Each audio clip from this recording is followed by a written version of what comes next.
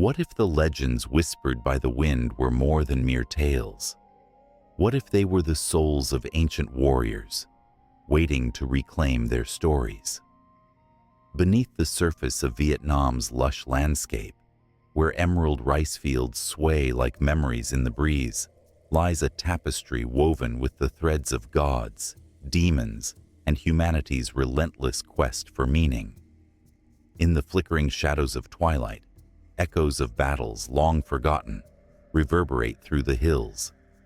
A lone figure stands at the edge of a sacred river, its waters shimmering under a cloak of mist. The air is thick with anticipation, charged with the power of 1,000 legends, each one a testament to the struggles and triumphs of those who walked this land long before. The stillness is deceptive. Something volcanic simmers beneath the surface, a gathering storm of forgotten truths yearning to break free. A deep rumble shakes the earth, a warning that the past is not so easily buried.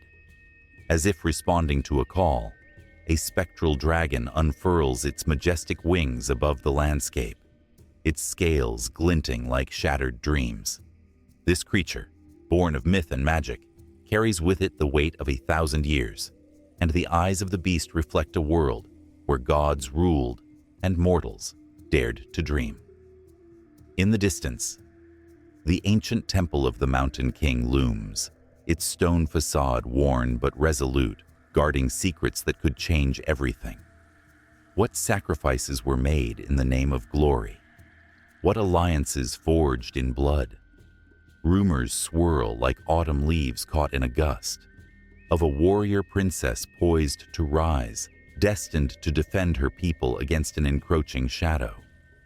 Whispers tell of a prophecy, a moment when the heavens will align, and the forgotten will rise to claim their legacy. The clock ticks with an urgency that sends shivers down the spine. Every heartbeat echoes a countdown, every sound a prelude to an epic confrontation. As night falls, the air thickens with the scent of incense and the bittersweet promise of war. The moon watches with a knowing gaze, illuminating paths where fate and free will collide. Will the spirits of the past guide the living, or will they remain shackled in the chains of their own making? Each moment drips with suspense, the fabric of destiny fraying at the edges, threatening to unravel. A fluttering of wings, a rustle in the underbrush. Something approaches. The tension spikes, hearts race. The boundary between dream and reality blurs. Are the myths merely stories passed down to comfort the living? Or do they hold the key to a profound truth waiting to be unveiled? In the shadows of Vietnam's storied past, something monumental is poised to erupt, and the time for reckoning has arrived. Will the heroes of yore rise again, or will their legacies be swallowed by the darkness? The answer lies just beyond the veil, waiting to be seized. In the dense, misty valleys of ancient Vietnam, where the mountains kissed the sky and the rivers sang soft lullabies, a tapestry of tales began to weave itself into the fabric of life.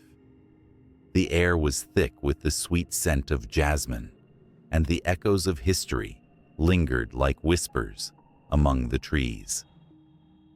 Here, in a land steeped in magic and tradition, the seeds of Vietnamese mythology sprouted, nurtured by the dreams and fears of its people. Long ago, the world was a place of chaos, where spirits roamed freely, and the line between the living and the ethereal blurred. The Vietnamese believed that the earth was not just a physical realm, but a living, breathing entity filled with deities, ancestors, and mythical creatures, guarding the balance of existence. This belief was not mere fantasy. It was the lifeblood of the people, a way to make sense of the unpredictable world around them. In those early days, when darkness swallowed the sun, and storms raged like furious warriors, a goddess emerged. Her name was U Ko, a figure of strength and grace, embodying the spirit of the mountains. She descended from the heavens, her heart full of compassion for the people below.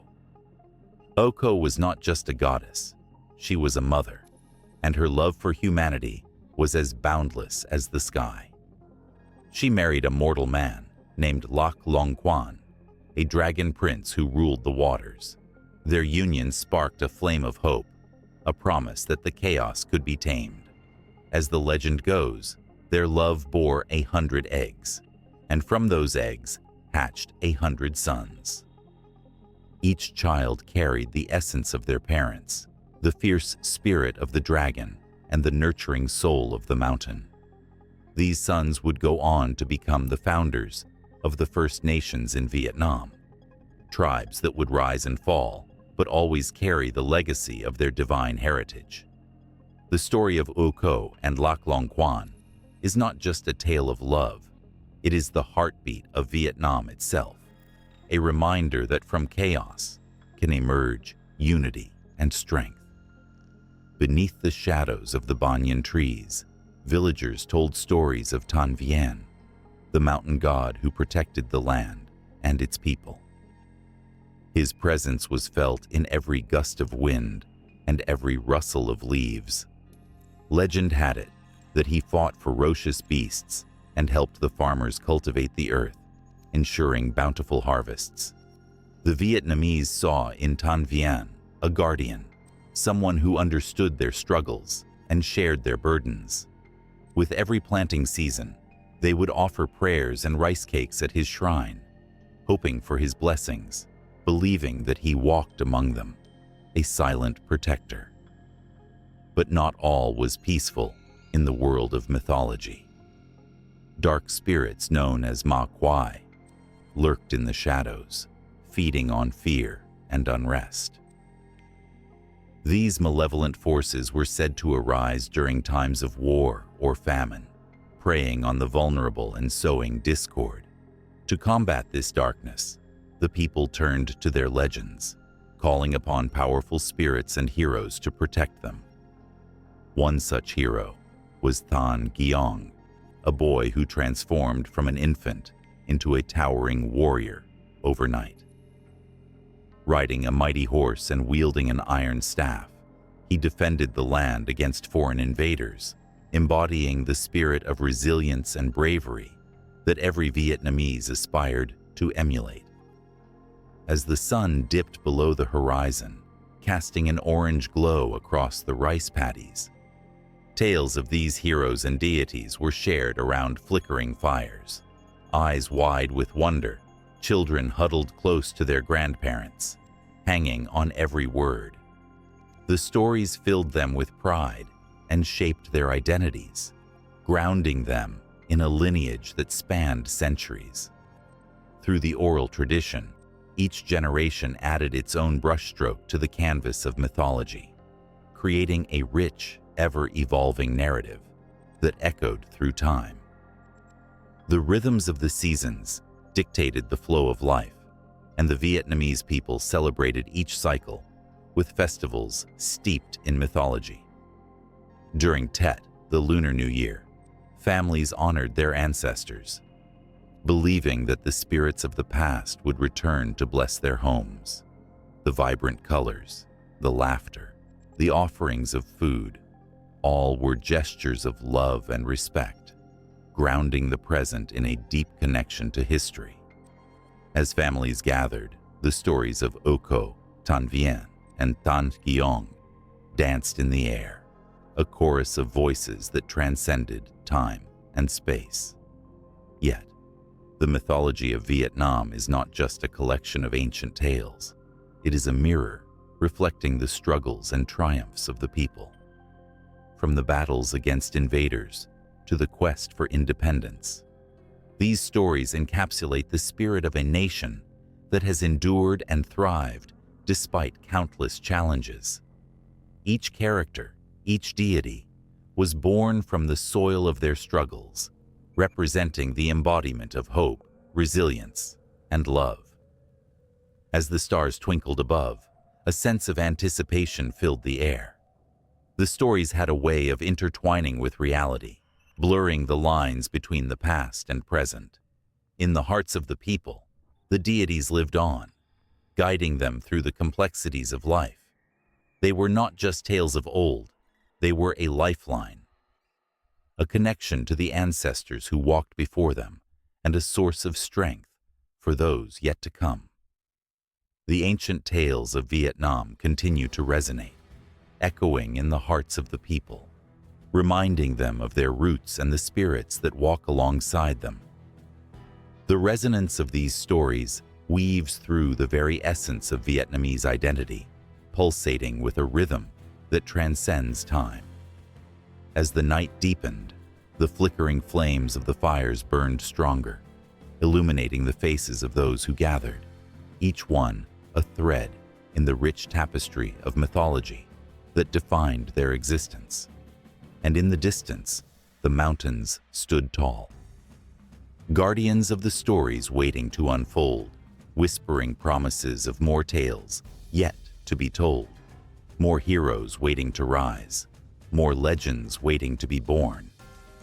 In the beginning, when silence reigned and the universe held its breath, a great emptiness stretched endlessly in every direction.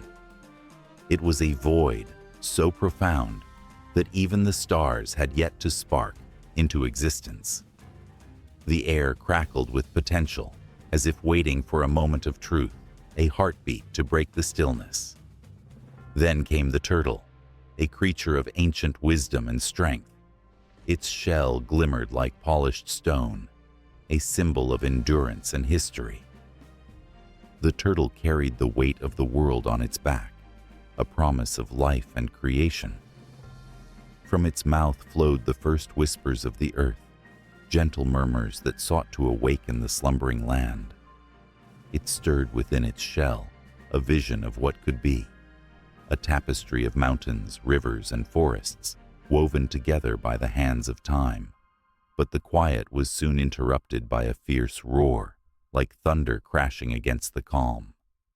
The dragon, fierce and fiery, emerged from the depths of the chaos. Its scales glittered like embers, a testament to its power.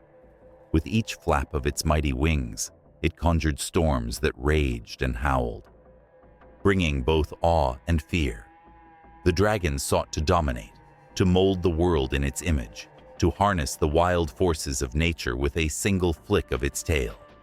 As the turtle and the dragon circled one another in the vastness, tension crackled like electricity in the air. The turtle, steady and deliberate, envisioned balance and harmony. The dragon, wild and untamed, sought to unleash chaos. They were opposites, yet intertwined, two beings destined to clash and create at the same time. The earth trembled as the dragon unleashed a torrent of fire. Flames licked the skies, scorching the air and igniting the very fabric of creation. The turtle stood firm, its shell absorbing the heat, a protector of life amid destruction. It called upon the waters, and from the depths, waves surged forth, crashing against the flames, creating steam that spiraled into the heavens. In that moment of conflict, a miraculous birth occurred. Steam transformed into clouds, swirling and gathering, pregnant with rain. The first drops fell, quenching the fires, nurturing the ground. The turtle smiled as green emerged from the ashes, the first shoots of life stretching toward the sky. But the dragon, undeterred, roared again, summoning lightning to split the skies in two. Each flash illuminated the world, revealing the struggle painted against the darkness. The turtle, feeling the pulse of creation, called upon the earth to rise. Mountains erupted, sturdy and ancient, standing tall against the winds of the dragon's fury. Valleys formed, cradling rivers that danced with laughter, their waters sparkling under the light of a sun yet to be born. But the dragon would not relent.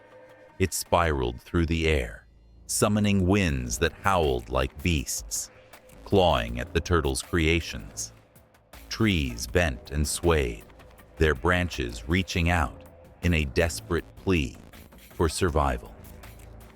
The turtle, with its deep connection to the earth, reminded the land to stand strong. "Remember who you are," it whispered to the trees, the mountains, and the rivers. "Remember the strength within." In this tumultuous ballet, the forces of creation and destruction continued to clash. The skies darkened with storm clouds, their weight heavy with tension. The turtle, with an unwavering heart, dove deeper into the earth, calling forth treasures hidden for eons. Gems, crystals, and minerals emerged, glinting with promise, gifts from the depths that would nourish the world. As the dragon unleashed its fury, the land began to shimmer. The colors of life sprang forth. Emerald greens, sapphire blues, and ruby reds painted the canvas of creation. Flowers bloomed in riotous hues, their beauty a testament to the turtle's determination, and the dragon's fires created the rich soil that fed their roots. But within this beauty lurked an undercurrent of struggle. The balance remained fragile, like a tightrope stretched between two powerful forces. Every time the dragon unleashed its strength, the turtle countered with resilience. Each flame met with water, every storm calmed by the earth's embrace. And in this dance, the world began to take shape. Land, sky, water, all intertwined in a symphony of existence. Mountains kissed the clouds, rivers whispered to the valleys, and creatures of all kinds began to stir. From the smallest insect to the grandest beast, life blossomed in every corner, a testament to the clash of the turtle and the dragon. Yet, as the sun finally broke through the clouds, casting golden light across the newly formed landscape, a shadow lingered. The dragon watched from above, its gaze sharp, calculating. It realized that this world was not just a battleground, but a shared canvas.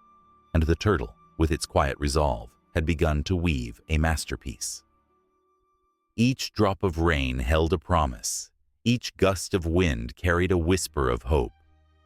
With every beat of its heart, the turtle nurtured the land, while the dragon, though fierce, felt the stirrings of admiration. Was it possible that beneath all this chaos lay a thread of unity? Could the flames of the dragon fuel the life of the world, and the strength of the turtle give it a foundation? As the dragon circled lower, its fiery eyes softened with the realization that perhaps creation was not about domination, but cooperation. The air pulsed with a tension that both thrilled and terrified, a potential for new beginnings framed by ancient rivalries. As the sun dipped lower, casting long shadows across the land, the turtle and dragon faced each other once more. The air crackled with anticipation, and the world itself seemed to hold its breath. What would happen next, as the very essence of creation hung in the balance? In a world where the skies shimmered with the hues of dawn, and the mountains stood tall, guarding secrets of ages, two extraordinary beings were destined to change the course of existence. Lok Long Quan, a figure as strong as the earth itself, emerged from the misty waters of the Red River. He was a dragon, both fierce and gentle, embodying the spirit of the land. His heart beat in sync with the pulse of nature, and his eyes sparkled like the stars reflecting on the river at night. On the other side of the mountains, a woman named Uko danced through valleys, her laughter ringing like sweet melodies in the wind. She was a fairy, radiant and ethereal, a being of grace and wisdom. The flowers bloomed brighter in her presence, and the birds sang sweeter songs. Together, they were two halves of a perfect whole, destined to weave a tapestry of life and legacy. Their meeting was like the merging of two rivers, each bringing with it its own history, its own tales. The moment their eyes locked, a spark ignited, the kind of connection that sent ripples through time. The surrounding trees leaned closer, as if trying to eavesdrop on the unfolding magic. Lak Long Kwan, with his deep, commanding voice, proclaimed his love, and Oko, with a gentle smile, accepted his heart. In that instant, the world shifted. The mountains trembled, and the winds sang a new song. As days turned to nights, and nights back to days, their love blossomed into something profound. The dragon and the fairy united, creating a home filled with laughter, joy, and dreams. They wandered through lush forests and across shimmering lakes, together, exploring the beauty of their world. But this love, so pure and bright, was not without its challenges. The heavens watched closely as the couple's bond grew stronger, for their union was about to bring forth a legacy that would shape an entire nation. Then came the moment when the heavens themselves seemed to hold their breath. Ko felt a stirring within her, a rhythm that echoed the ancient song of creation. With every heartbeat, she knew that life was about to bloom. Lak Long Kwan sensed it too. He could feel the shift in the air, the energy crackling like lightning. As he held her close, he whispered promises of protection and devotion. With a roar that shook the heavens, Lak Long Kwan summoned the elements. The skies darkened, and the winds howled like wild spirits. It was a storm of creation, a whirlwind of life. From their union, 10 beautiful children emerged, each one a perfect blend of dragon and fairy. They were destined to be the ancestors of the Vietnamese people, each child carrying the legacy of their extraordinary lineage. As the first cries of the babies rang out, joy mingled with fear. Ko looked into the eyes of her children and felt an overwhelming surge of love, fierce and protective. Each child was a spark of potential, capable of greatness, but the world outside their home was no fairy tale. In the shadows, the mountains whispered of an ancient prophecy, one that spoke of trials and hardships. Lak Long Kwan felt the weight of destiny press upon him. He knew that while their children were born from love, they would face battles that would test their very essence. He could almost hear the distant thunder of approaching storms, challenges that lay beyond the horizon. The dragon's heart raced as he gazed at his children, each one a promise of continuance. He wanted to shield them from the harshness of the world, to wrap them in the warmth of his wings. But the winds carried a different tale, a tale of separation. Ko, sensing her partner's turmoil, took his hands and gently squeezed. "We must guide them," she whispered, her voice a soothing balm against the storm within. "They will not walk this path alone." The bond between them, forged in love, was now a beacon for their children, a guiding light in the face of darkness. Yet, as the sun dipped below the horizon, casting long shadows over their home, the reality of their journey loomed. The couple knew that their choices would carve the path for the future. The mountains echoed with their resolve. Lak Long Kwan and Ko would teach their children the ways of balance, strength and compassion, courage and humility. In the quietude of their sanctuary, laughter turned to somber reflection. The children listened, wide-eyed, as their parents shared stories of the past, of virtues that would guide them through the storms of life. Each tale wove a fabric of wisdom, preparing them for what lay ahead. As days turned into weeks, the inevitable decision hovered over them like a dense fog. With heavy hearts, Lak Long Kwan and Ko chose a path of separation, believing that their children would thrive in different worlds. The dragon would return to the mountains and rivers, while the fairy would journey into the fertile valleys, where life was rich and stories were waiting to be told. The moment of parting was heart-wrenching.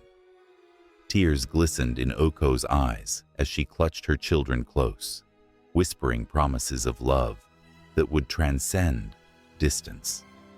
Lak Long Kwan, strong yet vulnerable, felt the crack in his heart as he held each child, instilling in them the essence of dragonfire and fairy grace.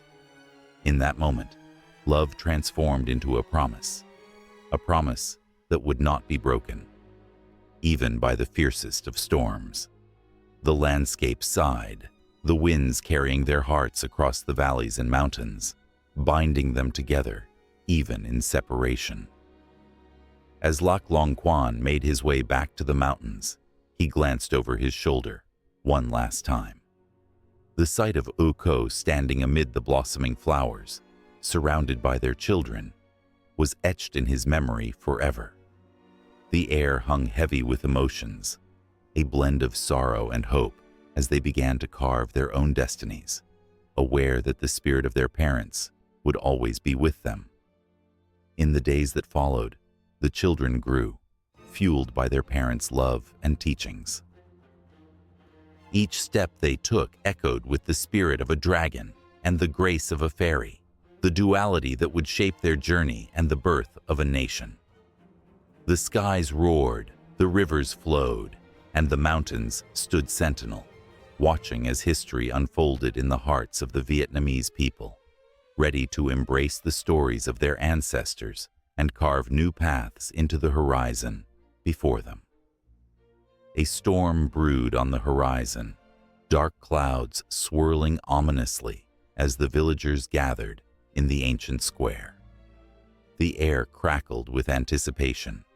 A tale was about to be told, one that would send shivers down spines and ignite the fire of hope in the hearts of those who dared to listen.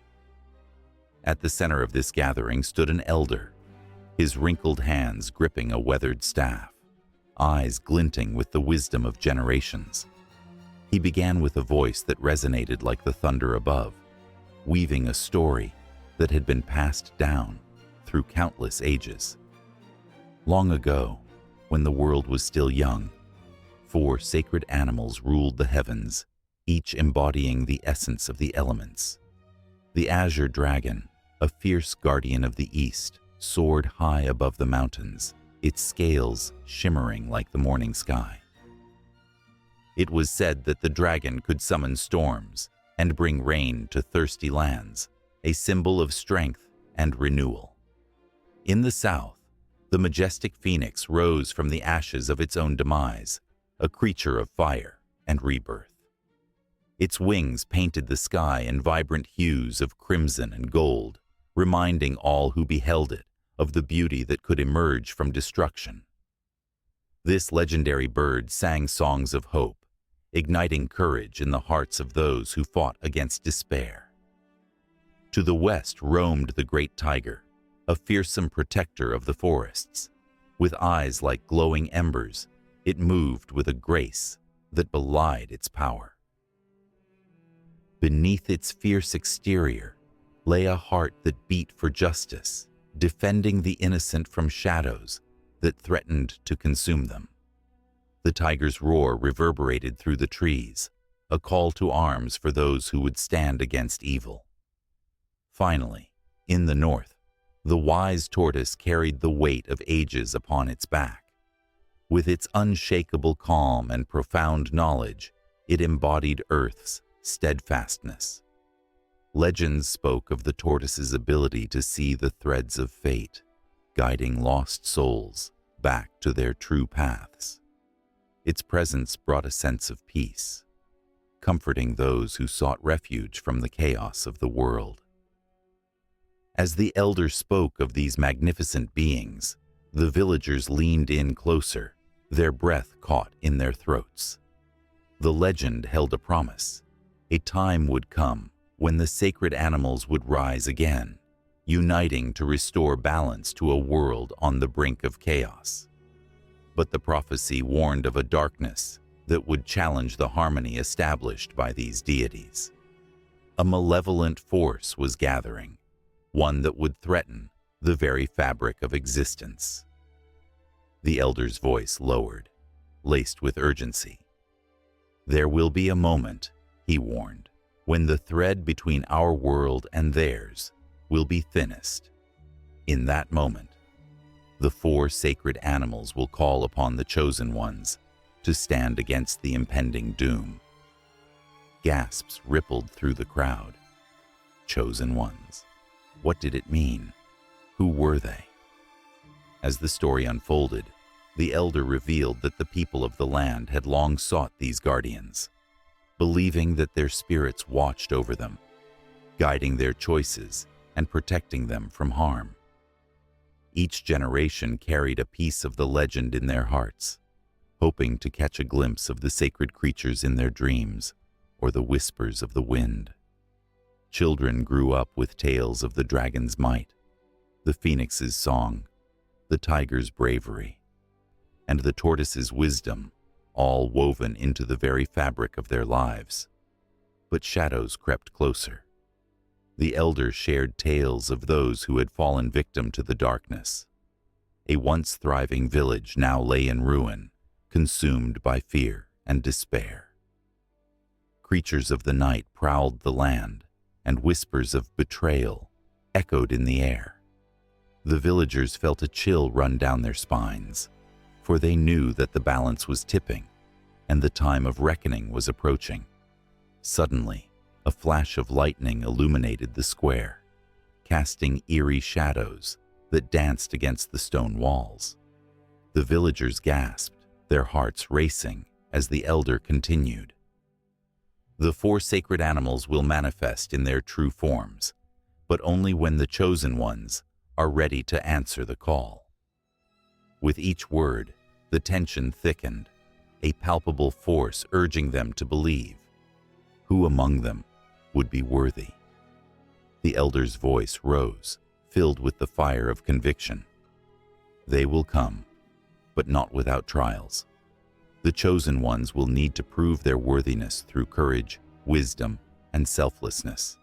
Only then will the azure dragon, the fiery phoenix, the fierce tiger, and the wise tortoise unite to combat the encroaching darkness." The villagers exchanged fearful glances, their hearts pounding with a mix of dread and determination. As the storm raged outside, the elder recounted tales of those who had come before, brave souls who had faced insurmountable odds, willing to sacrifice everything for the sake of their people. The air was thick with emotion, tears shimmering in the eyes of mothers, fathers, and children alike. They could feel the weight of responsibility resting upon their shoulders, as if the fate of their world hung in the balance. In that moment, a whisper of hope flickered in the minds of the villagers. They could be the chosen ones. They could rise to the occasion. But would they have the strength to face the darkness? The elder's words hung in the air, a challenge and a promise intertwined. With every beat of thunder, the villagers felt the call of the sacred animals echoing within them, urging them to seek the courage buried deep in their hearts. What if the dragon's strength flowed through their veins? What if the phoenix's resilience ignited their spirits? What if the tiger's bravery stirred them to action? What if the tortoise's wisdom guided their choices?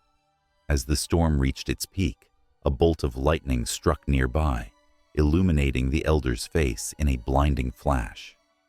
In that fleeting moment, the villagers caught a glimpse of something beyond, a vast expanse of swirling colors and familiar shapes.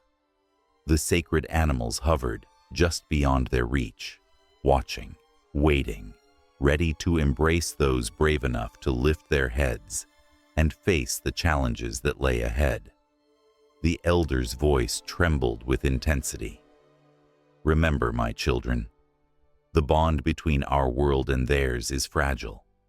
You must hold on to the spirit of the 4 sacred animals and be prepared to fight for the light." With those final words, the storm echoed a promise, a reminder that hope thrived even in the darkest of times. As the rain began to pour, washing away the fears that clung to the villagers' hearts, they felt a stirring deep within, a calling to honor the legends, to strive for greatness, and to protect their home. The legend of the 4 deities was not merely a story. It was a lifeline, a beacon guiding them through the tempest. And with it, the weight of destiny hung delicately in the air, awaiting the brave souls who would answer the call. Under the shimmering glow of the full moon, the small village bustled with excitement. Laughter echoed through the streets, mingling with the scent of roasted chestnuts and sweet, sticky rice. It was the time of the Lunar New Year. But for the villagers, it was more than just a celebration. It was a moment steeped in tradition and memory, a time when the past mingled with the present, and stories of bravery and sacrifice filled the air like the crackle of fireworks. In the center of this village stood an old, gnarled tree. Its branches stretched wide as if trying to touch the very heavens. The villagers often gathered around it to share tales of their ancestors. Tonight, they would tell the most sacred of stories, the legend of the Ban Chung. Eyes sparkled with anticipation, hearts beat a little faster, and the night hummed with a sense of reverence. Long ago, in the time of the 6th king of the Hung dynasty, there lived a wise and benevolent ruler.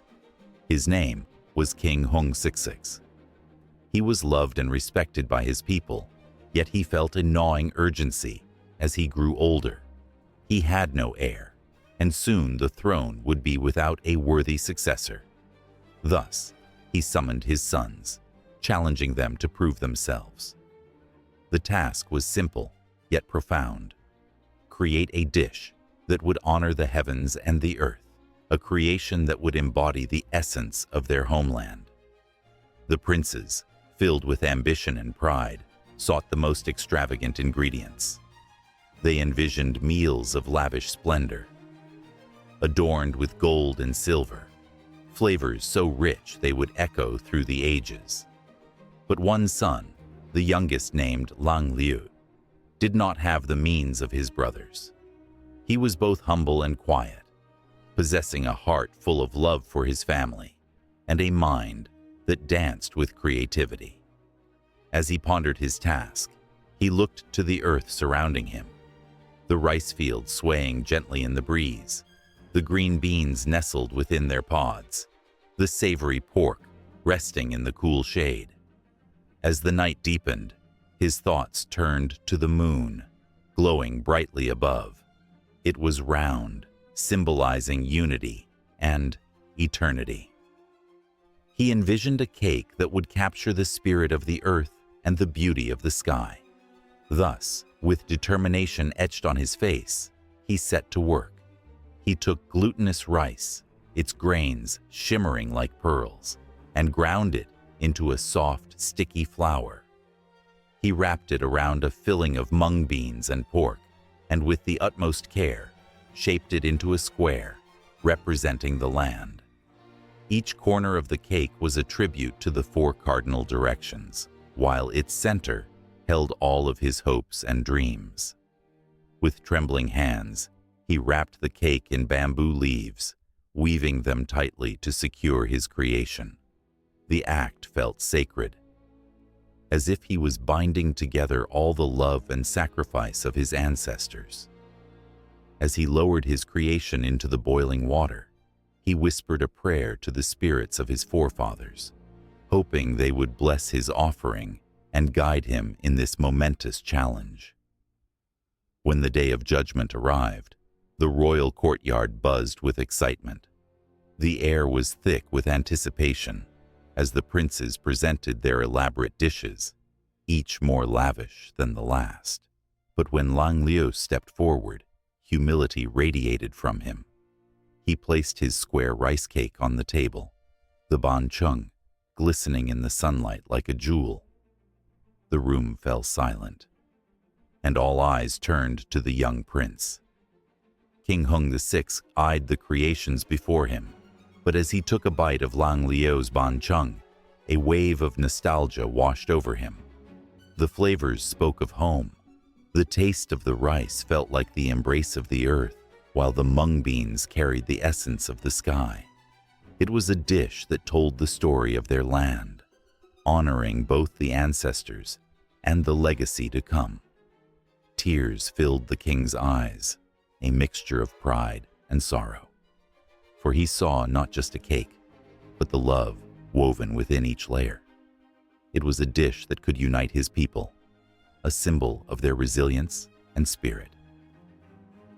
As the moon rose higher in the sky, the king, filled with emotion, proclaimed Lang Liu as his heir. The other princes, humbled by their brother's simple yet profound offering, bowed their heads in respect. The village erupted in joy, and the ban chung became more than just a dish. It transformed into a symbol of family, sacrifice, and unity, celebrated every year at the Lunar New Year. Years passed, and as the seasons turned, the ban chung found its way into the hearts and homes of every Vietnamese family. It became a tradition passed down through generations, each family adding their own touch, yet honoring the essence of Lang Liu's creation. On the eve of the Lunar New Year, kitchens filled with laughter and love as families gathered to mold the rice cakes, each sticky hand forming a square that connected them to their roots, their ancestors, and each other. But as time marched on, shadows loomed over the land. Wars and conflicts threatened to tear apart the very fabric of the nation. Yet, in times of hardship, the ban chung remained a beacon of hope. Soldiers carried them into battle, a taste of home and a reminder of what they fought for. When the conflicts ended, the villagers would gather around their old tree, sharing stories of bravery and resilience, all while savoring the rich, earthy flavor of the ban chung. Underneath the moon's watchful gaze, the villagers continued to honor the legend, whispering tales of Lang Liu and his humble creation. Children grew up believing in the magic of the rice cake, each bite a connection to their past, a promise for the future. And so, the ban chung became a thread weaving through the fabric of Vietnamese culture, binding together the hearts and souls of its people, no matter the distance or time. As the moon shone brightly, illuminating the village square, the night was filled with the aroma of ban chung, laughter, and the unbreakable bonds of family. In that moment, past, present, and future coalesced into a single heartbeat, one that echoed with every bite, every shared story, and every hopeful dream. The night was alive, and the legacy of the ban chung would continue to pulse through the veins of the people, a reminder that love, sacrifice, and unity could withstand the test of time, like the moon shining eternally in the sky above. And the villagers, with hearts full of emotion, knew that the stories had only just begun. In the flickering light of 1,000 candles, shadows danced upon the walls of an ancient temple, whispering secrets of a time long past. The air was thick with the scent of incense, a rich tapestry of sandalwood and jasmine, wrapping around the gathering of souls who came to honor her, the Mother Goddess.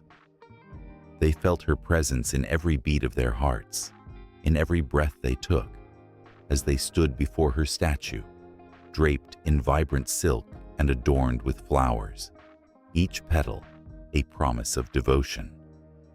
The legend of the Mother Goddess, known as Jiao Mao, unfolded like a majestic scroll, revealing tales of creation, nurture, and the fierce protection she offered to her children. Long ago, in the cradle of the Red River Delta, she emerged from the mist, embodying the essence of femininity, strength, and wisdom. Villagers believed that with every harvest, every birth, and every storm weathered, she was there, an unseen force guiding their fates. As the villagers gathered, their eyes glistened with reverence.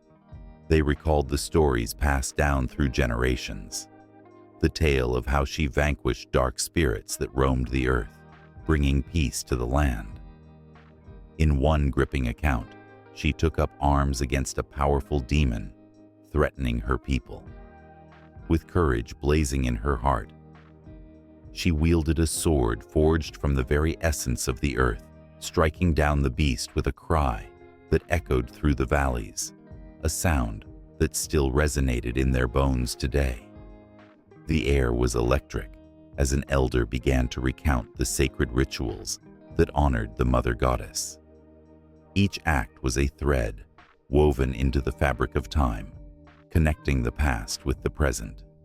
Offerings of rice, fruits, and even the finest silk were laid at her feet, symbols of gratitude and trust. The villagers clutched their amulets, each one imbued with her blessings, as the elder spoke of the night sky and how the stars were her eyes, watching over them, guiding lost souls back home. Hearts raced as stories of the four holy mothers came alive. Each mother, with her own unique spirit, represented different aspects of life: fertility, love, war, and the afterlife. One could almost hear the soft murmur of their names on the lips of the worshippers, a chorus of devotion spiraling into the air. They held hands, forming a circle of unity, their voices blending into a harmonious prayer, a melody that transcended time and space, binding them together in a collective yearning for her protection. In the midst of the reverie, a young woman stepped forward, her spirit ignited with passion and belief. She recalled her own struggles and how the mother goddess had been her guiding light. "When I felt alone," she spoke, her voice trembling with emotion, "I would light a candle and whisper her name. It was as if she wrapped her arms around me, telling me I was never truly alone." Gasps of understanding rippled through the crowd. They too had felt that embrace in their darkest hours. As she spoke, the wind outside howled, as if nature itself echoed her sentiment.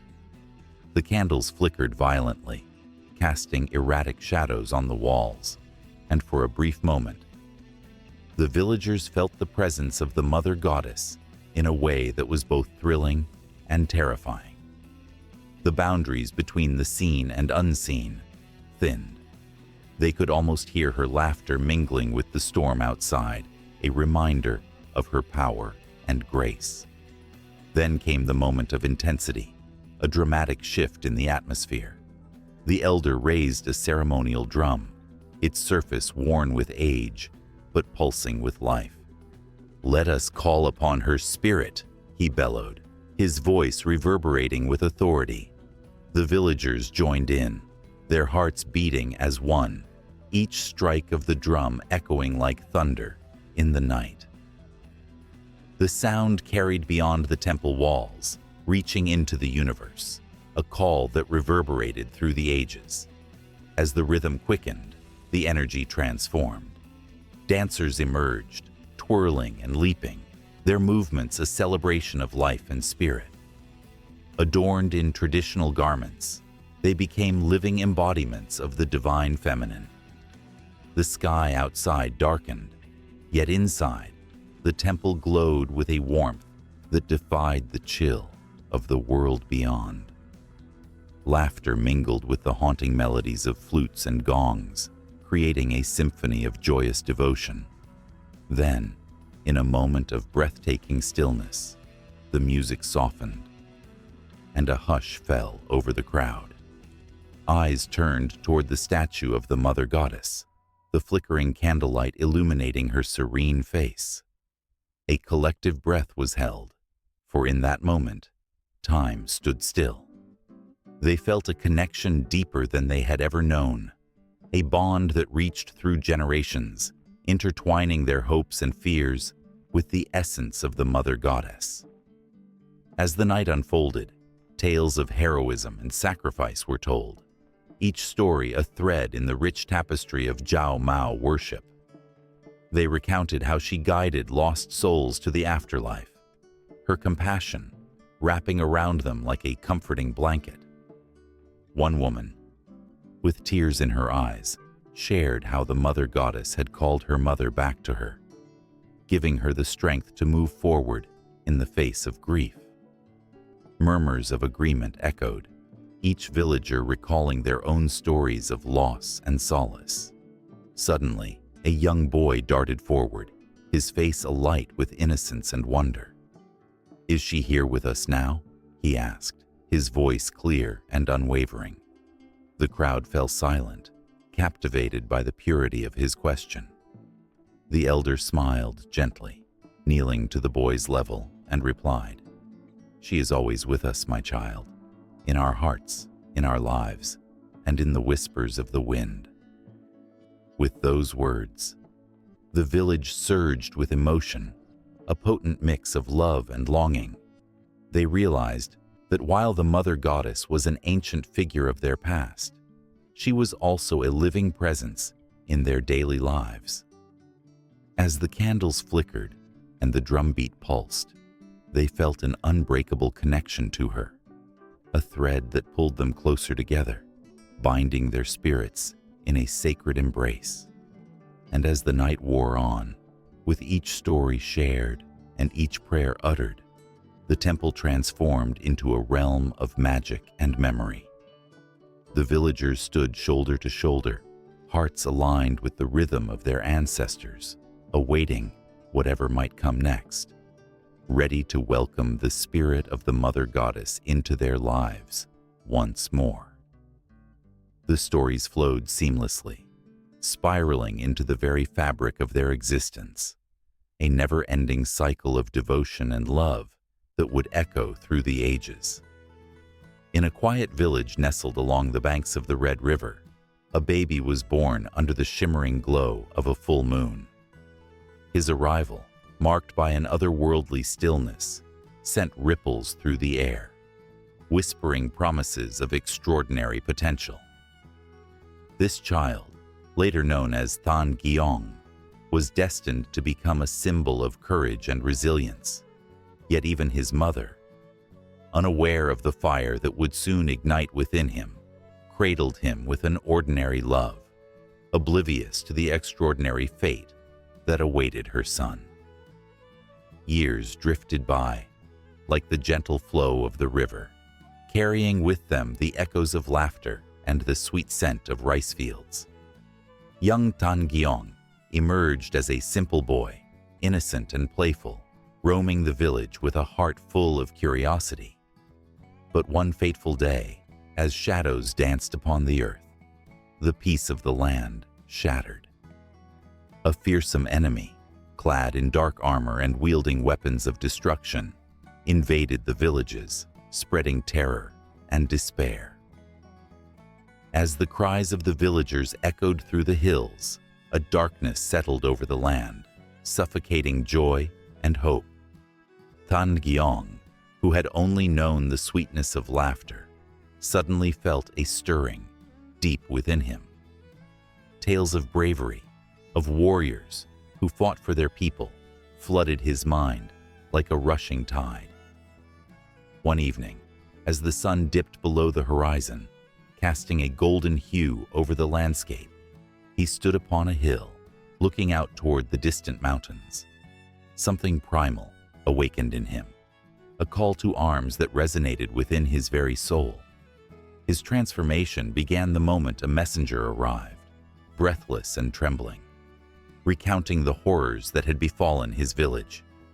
At that moment, the boy's spirit ignited like a spark in the dark, igniting a fire that lit up the hearts of his people.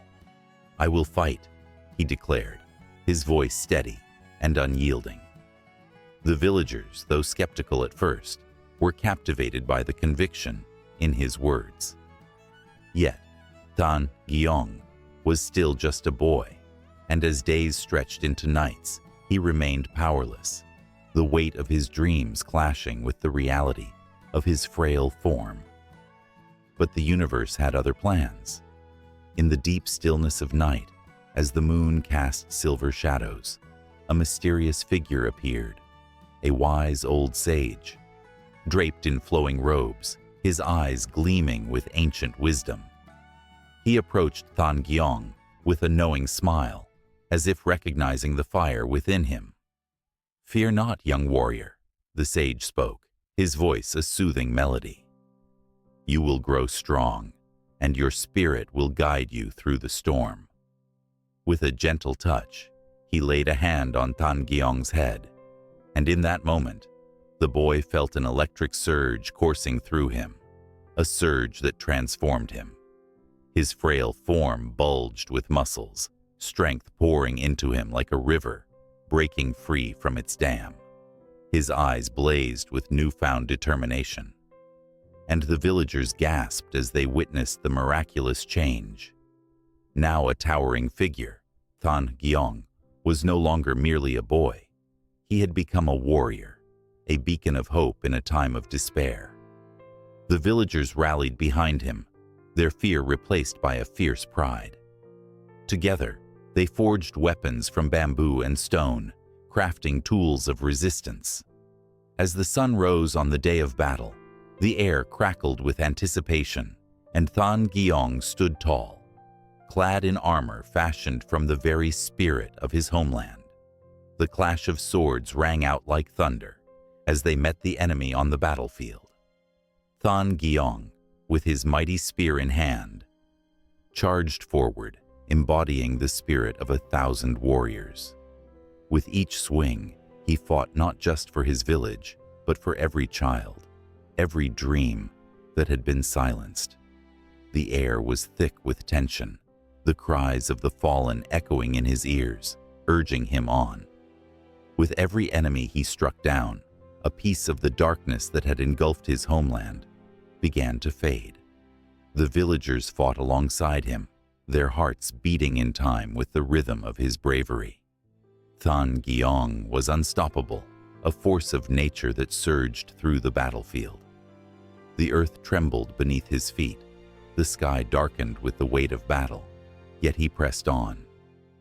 An embodiment of hope in a world cloaked in despair. But victory came at a cost. As the final enemy fell, the battlefield was shrouded in silence, the air heavy with loss. Than Giong stood amidst the remnants of the fight, his breath ragged, his body weary, but his spirit unbroken. The villagers, once lost in fear, erupted into cheers, their voices rising like a tide of gratitude. They surrounded him, lifting him upon their shoulders, the boy who had become a symbol of their resilience, their protector. Yet, as the cheers echoed through the valley, Than Giong felt an unfamiliar tug in his heart, a yearning to return to the simple joys that once filled his days. The battle had been won, but the weight of its scars lingered, shadows dancing at the edges of his mind. As night fell, he gazed at the stars above, the same stars that had witnessed his transformation. The journey had only just begun, and he understood that the fight was not just for victory, but for the preservation of peace, for the laughter of children in the fields, and the whispers of love in the air. As the villagers celebrated, Than Giong's heart swelled with pride. But beneath that joy lay a profound sense of responsibility, a promise to protect the fragile peace they had fought so hard to reclaim. The legend of Than Giong had only just begun, and with the dawn of a new day, the whispers of destiny called him forth once more, urging him to embrace his path as the protector of his people. And so, with the sun rising on the horizon, casting rays of hope upon the land, the boy who became a warrior stood ready to face whatever lay ahead, an unyielding spirit shining brightly against the canvas of history. The echoes of his courage would resonate through the ages, intertwining with the hearts of generations yet to come, each one inspired by the tale of a boy who rose to become a legend. The sun hung low over Hoan Kiem Lake, casting a golden glow on the water that shimmered like a blanket of jewels. A gentle breeze whispered through the ancient trees lining the shore, carrying with it the scent of jasmine and the promise of stories waiting to be told. Beneath the surface, in the depths of the lake where shadows danced and secrets lay hidden, a legend stirred, a tale of bravery, fate, and a tortoise unlike any other. Long ago, during the tumultuous times of the 15th century, Vietnam was a land torn apart by war and strife. The people lived in fear under the cruel rule of the invading Ming dynasty. Villages were ravaged, and hope seemed like a distant dream. Yet, in the face of despair, there arose a hero, Le Loi, a simple man with a heart full of courage and a resolve as strong as steel. His spirit ignited a flame of rebellion that flickered in the hearts of his countrymen. They rallied under his banner, united by a shared desire for freedom and justice. As Le Loi and his band of warriors fought valiantly against the oppressors, they faced insurmountable odds. But one fateful day, while resting in a peaceful glade, Le Loi encountered a magnificent golden tortoise, gliding gracefully through the still waters of a tranquil pond. Its shell gleamed like sunlight, and its eyes held a wisdom that seemed ancient and profound. The tortoise approached him, breaking the silence with a voice that resonated like thunder in the stillness of the woods. "Brave warrior," it spoke softly, "your struggle is noble, but you are not alone in this fight. I am here to aid you, for destiny intertwines our paths.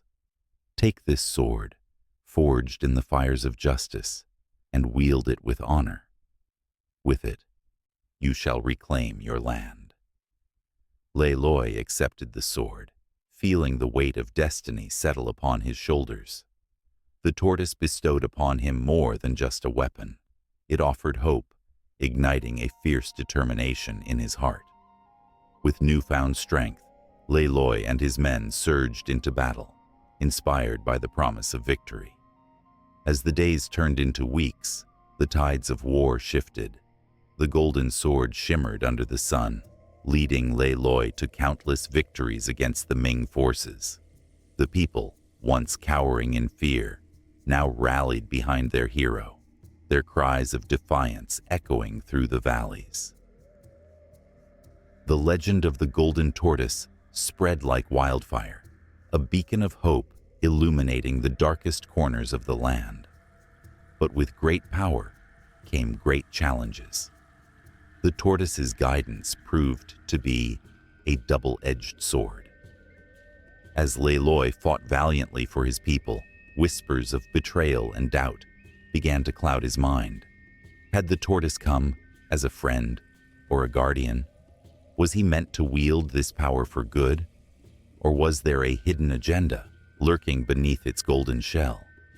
In one particularly fierce battle, the air crackled with tension. Le Loi's warriors clashed against the Ming soldiers, swords clanging and arrows flying like deadly rain. It was chaos, a cacophony of courage and desperation. Amidst the turmoil, Le Loi spotted the golden tortoise rising from the depths of the lake, its shell glowing brighter than ever. In that moment, the tortoise's voice rang out above the din, urging Le Loi onward. "Remember your purpose, noble one. The strength you possess is not just yours, it belongs to your people. Fight for them, and they shall fight for you." With renewed fervor, Le Loi plunged into the fray, his sword glinting with an otherworldly light. He fought not just for himself, but for every soul yearning for freedom from oppression. Every swing of his sword was a testament to the strength of his people, a hope forged in the fires of struggle. As the last of the Ming soldiers fled, the cries of victory filled the air. Lei Loi stood tall, bloodied and bruised, but triumphant. Yet, even as celebrations erupted around him, a shadow loomed in the depths of his heart. The golden tortoise had bestowed incredible gifts, but what price would he pay for this power? Days turned into weeks, and peace returned to the land. Lei Loi was hailed as a hero, and the people rejoiced, their laughter echoing through the mountains and valleys. But the tortoise's appearance became less frequent, its visits shrouded in mystery. Desperation gnawed at Lei Loi's soul. Had the tortoise abandoned him? Was this the legacy of their bond? One misty evening, as a silvery moon cast its glow over the tranquil lake, Lei Loi found himself wandering along the shoreline. The waters shimmered like glass, and the air was thick with nostalgia. Then, like a dream materializing before him, the golden tortoise emerged from the depths. Its presence was both soothing and unsettling. "Brave warrior," it spoke, its voice echoing like a distant thunderstorm. "You have done well, but the balance of power is fragile. The fate of your people hangs in the balance. Return to the lake and fulfill your destiny, for the sword is but a part of a much larger tale." Lei Loi felt a chill run down his spine. The tortoise's words carried a weight that resonated deep within him. What lay ahead? Would he be able to protect the land he had fought so hard to free? As the tortoise disappeared back below the surface, the moonlight flickered across the lake, revealing strange ripples dancing in the water. Lei Loi's heart raced, for he knew that the journey was far from over. Destiny had more in store for him, and the golden tortoise's legacy was just beginning to unfurl. The lake, with its ancient secrets, awaited, holding the threads of fate in its depths, ready to weave new stories into the fabric of time. The moon hung low in the sky, casting a silvery glow over the world below, a haunting beauty that stirred the imagination. Legends whispered in the wind spoke of a lady, ethereal and wise, gliding gracefully across the lunar surface, accompanied by her faithful rabbit. This rabbit was no ordinary creature. It was said to possess a wisdom beyond human understanding. Together, they danced in the moonlight, weaving stories that spanned centuries, stories that reached into the hearts of all who looked up at the night sky. In ancient times, when the world was less tangled in the webs of logic, people gazed at the moon with a sense of reverence and wonder. In many cultures, it was the Lady of the Moon who ruled the night, a deity of beauty, tranquility, and mystery. She was often depicted as a figure wrapped in flowing silks, her hair cascading like liquid silver, eyes shining like stars. The rabbit by her side symbolized fertility and rebirth, a reminder of the cycles of life, death, and renewal. Together, they were a powerful pair, embodying the enchantments of the universe. But the story of the lady and her rabbit was not merely a tale of celestial beings. It was steeped in history, rich with emotions that echoed through time. The ancient Chinese believed that the Lady of the Moon was Chang'e, a beautiful woman who, after drinking an elixir of immortality, ascended to the moon, forever separated from her beloved husband, Hou Yi. Heartache lingered in the air, a sorrowful tether that bound her to the earth below. Each night, as she looked down, her eyes filled with longing, the rabbit leaping playfully around her feet, a reminder of the joy she had once known. In those silence-filled nights, the people of the earth would place offerings at altars, hoping to attract her gaze. They believed that on the night of the full moon, if they whispered their wishes into the cool breeze, she might hear and grant them a moment of happiness or solace. Children would gaze into the night, their eyes wide with hope, waiting for a glimpse of the lady and her rabbit, dreaming of the magic she could bring. The tales spread, wrapping around families like a warm blanket, connecting generations through shared stories of love, loss, and the beauty of the unknown. As the centuries rolled on, the Lady of the Moon found her place in folklore beyond China, her story twisting and turning through cultures. In Japan, she became the Tsukiyomi, a god of the moon who brought light, but also darkness. The shifting nature of her persona fascinated and frightened the people. They understood the duality of life, the joy and sorrow, the warmth and the chill. The rabbit remained a constant in these tales, often seen pounding rice and preparing the sweet treats that would bring happiness to the hearts of those who honored the moon. Yet, the Lady of the Moon was not without her trials. There were nights when the clouds shrouded her, hiding her from the earth's gaze. On those dark nights, the heartache was palpable. People would gather, casting worried looks upward, fearing that the lady might have forgotten them. The rabbit, sensing the despair, would thump its foot against the moon's surface, a quiet promise that the light would return. It was during these moments of darkness that the stories of her resilience and strength resonated the most, reminding people that even in shadows, there is a flicker of hope waiting to be reignited. One evening, as the moon reached its zenith, a strange silence enveloped the land.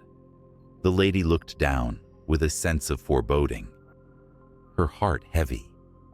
The rabbit, ever perceptive, could feel the tension in the air. Something was amiss. It was whispered among the stars that the balance between light and dark was at stake, and she must wield her power wisely. The earth below was restless, storms brewed, and hearts grew weary. People were losing their connection to the magic of the night, forgetting the tales that once inspired wonder. Then, in a moment of pure instinct, the lady gathered her strength, her heart pulsing with the energy of countless stories. She reached for the rabbit, and together they transformed the moonlight into shimmering threads that spiraled down to the earth. The threads danced and twinkled like fireflies, filling the sky with a celestial glow. It was a reminder of the beauty that existed even when darkness threatened to consume it. As the threads touched the earth, they ignited a spark of joy, a flicker of hope in the hearts of those who had forgotten how to dream. Children laughed, chasing the light as it flitted through the trees, their voices carrying the echoes of ancient tales.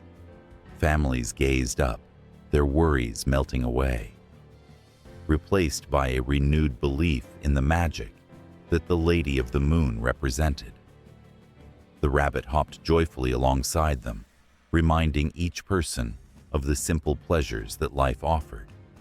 But just as quickly as the light arrived, a shadow loomed on the horizon, an ancient darkness that threatened to swallow the joy. The lady's heart raced as she realized that this was no ordinary shadow. It was the embodiment of forgotten dreams, despair, and lost hopes. The rabbit, sensing the gravity of the situation, stood steadfast by her side. Together, they conjured the memories of every wish whispered into the night, every dream nurtured beneath the moonlight. In that moment, a powerful connection sparked between the lady and the earth below. Her heart beat in rhythm with the wishes that echoed through the land, a bridge spanning the divide between the celestial and the mortal. The darkness could not withstand the sheer force of love and longing that surged from the depths of humanity. As the rabbit thumped its foot, the ground trembled and the shadows began to retreat, eclipsed by the light of hope that surged into the night sky. But the battle was not yet over. It was only the beginning. The lady understood that the struggle between light and dark was an eternal dance, one that required vigilance and strength.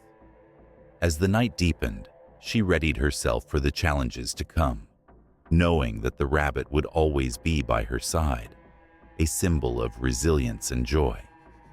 Together, they became guardians of dreams, weaving their magic into the fabric of the universe, ensuring that no one would have to face the darkness alone. And as the moon continued to rise, casting its silver glow, hearts on earth whispered a silent promise. They would never let go of the stories that connected them to the night sky.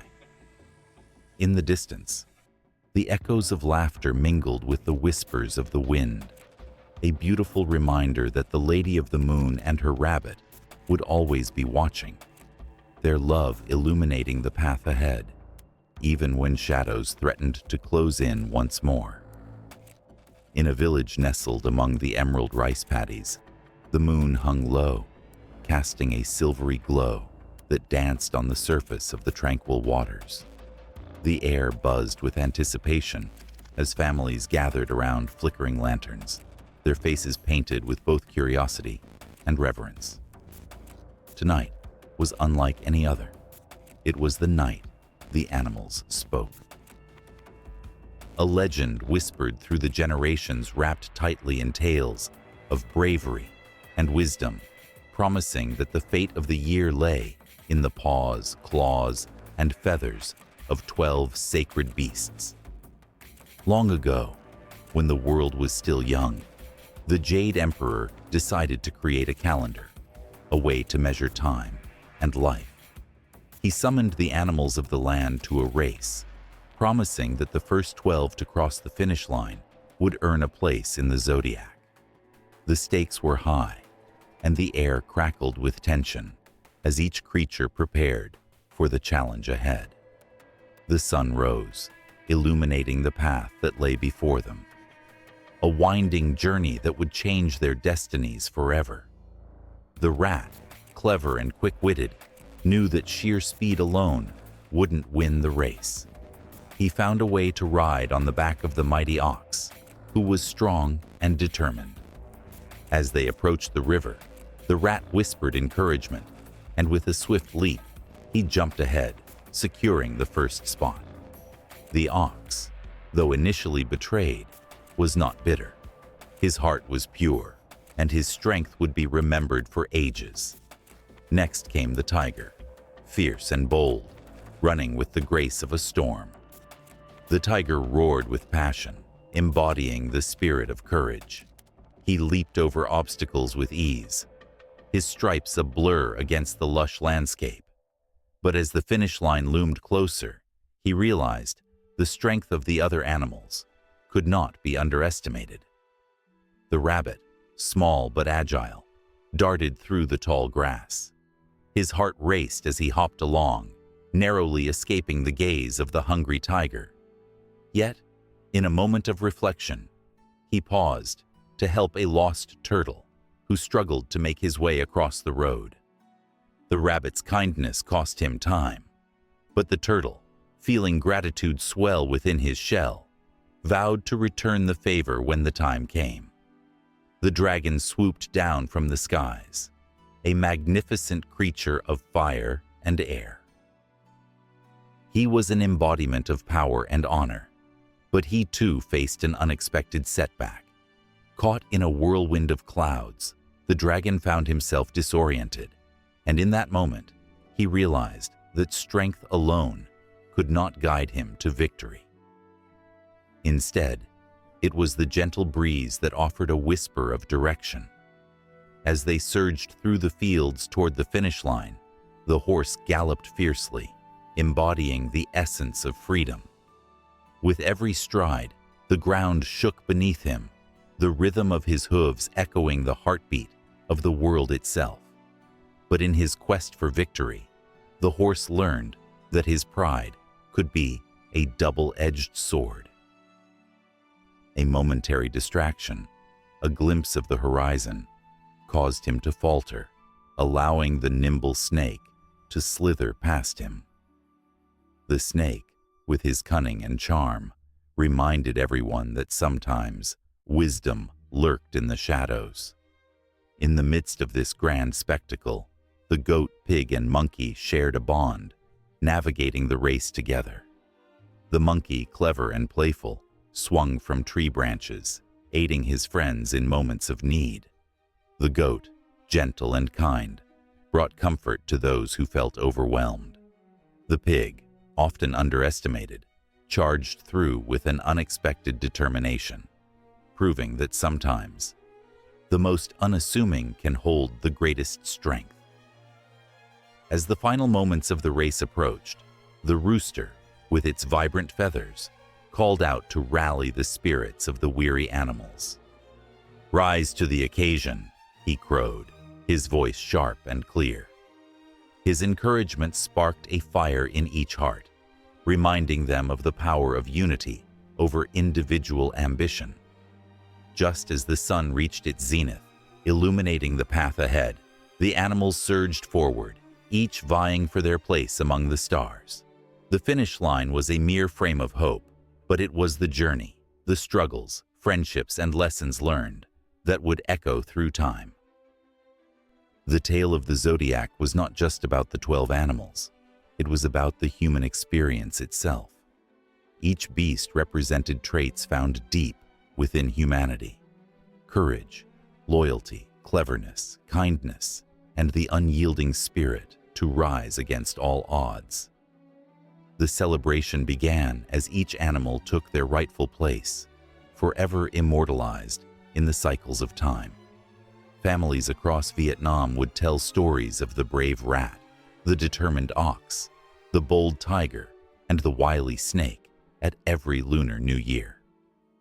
Each animal brought gifts and lessons that transcended generations, weaving a rich tapestry of hope and aspiration. And so, as the villagers gathered around their lanterns, their hearts filled with the magic of the night, they realized that they were not merely spectators of a tale. They were part of it, connected through every part of the zodiac, embodying the very essence of each animal with every breath they took. The legends would live on, igniting a spark of inspiration in the hearts of children and elders alike, reminding them that within each of them lay the potential for greatness. The night wore on, with the stars twinkling above and the spirits of the animals whispering their wisdom to those willing to listen.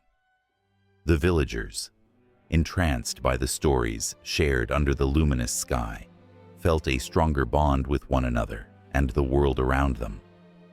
The legacy of the 12 animals promised to ignite hope and resilience in every heart, crafting a future embedded with love, courage, and unity. The cycle of life continued, weaving tales that would never truly end, forever linked by the magic of the zodiac. In the quiet of dawn, when the mist still clung to the water like a shroud, two figures moved silently along the shore. My Chow, with hair cascading like dark silk, felt the gentle brush of the breeze against her skin, a whispering promise of love and betrayal that was yet to unfold. The sun began to rise, painting the sky in hues of gold and crimson, casting a glow on the peaceful surface of the river. But in her heart, a storm was brewing.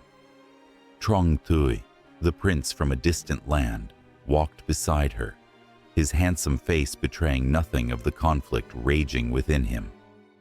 He had come to her village as a messenger of peace, yet his true mission danced uneasily on the edge of his conscience.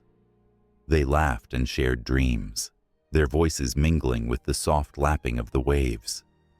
The world around them was a tapestry of beauty. But shadows lurked in the corners, waiting.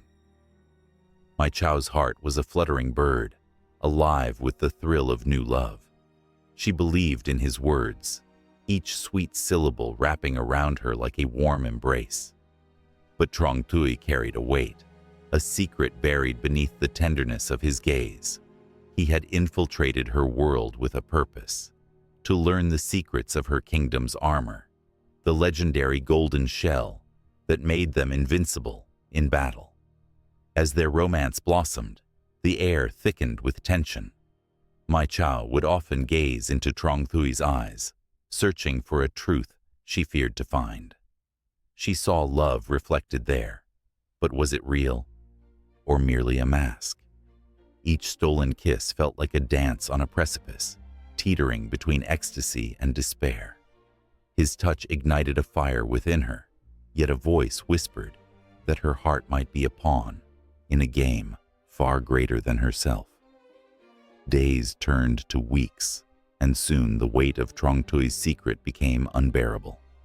He would stand by the river, staring into its depths, a tempest brewing behind his calm facade.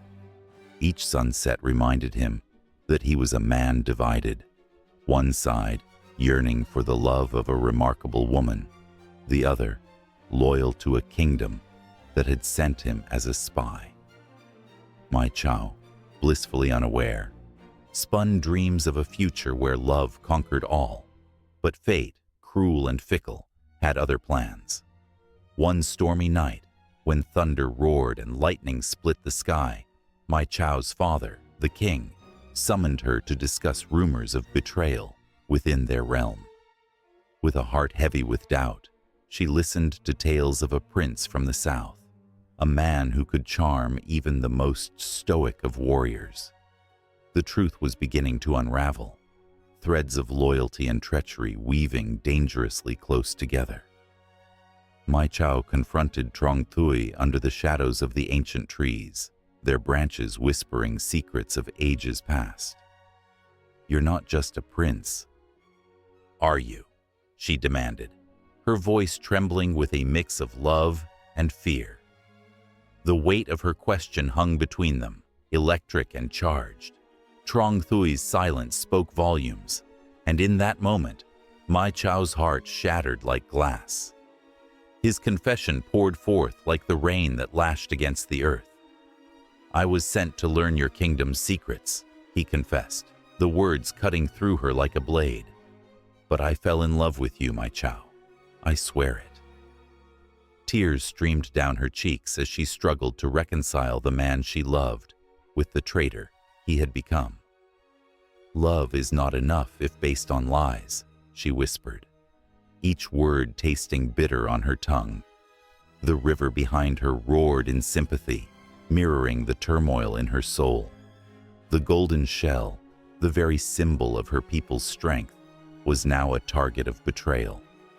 In the days that followed, the world around them seemed to dim. Mai Chao, torn between love and loyalty, made a desperate choice. She would reveal the location of the armor to Trong Tui, hoping against hope that it would prove his love was true. Would he turn from betrayal to honor, or would he vanish into the night, taking with him the heart she had given so freely? Under the moonlight, she led him to the hidden cave, her heart pounding with every step. Each echo of their footfalls felt like a heartbeat, hers racing with hope, his heavy with guilt. When they reached the golden shell, it shimmered like a beacon of their shared dreams, but it was also a coffin for their love, wrapped in the chains of fate. As Trong Tui gazed at the armor, a flicker of uncertainty crossed his face. The weight of betrayal clung to him like damp fog, and Mai Chao watched, her heart a fragile thing on the brink of shattering. "I wanted to protect you, to keep our love safe," he murmured, the golden shell casting a harsh light on his face. Yet the glow only revealed the darkness of his intentions. With trembling hands, Mai Chao took a step back, the reality crashing down on her like a tidal wave. "You came here for power, not love," she cried, her voice breaking. The riverside that had once felt like a haven now felt like a prison. The storm clouding their fate loomed larger, and as their dreams collided with the harsh truth, the air thickened with despair. In that moment, love twisted into something unrecognizable. Trong Thui's heart wrestled with his choices as he looked at Mai Chao, the woman who had somehow become everything to him, yet remained a pawn in a game he had unwittingly set in motion. The golden shell lay between them, a symbol of both their love and their impending doom, as the echoes of betrayal rang louder than the waves crashing against the shore. The night deepened, enveloping them in darkness, and as the storm raged on, it became more than just a battle of hearts. It was a reckoning. Mai Chao's spirit burned with the flames of betrayal, while Trong Thui's conscience fought against the tide of his own making. Each second stretched into eternity, and the world outside faded into a distant murmur, leaving only the two of them standing on the precipice of love and loss, where the future hung precariously in the balance. In the stillness of a twilight sky, where the golden hues of the setting sun kissed the silhouettes of distant mountains, a shimmering palace floated above the clouds, its roofs glimmering like the scales of a mighty dragon. This was no ordinary place, but the celestial court, the magnificent domain of Ngoch Hoang, the Jade Emperor. From this celestial throne, he wove the fabric of reality, deciding the fates of mortals below. The air was thick with anticipation, a silence only broken by the soft rustling of silk robes worn by the celestial beings gathered in homage. Every creature, angelic and ethereal, awaited the emperor's decree. A hush fell upon the assembled deities, their faces illuminated with a mixture of awe and apprehension. It was a moment where the weight of the heavens seemed to settle upon the emperor's shoulders, for he was not just a ruler, he was the embodiment of justice, benevolence, and power. Ngoch Hoang's presence commanded attention. His regal figure, draped in flowing robes of emerald and gold, sparkled as if adorned with stardust. His eyes, wise and piercing, held stories of ancient battles fought and victories won. Yet, beneath this facade of omnipotence, there lay a flicker of vulnerability, a silent acknowledgement that every decision he made rippled through the lives of countless beings. And today, a critical decision loomed over him, one that would test his strength and wisdom. In the far corner of the court stood the four heavenly kings, guardians of the realms, who kept the balance of nature and spirits. Their chests puffed out with pride, yet their surroundings spoke of unrest. The human world had fallen into chaos. Wars raged, and the cries of the innocent echoed like a haunting melody that pierced the heart. The celestial beings felt it too. Their connection to the mortals stirred a deep unrest within them. Each glance exchanged between the kings communicated their concern. How could justice prevail when the very fabric of humanity was fraying? As the sun dipped lower, casting elongated shadows across the celestial court, a whisper traveled through the air, a wordless plea from the earth below. With every passing moment, the urgency grew. One of the kings, a towering figure with a heart as fierce as a lion, stepped forward. "Your Majesty," he said, his voice steady yet tinged with desperation. "The time has come to intervene. The mortals need guidance, a beacon of hope in their darkest hour." A murmur of agreement rippled through the court, but Ngoch Hoang remained silent, contemplating the implications of such an action. His fingers drummed lightly against the ornate armrest of his throne, each tap echoing like a heartbeat in the hushed chamber. He understood the complexities of human nature, their capacity for both love and destruction. Would intervention bring salvation, or further chaos. Suddenly, the air crackled with energy as a figure materialized before the throne. It was a spirit of old, a shimmering apparition cloaked in mist. Emperor. The voice was melodic, yet urgent. The balance is tipping. The Jade Emperor must not waver in his duty. The human heart is fraught with sorrow, yet it is also capable of unimaginable joy. The spirit's presence was chilling, a reminder of the ancient tales that spoke of the consequences when the celestial realm remained idle. Ngo Huang's heart raced at the thought. Should he risk the wrath of the heavens to comfort the mortals? As if sensing his turmoil, the spirit continued. Every decision you make, every act of compassion, sends ripples across time. Remember that even the smallest light can shine brightly in the darkest night. With those words, the weight of the heavens shifted and clarity surged through Ngo Huang's thoughts. He straightened, the resolve in his heart igniting a fire within. "Gather the celestial beings," he commanded, his voice booming with authority. "We shall descend upon the earth and offer guidance to those who have lost their way." The gathered deities erupted in applause, their spirits lifted as they readied themselves for the journey into the mortal realm. A wave of excitement washed over them, mingling with a hint of trepidation. Would they be welcomed with open arms, or would their presence stir fear? As the manifestations of light and grace prepared to descend, a strange stillness settled upon the celestial court. Ngo Huang felt the chill of uncertainty. The path ahead was fraught with both promise and peril. Could he truly mend the hearts of the weary? With a flick of his wrist, a golden scroll unfurled, revealing the sacred laws of the universe. The ancient script glowed with a brilliance that filled the court with warmth, lighting every corner with hope. "We will guide them," he proclaimed, "but they must be willing to embrace the light." Thus, the gates of the celestial court opened, and the radiant beings poured forth into the world below, each carrying a piece of heaven's essence. They soared through the air, leaving trails of shimmering stardust in their wake, a breathtaking sight for those who looked up from their struggles. As they arrived in the mortal realms, the atmosphere shifted.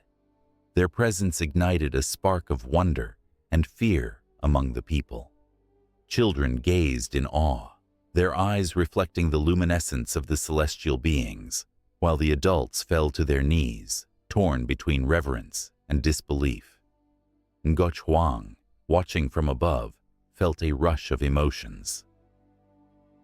He saw the faces of the weary, the lost, and the hopeful. He knew that the journey had only just begun, and the challenges they would face were yet to come. The balance of life hung precariously in the balance, and he understood that the true test lay not just in their arrival, but in how they would inspire change within the hearts of mortals. With this realization, he steeled himself for the trials ahead. He would witness the struggles of humanity, the beauty of their resilience, and the power of their spirit. The connection between the heavens and the earth was never broken. It was a thread woven through time, binding them in an eternal dance of fate. As the celestial beings spread their wings and embraced the world, the sun dipped below the horizon, the sky ablaze with colors that mirrored the emotion in their hearts. The mortal realm held countless possibilities, and Ngo Huang was ready to embrace them all. The air was charged with anticipation, a promise unfulfilled, as the tale of the Jade Emperor and his celestial court continued to unfold. On a moonlit night, when the stars shivered like diamonds scattered across a velvet sky, the people of the land whispered stories of gods and legends. In a small village nestled between towering mountains and flowing rivers, Life thrummed with the pulse of ancient tales. The air was thick with anticipation, for the fates of two powerful beings were about to clash, entwining their destinies with love, jealousy, and the relentless forces of nature. Son Tin, the revered mountain god, stood tall and proud atop his majestic peaks, cloaked in the shadows of ancient trees and the sounds of rustling leaves. His heart was as solid as the stones beneath him, embodying strength and stability. He was a guardian of the land, revered by farmers and villagers who sought his protection and blessings. They would come to him with offerings of fruits, rice, and flowers, praying for bountiful harvests and safety from storms. His deep, booming laughter could be heard echoing through the valleys, comforting those who felt small beneath the vast sky.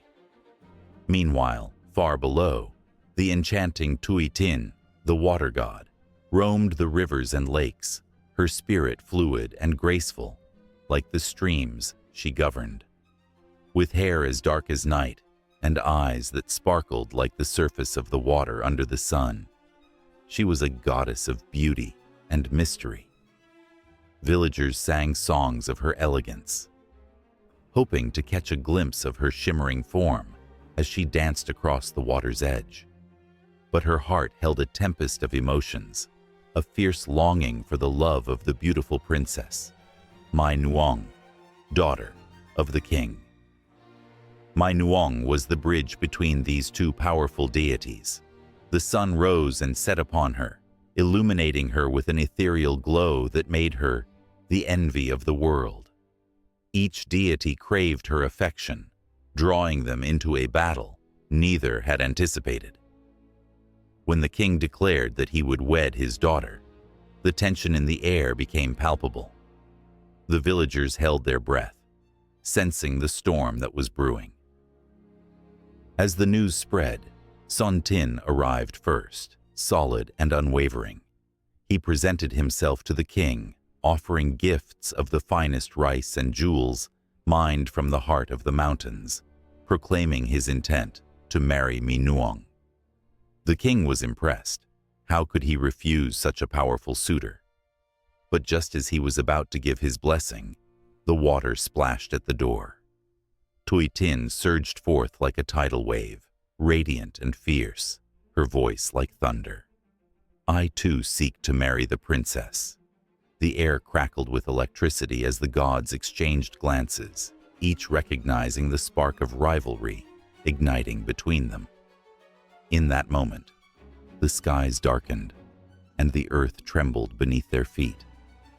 The villagers, witnessing this divine standoff, held their breath, knowing the outcome would shape their lives for generations to come.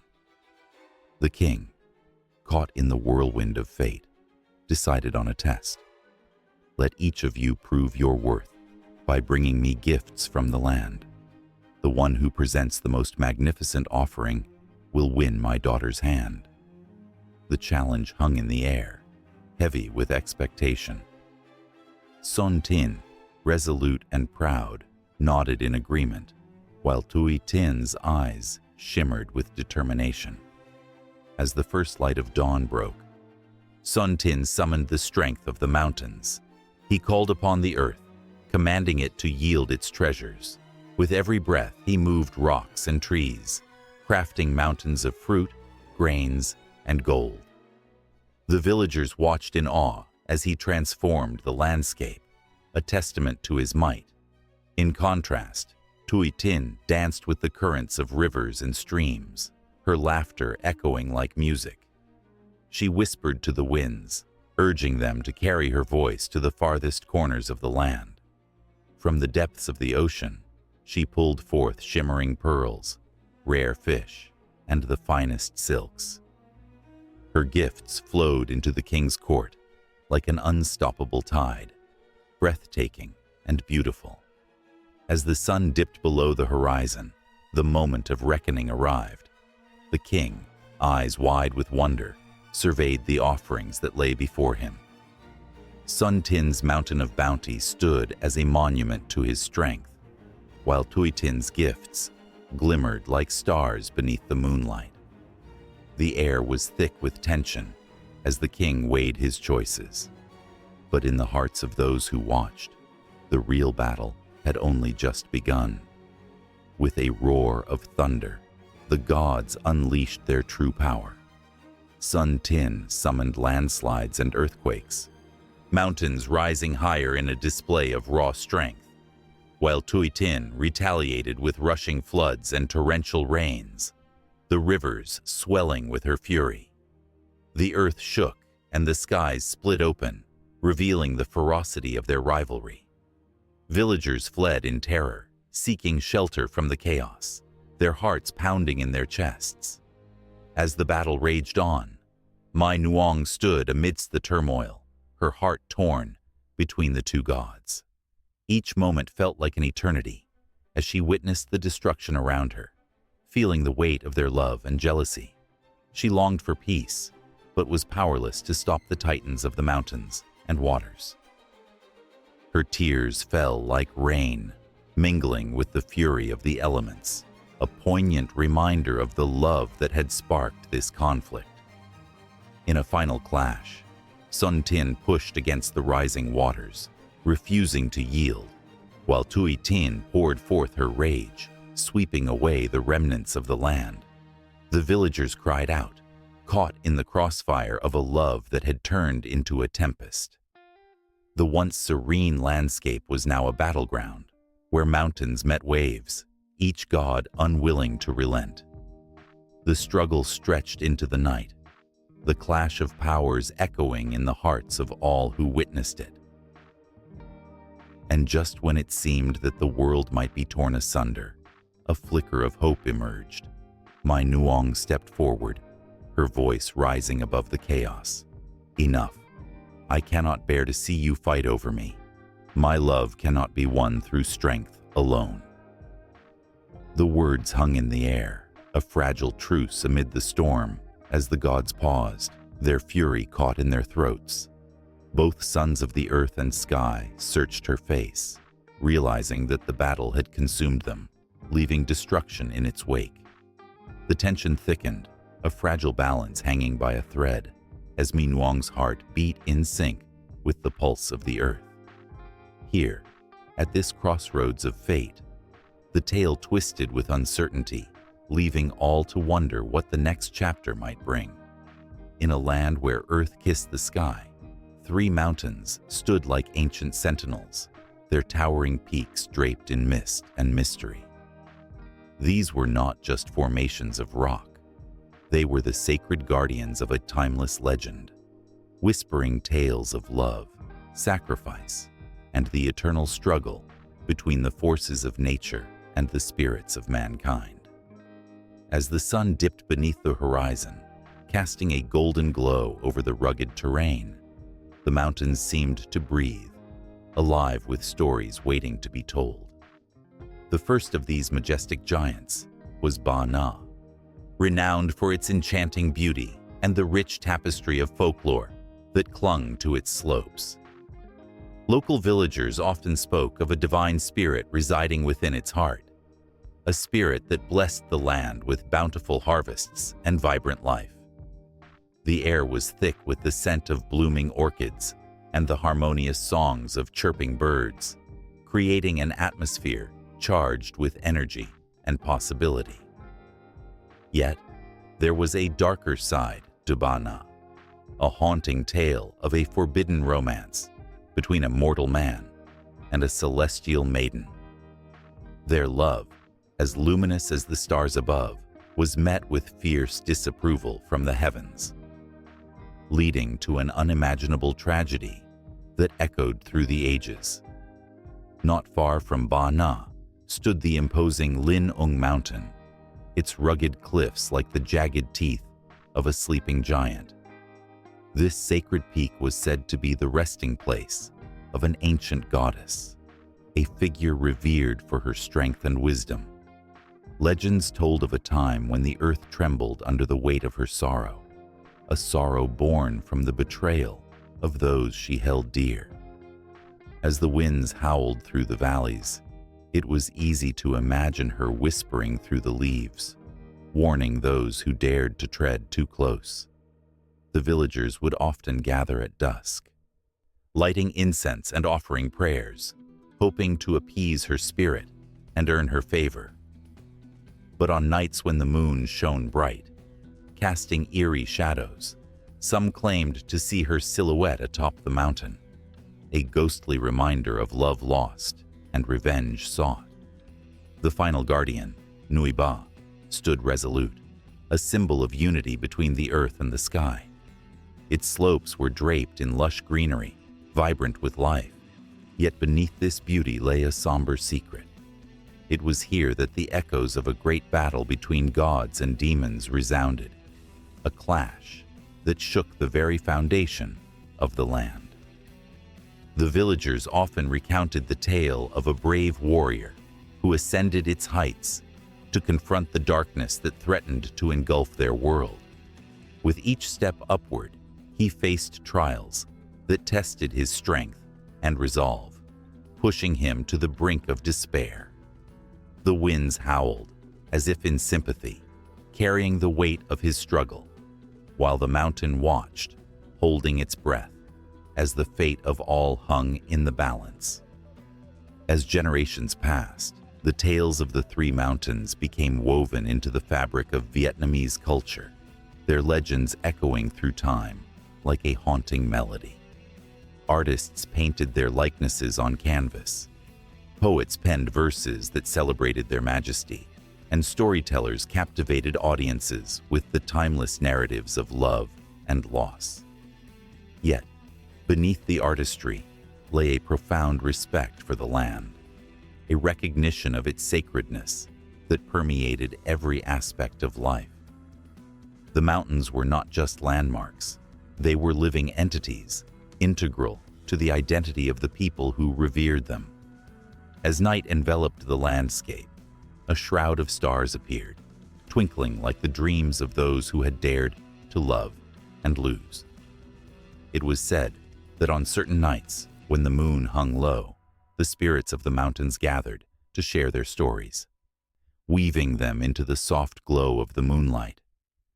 Ghostly figures glided among the trees, whispering secrets to each other, their laughter mingling with the rustling leaves, a sound both haunting and beautiful.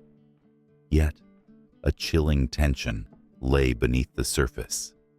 Rumors spread among the villagers of a dark force gathering strength, an ancient evil that sought to awaken the slumbering spirits of the mountains for its own nefarious purposes. The elders spoke in hushed tones, warning the young of the consequences of disturbing the sacred balance. Fear seeped into the hearts of many, clouding their joy and threatening to extinguish the vibrant spirit of the land. A group of brave souls, emboldened by the legends of their ancestors, began to rise.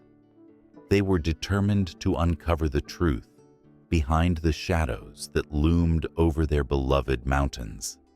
Their hearts beat as one, fueled by a mix of desperation and hope. Climbing the rugged paths, they felt the weight of history pressing down on them, each step resonating with the whispers of those who had come before. With every sunrise, the mountains revealed their splendor anew, bathing the world in soft light.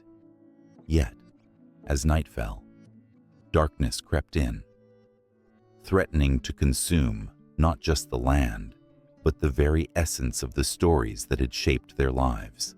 The air crackled with anticipation, the mountains standing firm, a testament to all that had been endured and all that was yet to come. The villagers, with hearts full of hope and fear intertwined, looked up at the peaks, their spirits lifted by the belief that even in the face of despair, the bond between the earth and its people could never truly be broken. And as the stars twinkled above, the mountains stood resolute, their secrets waiting to be revealed, their legends forever entwined with the souls of those who dared to dream. In a forgotten corner of ancient China, Whispers of immortality drifted through the humid air, mingling with the heavy scent of incense. It was said that beneath the shimmering surface of the yellow river, where lotus flowers bloomed and golden fish danced, 8 extraordinary beings defied the boundaries of life and death. The 8 immortals, legendary figures who transcended mortality, captivated the imaginations of countless souls. Their tales were woven tightly into the fabric of Chinese folklore, a tapestry of hope, adventure, and the unquenchable thirst for eternal life. Each of these immortals had a story, a purpose, and a unique gift that set them apart from mere mortals.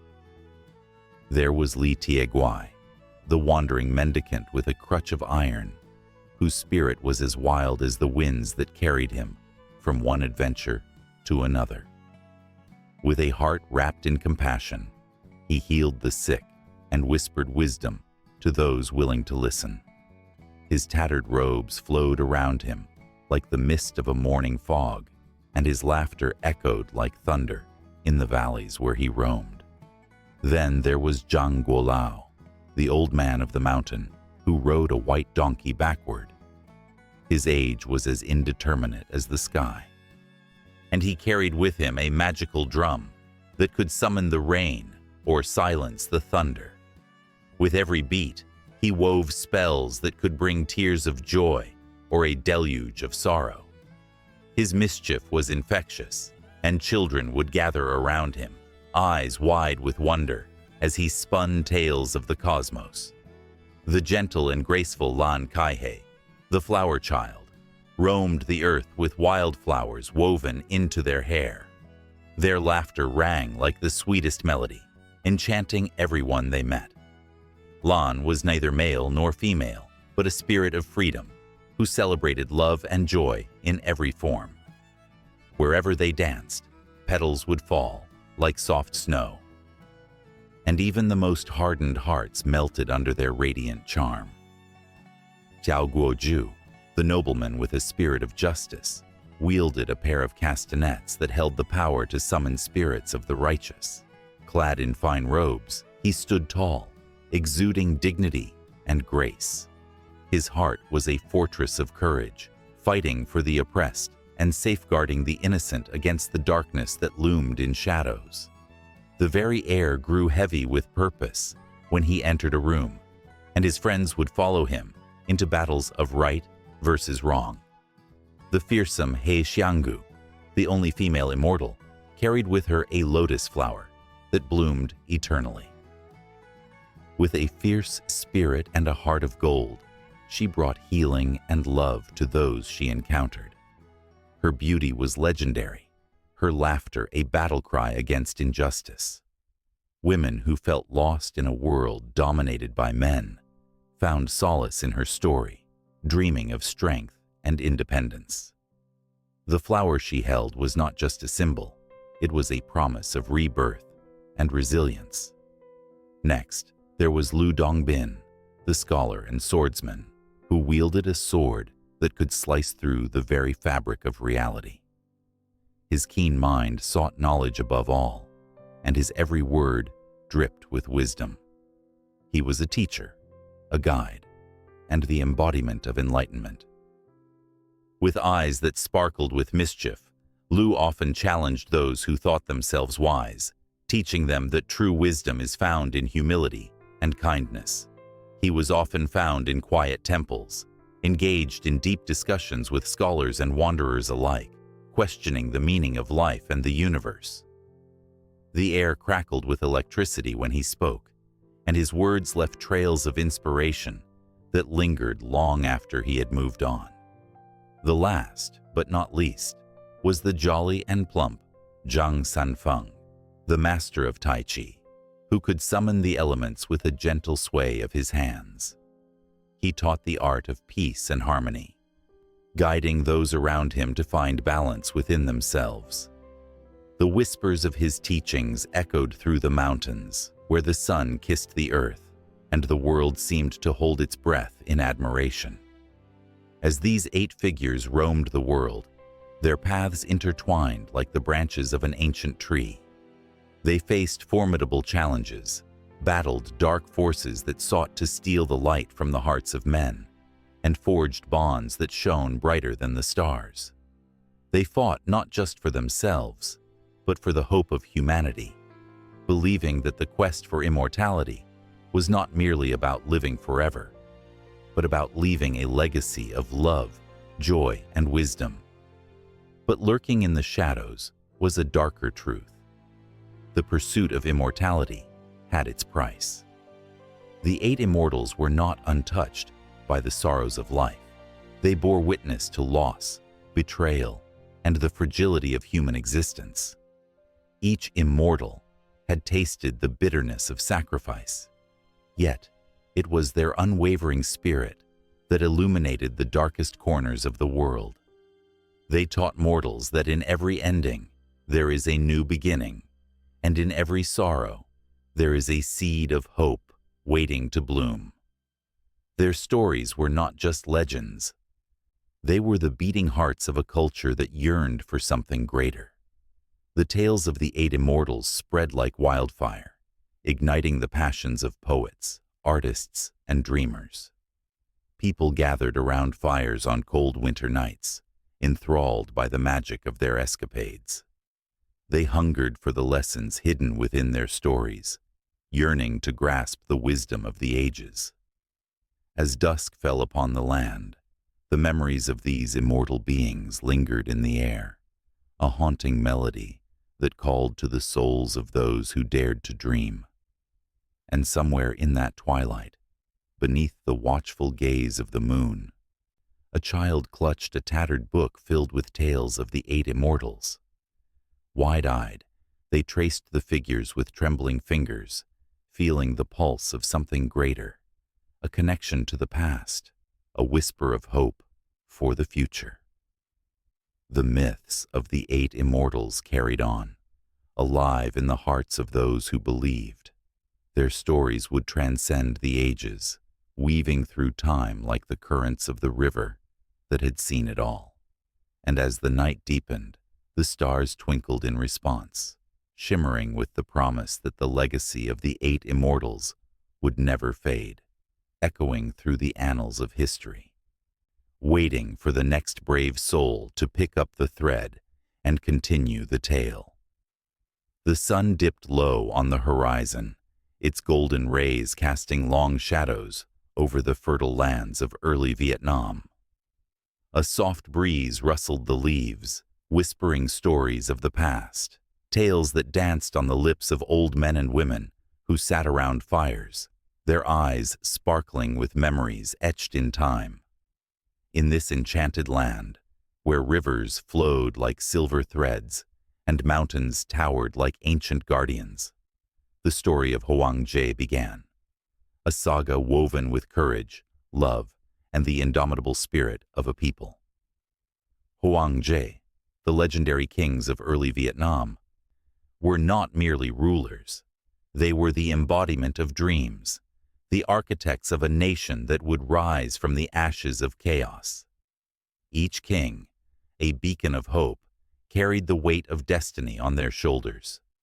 They emerged from the mists of time, clad in armor that glimmered in the sunlight, radiating strength and wisdom. Their blood was a mix of bravery and compassion, and their hearts beat for the land and its people. In the village of Vân Long, a sense of urgency buzzed in the air as the elders gathered under the banyan tree, a sacred meeting place where decisions that shaped the future of their world were made. The villagers knew of the threats lurking beyond their borders, hungry eyes watching, waiting for a moment of weakness. From the depths of the mountains to the edges of the great rivers, rival tribes sharpened their weapons and plotted their next moves. But the villagers had something richer than gold or silver. They had Hoang Jie. As the moon rose high, casting a silver glow over the land, the elders spoke of the first king, Lac Long Quan, a figure of legend who had descended from the heavens. His strength was unmatched, his heart pure. He united the tribes under one banner, teaching them to fish the rivers and cultivate the fields. He was not just a leader, he was a father to the land. With steady hands, he shaped the destiny of his people, forging bonds that would last for generations. Then came the tales of Oko, his beloved wife, a fairy of the mountains who brought forth 100 eggs that became the ancestors of the Vietnamese people. Their union was a symbol of harmony between heaven and earth, a perfect balance of strength and grace. Together, they nurtured a legacy that would inspire countless hearts, reminding them of the power of love in the face of adversity. In those quiet moments, the villagers felt the warmth of their ancestors, a fire igniting within them, urging them to carry on. But peace was a fragile thing, and darkness often crept in when least expected. The fierce spirit of the land echoed the struggles of its people. The story turned to one of the mighty kings, Hung Vuong, whose reign came at a time when the heart of Vân Lang was threatened by foreign invaders. Fear gripped the villagers, and whispers of defeat filled the air. Yet Hung Vuong stood tall, his eyes ablaze with determination. He rallied his warriors, men and women alike, reminding them of their shared blood, their shared dreams. The night before battle, the camp was alive with tension. The air thick with anticipation, the warriors prepared themselves for the fight of their lives. Hung Vuong moved among them, a steady presence, his voice a balm to frayed nerves. He spoke of honor and bravery, of a future where their children could laugh freely without fear. In that moment, as they raised their swords to the sky, every heart beat as one, a symphony of hope rising against the impending storm. And then, the clash. The battlefield became a canvas painted with valor and despair. The sounds of battle echoed through the valleys, the clang of metal, the cries of the brave, the whispers of the fallen. Hung Vuong fought like a lion, each swing of his sword filled with the dreams of his ancestors. He was not just fighting for land, he was fighting for a legacy, for a future that belonged to his people. Each warrior beside him felt that pulse of life, that unbreakable bond. This was more than a battle. It was a testament to their existence. But even as victories were won, shadows loomed. The trials of Huang Jie were not solely fought on the battlefield. The challenges of ruling were relentless, and the politics of power threatened to tear the kingdom apart. Alliances were made and broken. Jealousy festered like an unwelcome guest at a feast. It was in these moments of strife that the true essence of these legendary kings shone through, revealing the depth of their character and the weight of their choices. As the years passed, tales of valor mixed with whispers of betrayal.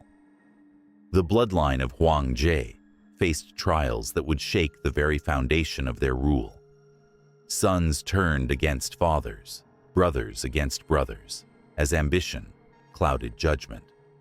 Yet within the chaos, there remained a flicker of hope, a belief that the spirit of the Huang Jie could not be extinguished. New kings would rise, each with their own struggles and triumphs, but always rooted in the legacy of those who came before. In every corner of the land, from the bustling markets to the quiet rice paddies, the stories of the Huang Jie were alive. They were etched in the hearts of the people, passed down through generations, igniting a fire that pulsed with an enduring flame of resilience. Children played games inspired by their heroes. Mothers told tales of bravery to soothe their little ones to sleep, and fathers raised their voices in songs of love and honor. The spirit of Huang Jie was woven into the very fabric of their lives, an eternal reminder that they were forged from the same fire. As the sun set on another day, The villagers gathered once more beneath the banyan tree, their voices rising in unison. They shared laughter and tears, remembering the kings who had walked before them, who had loved fiercely and fought valiantly. In every heartbeat, there was a promise that the legacy of Hoang Jie would never fade, that the heart of Vietnam would continue to beat, strong and unwavering, for generations to come.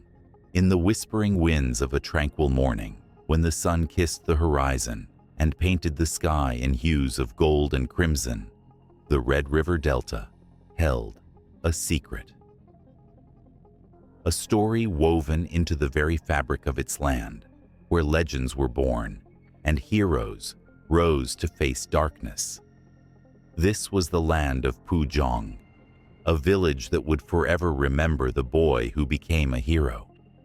The villagers spoke of him in hushed tones, their eyes sparkling with pride and a hint of fear. They remembered the day he appeared, a mere child with the heart of a lion. The earth trembled beneath his feet, as if the ground recognized the power that lay within him. The legends say he was born from a miraculous, glowing light, a gift from the heavens, destined to protect his people. As the days turned into years, the weight of his destiny loomed larger. The peaceful life in the Delta was shattered when the barbaric invaders descended like a storm, their intentions as dark as the clouds that rolled in with them. The hearts of the villagers sank. Despair wrapped around them like a thick fog. They were farmers, artisans, and parents, not warriors. Yet the cries of the innocent could not be ignored.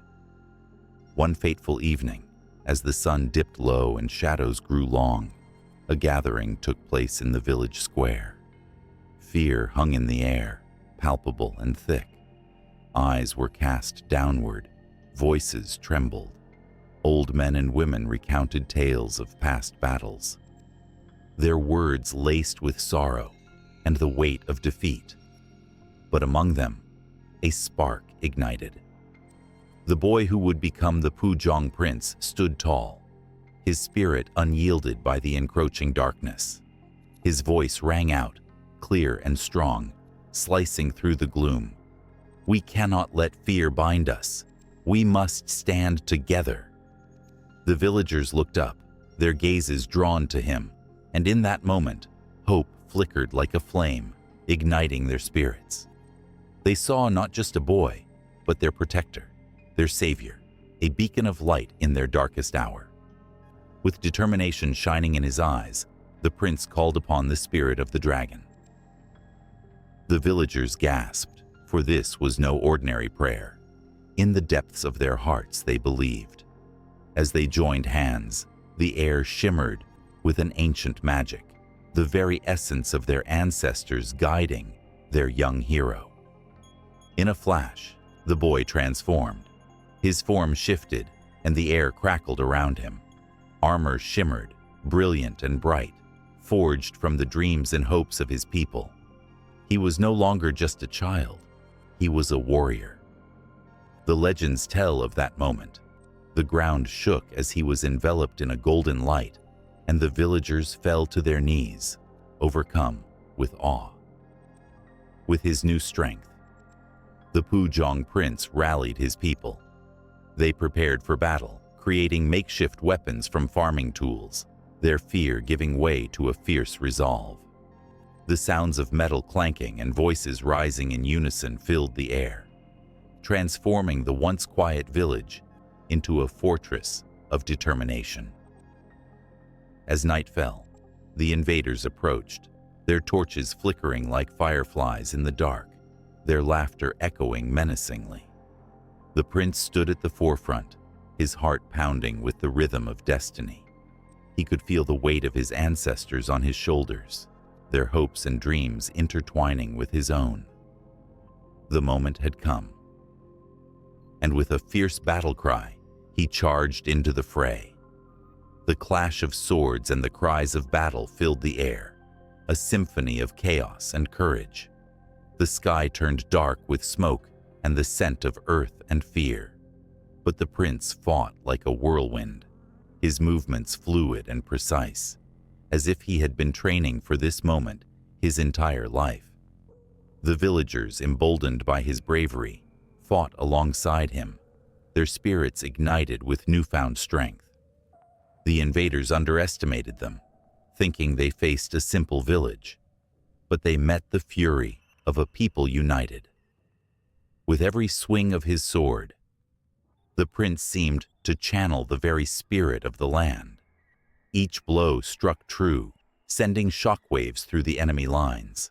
They fell back, confusion spreading among them like wildfire. But the battle was far from over. As the night wore on, darkness settled not just in the sky, but in the hearts of the invaders. The prince, with his fiery determination, began to turn the tide. He faced their leader, a towering figure cloaked in shadows, a beast of a man who wielded fear as his weapon. Their eyes locked, and time seemed to freeze.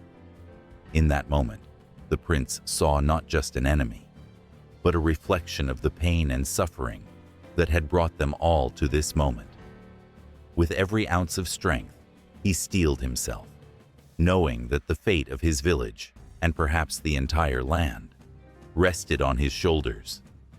The air crackled as they clashed, a tempest of metal and will, each seeking to outmatch the other. Adrenaline surged through his veins. The villagers watched in breathless anticipation, their hearts pounding as their fate hung in the balance. The sound of steel against steel echoed like thunder, and the sky above seemed to darken in response to the violence below. And just when it seemed like despair would take hold, the prince found a moment of clarity. He remembered the love of his family, the laughter of children, and the dreams of peace that filled their nights. With a fierce shout, he channeled all of that into one final strike, a blow fueled by love and courage. The clash resonated like an explosion, a sound that reverberated through the valley, and the fate of the invaders was sealed. With one final push, the leader fell, and with him crumbled the hopes of the dark forces he commanded. Cheers erupted from the villagers, echoing across the delta, a crescendo of joy and relief. The light of dawn began to break, painting the sky in hues of hope. The Pujong prince stood amidst the chaos, covered in dirt and sweat, but with the spirit of a champion. Yet even in victory, shadows lingered. The battle won, but what lay ahead? The villagers gathered around their hero, their faces lit with gratitude, but the prince felt the weight of his next challenge pressing upon him. The invaders' defeat was just the beginning. As the sun rose higher, illuminating the path before them, the prince looked out over the delta, a vast expanse of earth and sky. It was a new dawn, but the burdens of leadership awaited. Would he continue to protect his people? Would he hold the line against any who threatened the peace they had fought so hard to regain? His heart, once filled only with the innocence of childhood, now pulsed with the responsibility of a warrior. The legend of the Pujong prince was far from over. With eyes bright and a heart steadfast, he prepared to meet the trials that lay ahead, knowing that true heroism was not just in the battle won, but in the journey yet to come. A flicker of light captured in the depths of the forest, glimmering like a star fallen from the heavens. Villagers whispered about it only in hushed tones, a mere shadow of a tale. Yet it held a power that sent shivers down spines, a legend wrapped in the golden glow of the Javang, the golden stone. Its allure was magnetic, drawing curious hearts and daring souls into a realm of mystery and wonder. Long ago, in an era untouched by the chaos of modern life, the Javang was said to rest atop a sacred hill, surrounded by lush greenery and ancient trees that had witnessed centuries of secrets. The stone shimmered with an ethereal light, rumored to grant wishes to those pure of heart. Yet, as enchanting as this promise was, many who sought its magic were met with trials that tested their very souls. The story of Ja Vang began with a humble village, nestled in the valley below the hill. The villagers revered the stone as a divine gift, a symbol of hope and prosperity. They would gather each year for the Festival of Wishes, where they would offer flowers and prayers, hoping their deepest desires would be heard. But as the years passed, the whispers of the stone's power became laced with fear. A haunting tale of a villager named An was often recounted around flickering fires. An, a man of great ambition, yearned for wealth that would elevate him beyond his humble beginnings. He approached the Ja Vang with fervor, his heart racing as he knelt before the glowing stone, a mere silhouette against the night sky. "I wish for riches beyond measure," he declared, voice trembling with desire. The wind howled and the ground trembled, as if the hill itself had taken note of his ambition. The village watched as An was engulfed in a blinding light. When it faded, he was gone, leaving behind nothing but the echoes of his desperate plea. The villagers were left with an uneasy silence, hearts heavy with sorrow and guilt. They told one another that the Ja Vang had taken him, a price for his greed that would haunt the village for generations. With each passing year, the legend of Ja Vang morphed from a tale of hope into one of dread. The stone was said to be both a blessing and a curse, a beacon of dreams and a harbinger of nightmares. Children who dared to wander too close felt a chill in the air, sensing an unseen force guarding the stone, a reminder that not all wishes come true. But one day, a girl named Lin, with a heart as open as the sky, found herself drawn to the hill. Unlike An, she carried no heavy desires for wealth or power. Her wish was simple, a wish for her ailing mother to find peace and comfort. With trembling legs, she climbed the hillside, her breath coming in short gasps as she reached the summit. The stone sat before her, radiant and powerful, its glow pulsating gently, like the heartbeat of the earth. Lin knelt, her hands clasped in prayer, and whispered, "I wish for my mother to be free of pain." The air thickened around her, and she felt the weight of the world pressing down, as if the very essence of her wish hung in the balance. For a moment, time stood still, the forest holding its breath, waiting for the stone to respond. Suddenly, the ground quaked beneath her, and the golden light enveloped her. Fear threatened to consume her, yet she held fast to her hope. A vision flashed before her eyes, her mother, smiling serenely under a sky painted with the colors of dawn. The warmth of that moment ignited a fierce determination within Lin, and she refused to abandon her wish, even as the light grew blinding.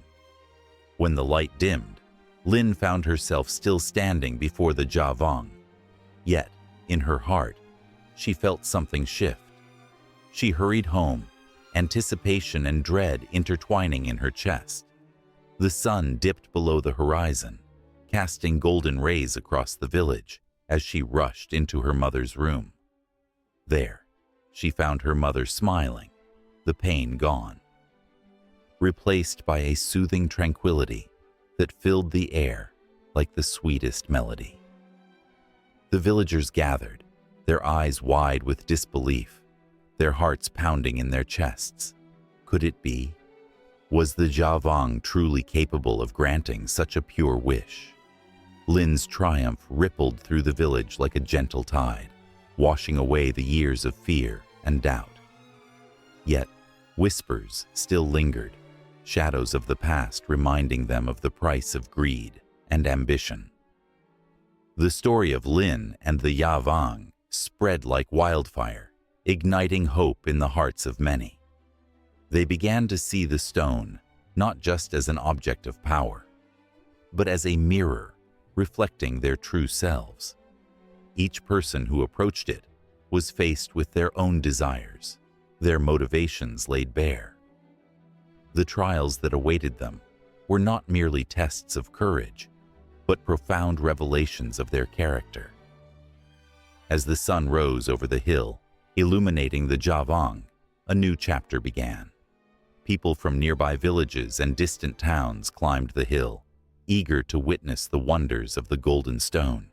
Some came seeking fortune, others healing, and many just a glimpse of the miracles they heard whispered in the night.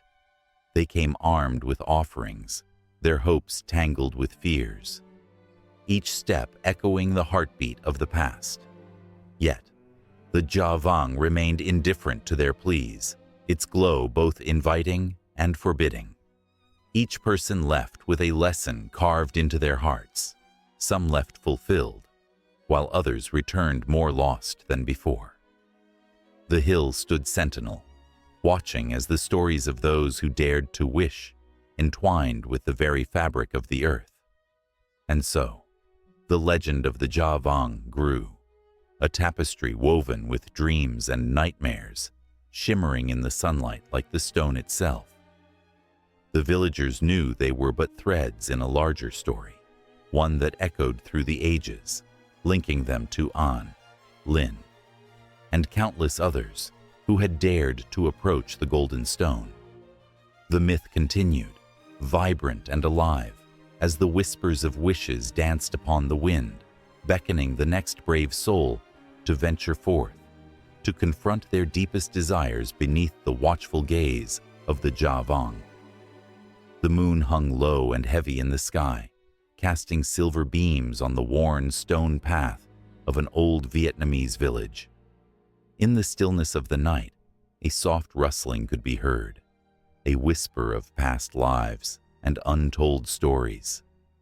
Villagers, huddled in their homes, kept their lights dim, for the night belonged not just to the living, but to those who had crossed over, to the ethereal shadows that lingered just beyond the veil of sight. In Vietnam, the belief in ghosts is woven into the fabric of everyday life. It is a truth so ingrained that even the bravest souls tread lightly after dusk. The spirits of ancestors roam freely, guided by love, anger, or sometimes a desperate need for resolution. They are not feared, but revered, their presence a constant reminder of the delicate balance between the living and the departed. The villagers often placed offerings of rice, fruit, and incense outside their doors, hoping to appease these wandering souls and invite peace into their homes. At the edge of the village, an old woman named Mai sat at her wooden altar, the faint light of a single candle flickering in front of her. She whispered prayers, her voice barely audible above the rustling leaves, calling upon her deceased husband, Tuan, who had passed away a year ago. The air was thick with incense, a fragrant barrier that separated the living from the world beyond. Each night, Mai shared her thoughts with Tuan, recounting the day's events as if he were still sitting beside her. "Tonight, I made your favorite dish," she murmured, her voice trembling with emotion. "You would have loved it. I still cook for you, my dear."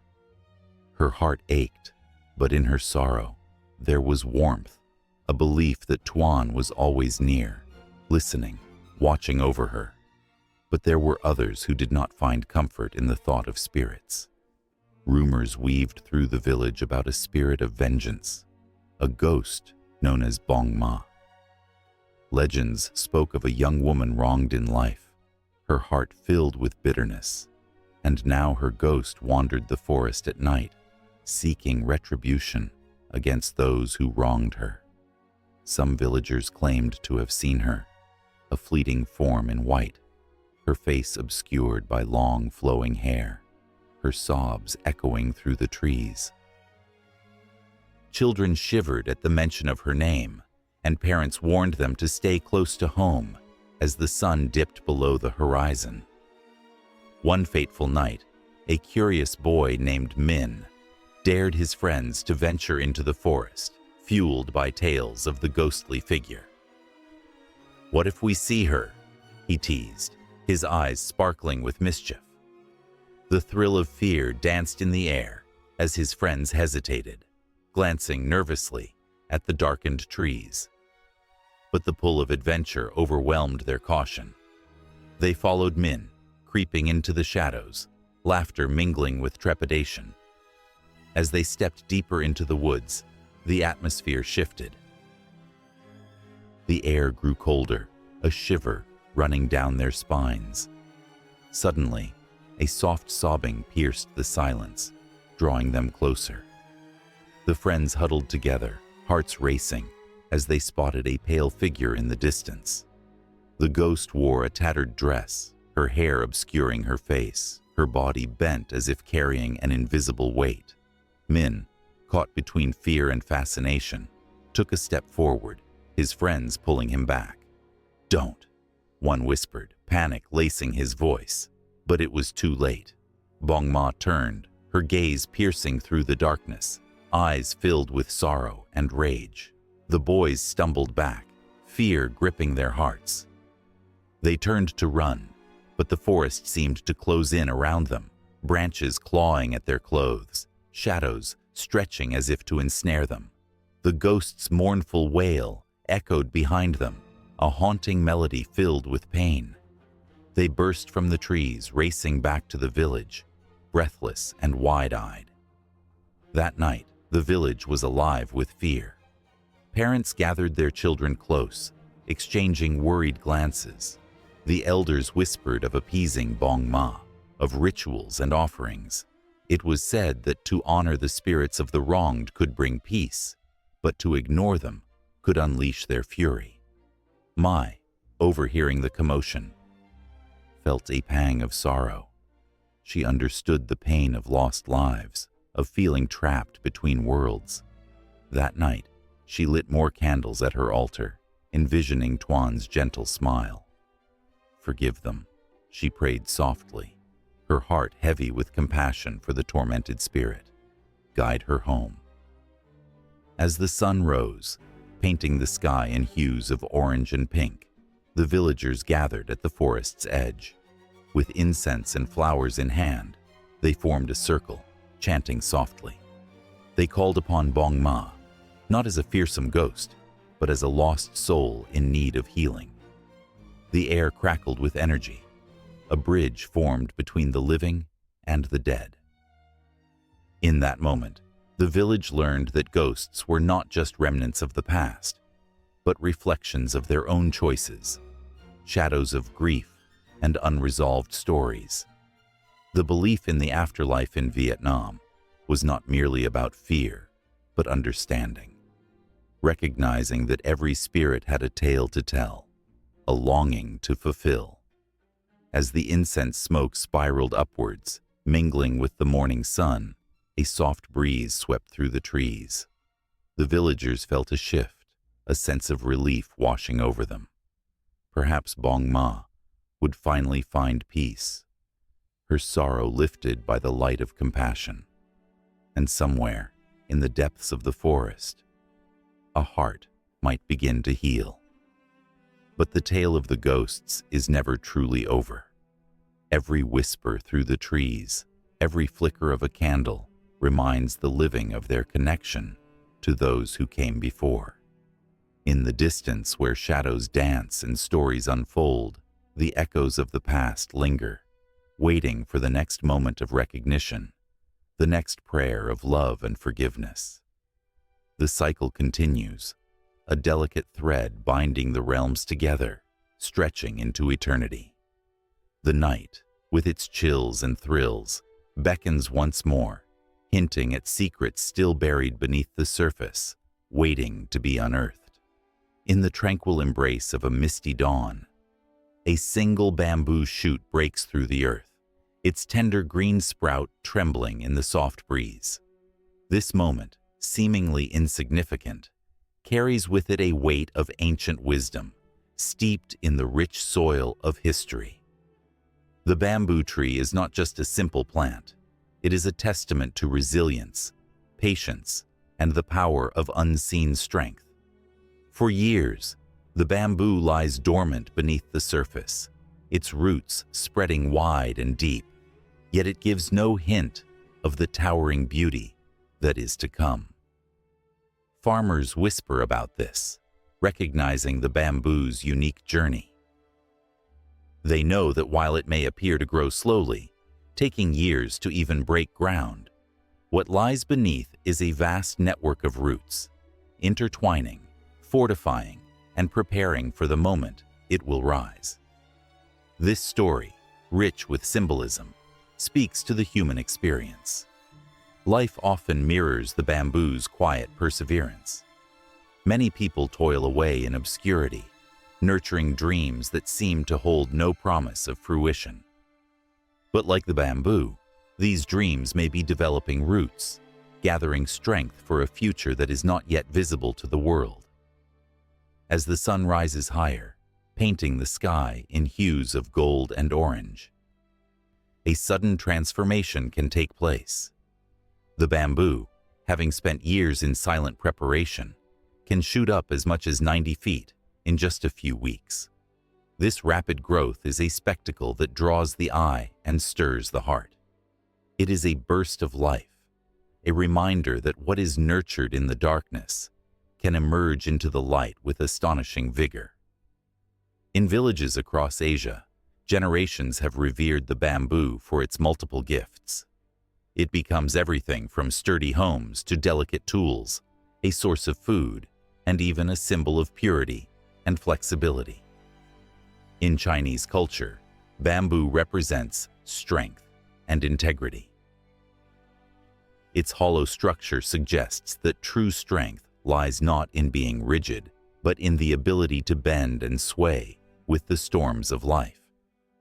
The bamboo's significance in ceremonies and traditions stretches back through the ages. In ancient Japan, the bamboo tree has been a symbol of good fortune, often used to ward off evil spirits. It is woven into rice straw, crafted into art, and celebrated in festivals.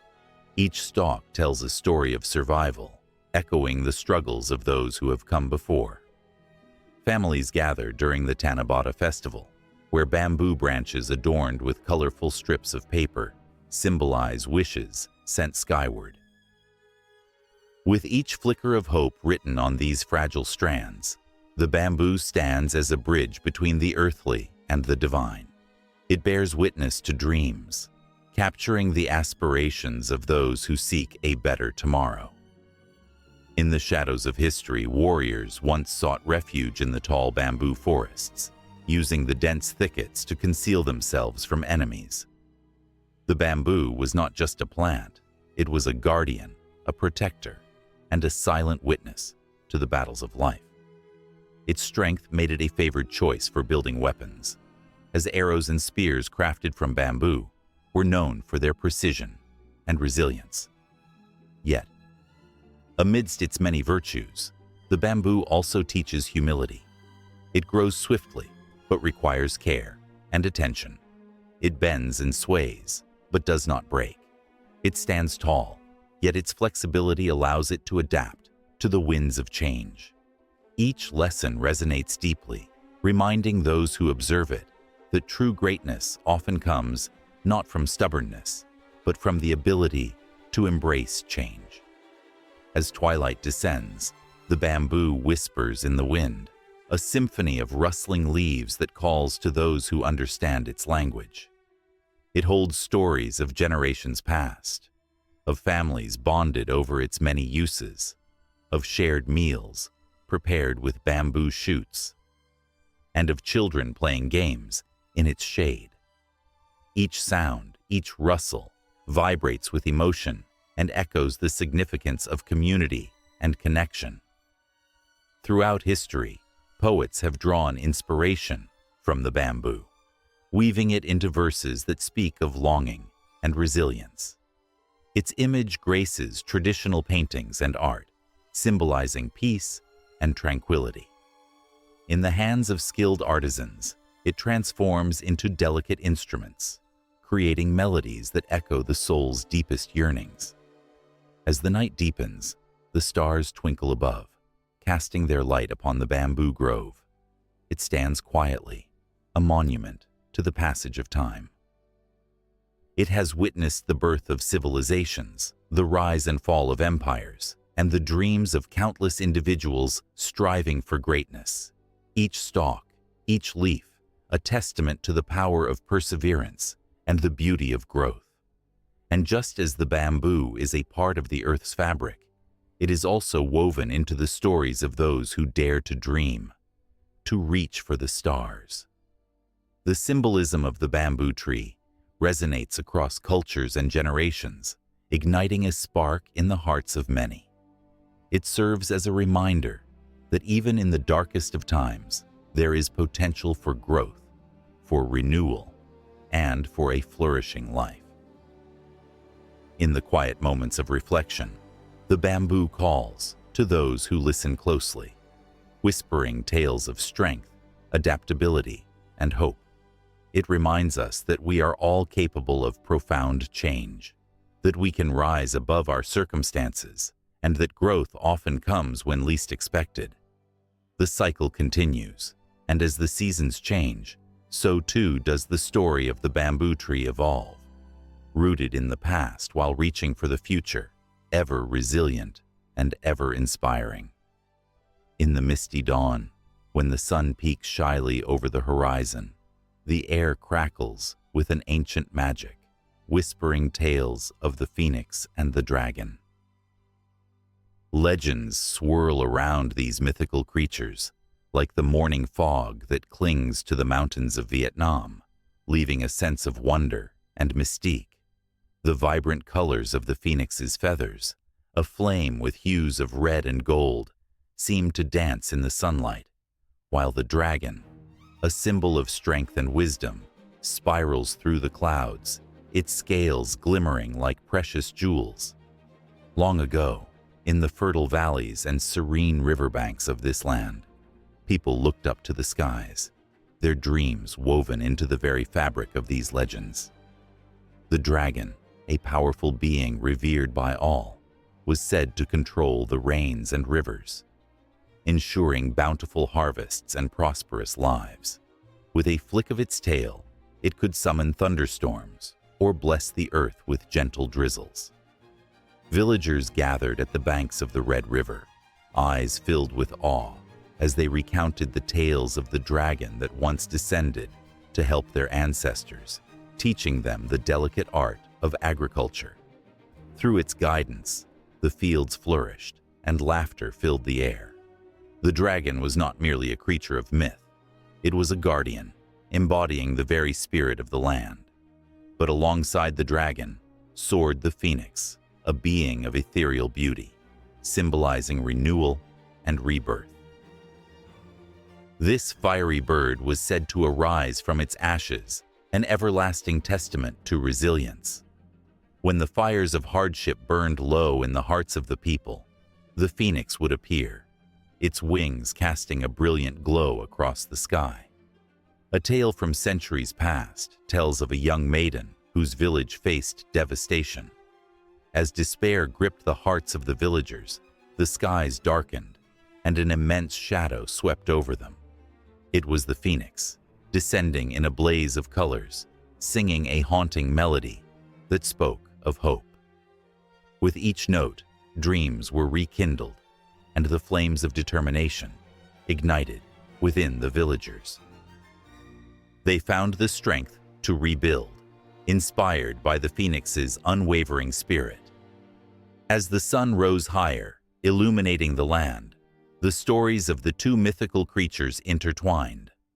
The dragon and phoenix, often depicted together in Vietnamese art, symbolized balance and harmony. They represented the yin and yang, the masculine and feminine energies that flowed through life. Festivals erupted every year, celebrating this divine duo, where the vibrant displays of the phoenix contrasted beautifully with the fierce power of the dragon.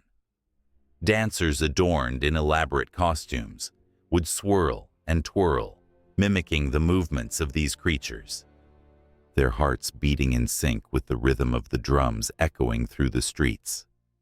However, there were moments when the skies darkened and the harmony was shattered. Clashes between the two creatures were rare, but spoke volumes of the struggles within human hearts.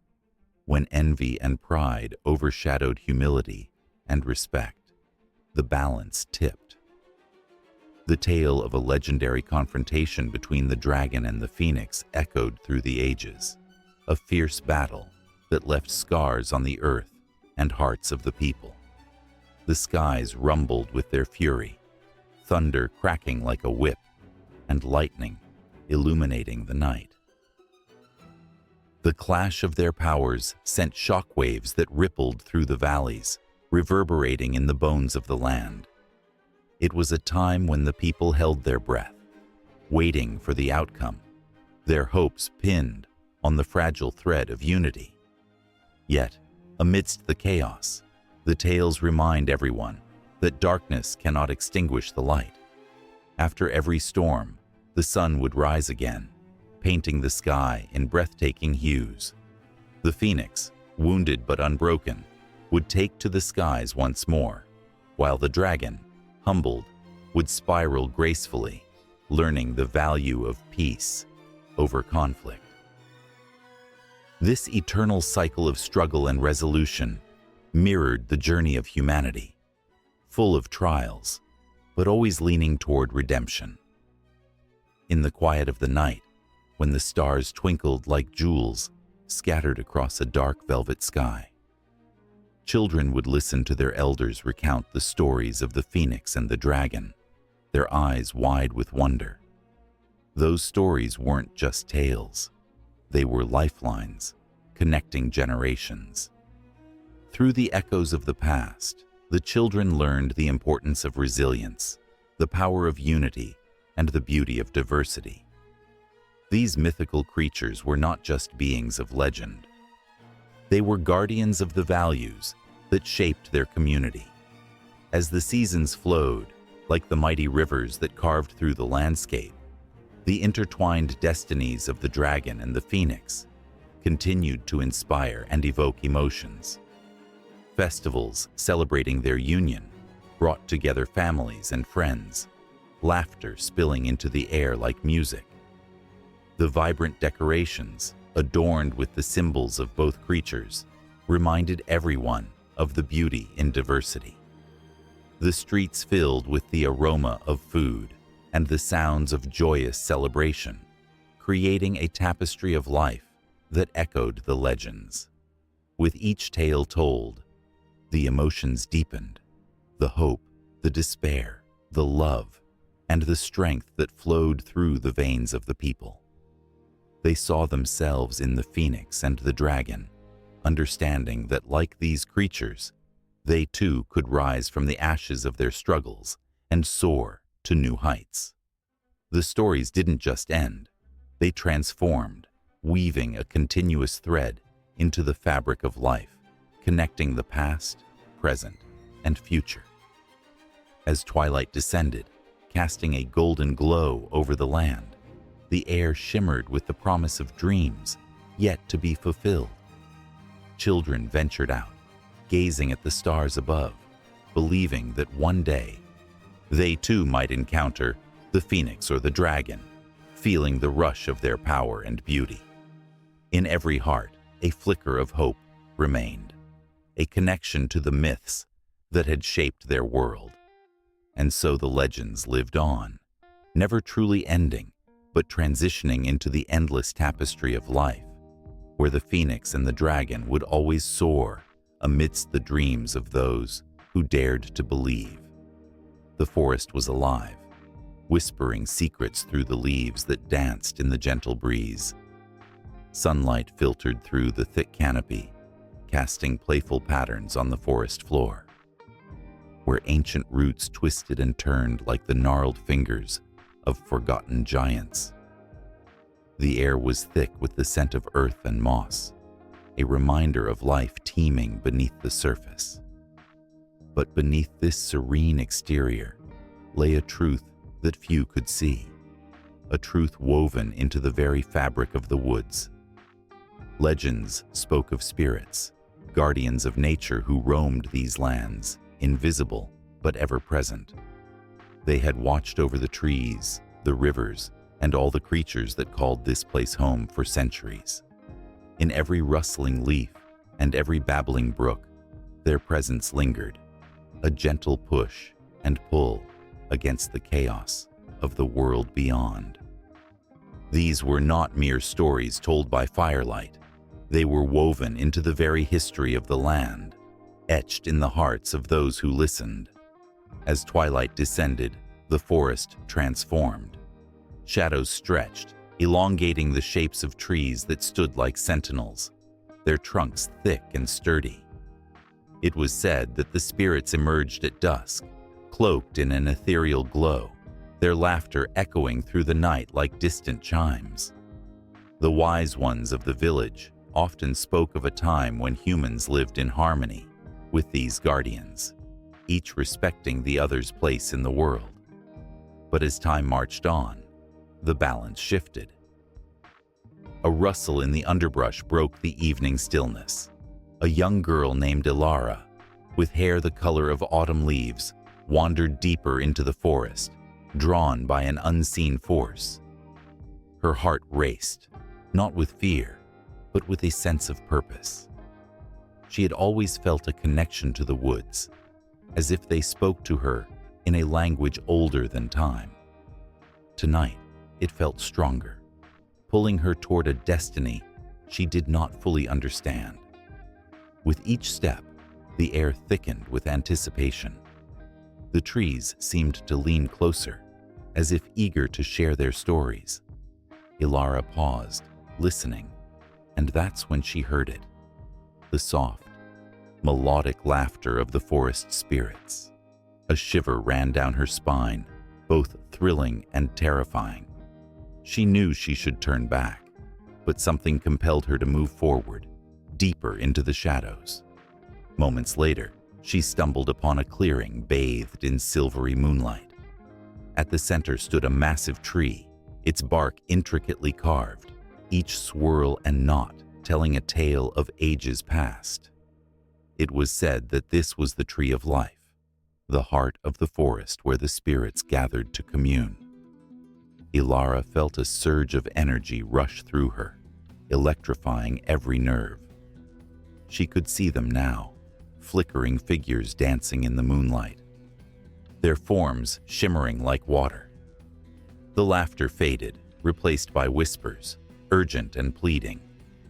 They spoke of the imbalance wrought by humans, of the trees falling to axes and rivers choked with waste. The spirits, guardians of this ancient realm, were becoming weaker, their magic fading like the last rays of sun. Ilara's heart sank, a heavy stone in her chest. She felt their pain, their desperation. Suddenly, a loud crack echoed through the clearing. Instinctively, she turned, her eyes wide with fear. A group of men, armed with sharp tools, entered the forest with shouts and laughter, unaware of the magic that thrived around them. The spirits recoiled, their bright forms dimming as they hid among the shadows. Ilara's breath hitched in her throat.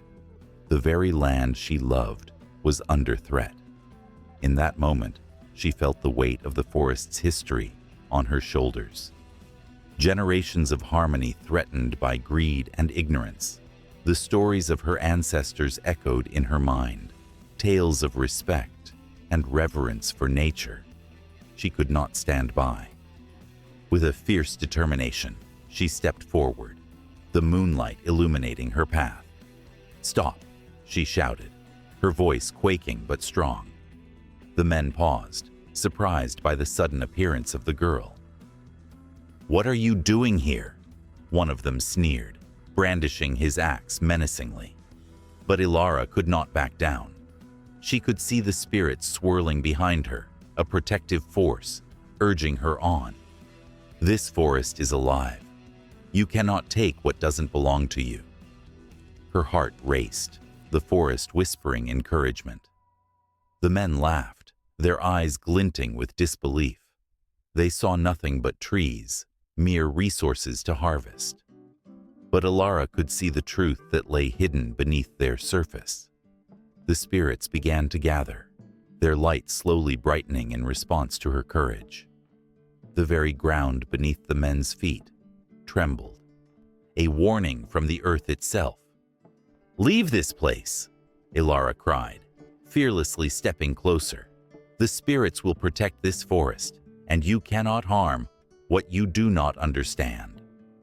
The men exchanged nervous glances, the laughter fading from their lips. They began to feel the weight of the forest's anger, the energy shifting around them like a brewing storm. But one man, eyes narrowed in defiance, took a step forward. "Just a few trees won't hurt. We need this wood." And in that moment, the air crackled with intensity. The spirits surged forth, their ethereal forms enveloping Alara, blending her essence with theirs.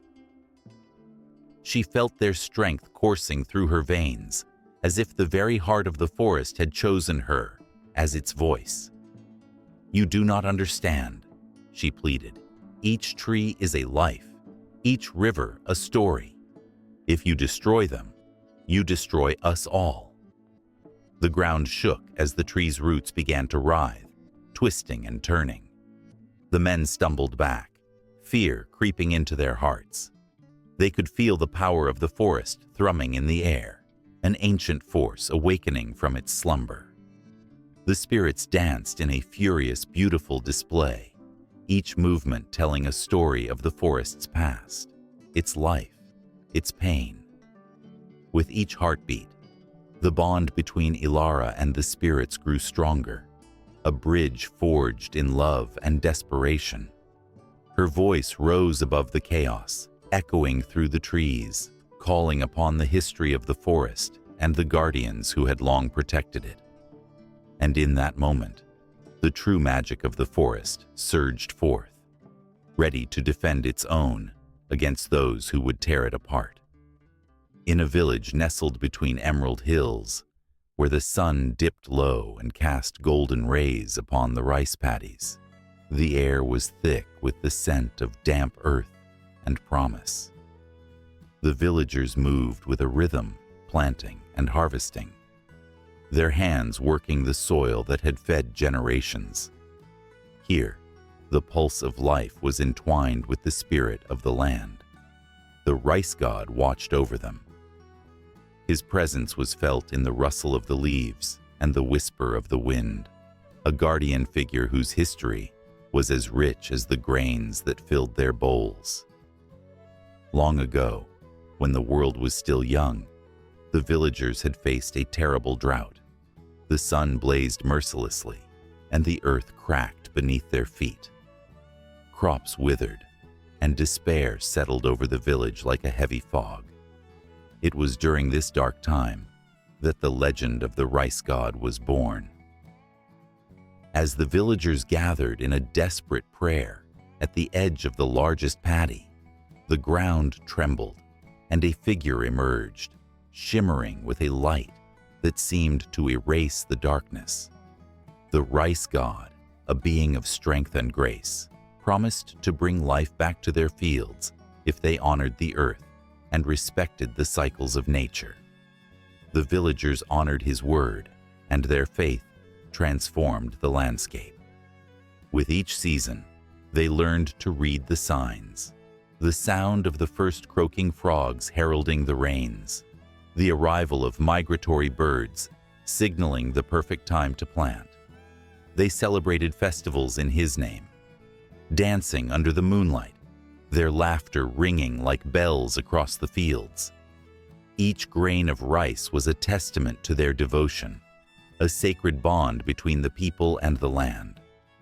As the years passed, the importance of agriculture blossomed into the heart of their existence. Rice was not just food, it was life itself. It filled their stomachs, sustained their families, and brought them together. In every harvest, there was a story of struggle and triumph, woven with the love and sweat of countless hands. The rhythmic sound of water splashing against the paddies became a lullaby for children, as mothers recounted the tale of the rice god, instilling a sense of pride and responsibility in the hearts of the young. "We must care for the rice cares for us," they would say, an unbreakable bond tying them to the land. One fateful day, a new leader emerged, ambitious and impatient. He sought to expand the village's reach, envisioning grand cities and profit. "We can grow more. We can conquer the land," he declared, his voice booming with enticing dreams. The villagers, captivated but wary, began to overlook the rice god's teachings. They traded their time-honored practices for quick methods, harvesting too soon, neglecting the sacred rituals that had once brought them prosperity. Slowly, the rice fields that once flourished began to show signs of neglect. The water levels dropped, the soil turned barren, and the vibrant green of the paddies faded into dull shades of brown. The rice god, sensing the shift, grew forlorn. He watched as the villagers grew distant from their ancient ways, their fear of losing everything fueling their reckless ambition. It was a deep sorrow that weighed upon his ethereal heart. One night, as the moon hung high and bright, he descended to the village in a vision. He appeared before the people, a radiant figure shimmering with the colors of the harvest, his voice like the rustling of leaves. "You have forgotten me," he whispered, "and in forgetting, you risk losing the very essence of your lives." Fear rippled through the crowd at the sight of the divine, their hearts heavy with guilt. Yet, the ambitious leader, blinded by dreams of grandeur, scoffed, "We do not need your old ways. We have everything we need to thrive." The ground beneath him trembled, and a deep rumble echoed through the valley. The rice god's eyes, filled with both sorrow and anger, pierced through him. "Without respect for the land, you will reap only despair." Days turned into weeks, and the consequences of neglect became undeniable. Fields that once danced with golden stalks lay dry and empty. The laughter that once filled the air was replaced by worried whispers, and hunger began to gnaw at their bellies. The ambitious leader, now desperate, sought the rice god's favor, but the connection had been severed. The villagers gathered once more, hearts heavy with regret. They remembered the stories passed down, the strength found in community, and respect for the earth. In a moment of unity, they knelt in the fields, hands clasped together. Prayers spilling from their lips like the first drops of rain after a long drought. It was a cry for forgiveness, a plea for the return of the rice god's blessing. As the moon rose high once more, a gentle breeze swept through the paddies, carrying with it the scent of fresh rain. The rice god, moved by their sincerity, returned to their side, his presence radiating warmth and hope. With renewed spirit, the villagers set to work, reclaiming their traditions. They learned once more to honor every grain, every season, every storm that passed. Under the watchful eye of the rice god, they found the strength to heal the land and themselves. The fields began to flourish anew, and the laughter of children returned to the village. As the harvest approached, there was a celebration like no other, a festival that honored not only the rice, but the soil, the water, and the very essence of life itself.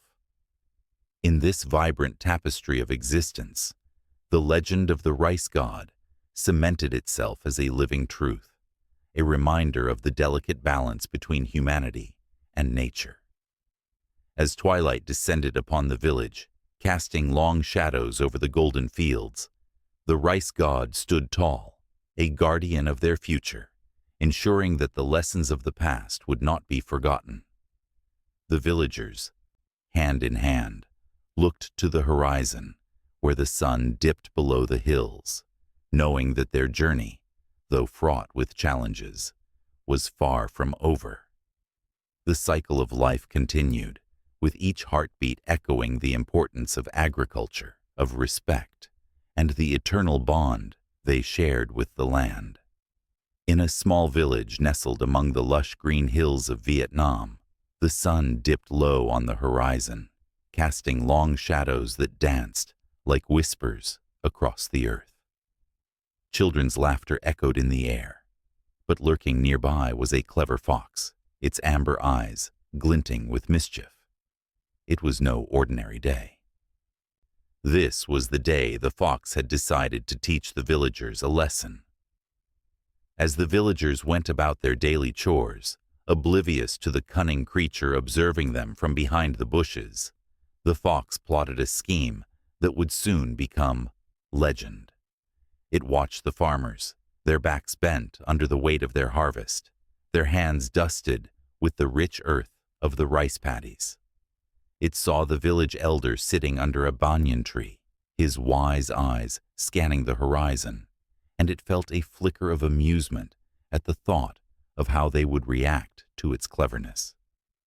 The fox had heard tales of the foolishness that sometimes clouded human judgment, and it wanted to show them just how easily they could be outsmarted. It had seen larger animals intimidate the villagers, but today the fox would prove that brains could outwit brawn. It felt a thrill rush through it, a delicious shiver of anticipation.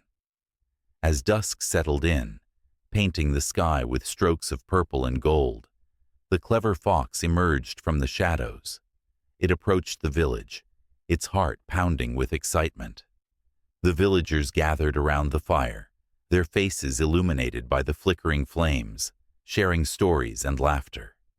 The air was thick with the aroma of grilled fish and the sweet scent of sticky rice.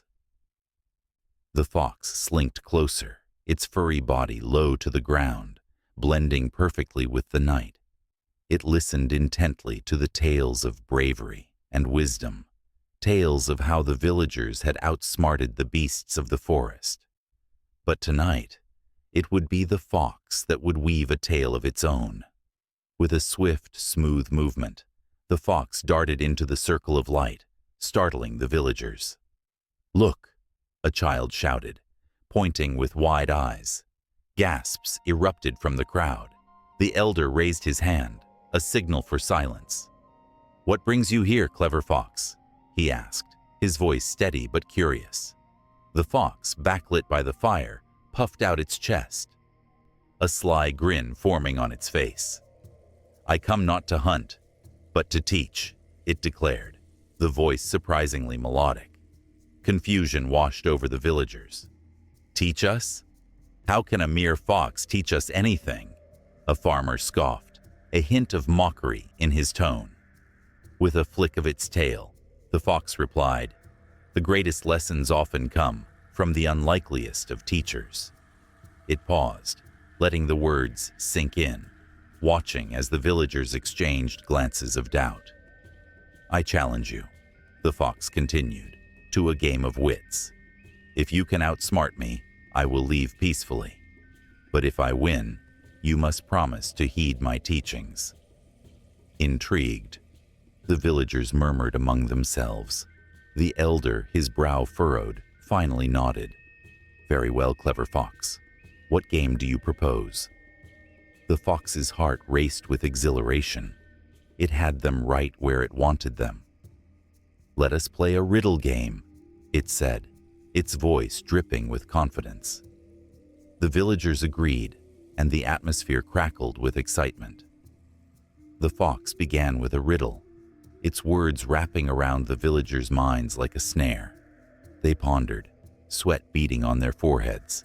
But finally, one by one, they fell silent, unable to answer. The fox let out a triumphant yip, delighting in their confusion. As the night deepened, The game continued. Each riddle was trickier than the last, and the villagers found themselves tangled in thought, frustration creeping into their expressions. With every riddle they missed, the fox's laughter rang out, echoing through the village like a haunting melody. It was a sound that sent shivers down their spines, but also sparked a flicker of admiration. Yet, hope was not lost entirely. The farmer who had scoffed earlier leaned over to the elder, whispering, "Perhaps we can outsmart it together." The elder nodded, a glimmer of determination shining in his wise eyes. They huddled close, whispering and drawing upon their collective knowledge of the land and its secrets. The next riddle came, and the villagers, fueled by a mix of desperation and unity, answered together. For a moment, time seemed to hold its breath. Would they succeed? The clever fox watched, a sly grin wavering on its face, as the villagers' voices rang out in a chorus. The riddle hung heavy in the air, until finally it clicked. "Yes, that's it," a young girl cried, her eyes sparkling with joy. The fox felt a pang of surprise, a flicker of respect blooming in its heart, but it quickly masked its emotions, readying another challenge. With a flourish, it presented another riddle, its voice a smooth purr that soothed the tension rising in the crowd. The villagers' brows furrowed, their whispers grew quiet as they focused intently on the words. They felt the weight of the moment, the thrill of competition thrumming through their veins. Yet, as the riddle unfolded, doubt crept back in. The clever fox watched them squirm, relishing in their struggle. But just when it seemed victory was certain, the elder's voice broke through the tension. "Patience, my friends. The answer lies within us, within our stories." With newfound clarity, the villagers rallied once more, their voices rising in a wave of camaraderie. The clever fox felt a different kind of thrill, a mix of admiration and challenge. As the night wore on, the lines between hunter and hunted blurred, each participant learning not just from the game, but from each other. Time slipped away, enveloping the village in a magical embrace where wisdom flowed freely, like the river after rain. The fox, though clever, realized that sometimes being outsmarted was the greatest gift of all. The air crackled with anticipation, emotions swirling like leaves caught in a storm. As the village glimmered in the fading light, the clever fox and the villagers stood on the brink of a realization, a turning point that would forever change their lives. And so, the tale continued, spinning its web of lessons, waiting for the next chapter to unfold in the heart of ancient Vietnam. The moon hung heavy in the night sky, casting a silvery glow onto the surface of the lake. In the stillness, a soft breeze rustled the leaves, whispering ancient secrets to those who dared to listen. It was said that the Lady of the Water, a spirit as beautiful as she was fearsome, wandered these shores. Fishermen spoke of her enchanting voice, a melody that could lure the most steadfast souls into the depths below. But for every tale that glorified her beauty, there were darker rumors that sent chills down spines, warnings that echoed through hushed conversations in the flickering light of taverns. Long ago, in a time when the world was still young, human life intertwined with the unseen. Water spirits, guardians of rivers, lakes, and oceans, played a crucial role in the equilibrium of nature. They were revered by people who understood the power of water, who lived in harmony with the element that gave life. Each spirit held a distinct personality, a story woven into the very fabric of the waters they inhabited. Some were nurturing, offering bountiful harvests. Others were vengeful, punishing those who disrespected their domain. The Lady of the Water was one such spirit. With flowing hair that danced like waves and eyes that sparkled like stars reflecting on the ocean, she ruled over her watery kingdom with grace and strength. Legends told of her laughter echoing through the valleys, bringing rain to parched lands and filling rivers to the brim. But when angered, the very waters would rise, transforming placid lakes into raging torrents. It was this duality that made her a figure of awe and terror. Throughout history, villagers near the lake would perform rituals to honor her. Offerings of flowers and crafted trinkets floated on the water's surface, symbols of respect and devotion. Yet, as time marched on, urbanization encroached upon her sacred space. Houses sprouted where once only wildflowers grew, and the laughter of children replaced the soft whispers of the wind. The balance shifted, and with it, the lady's patience began to wane.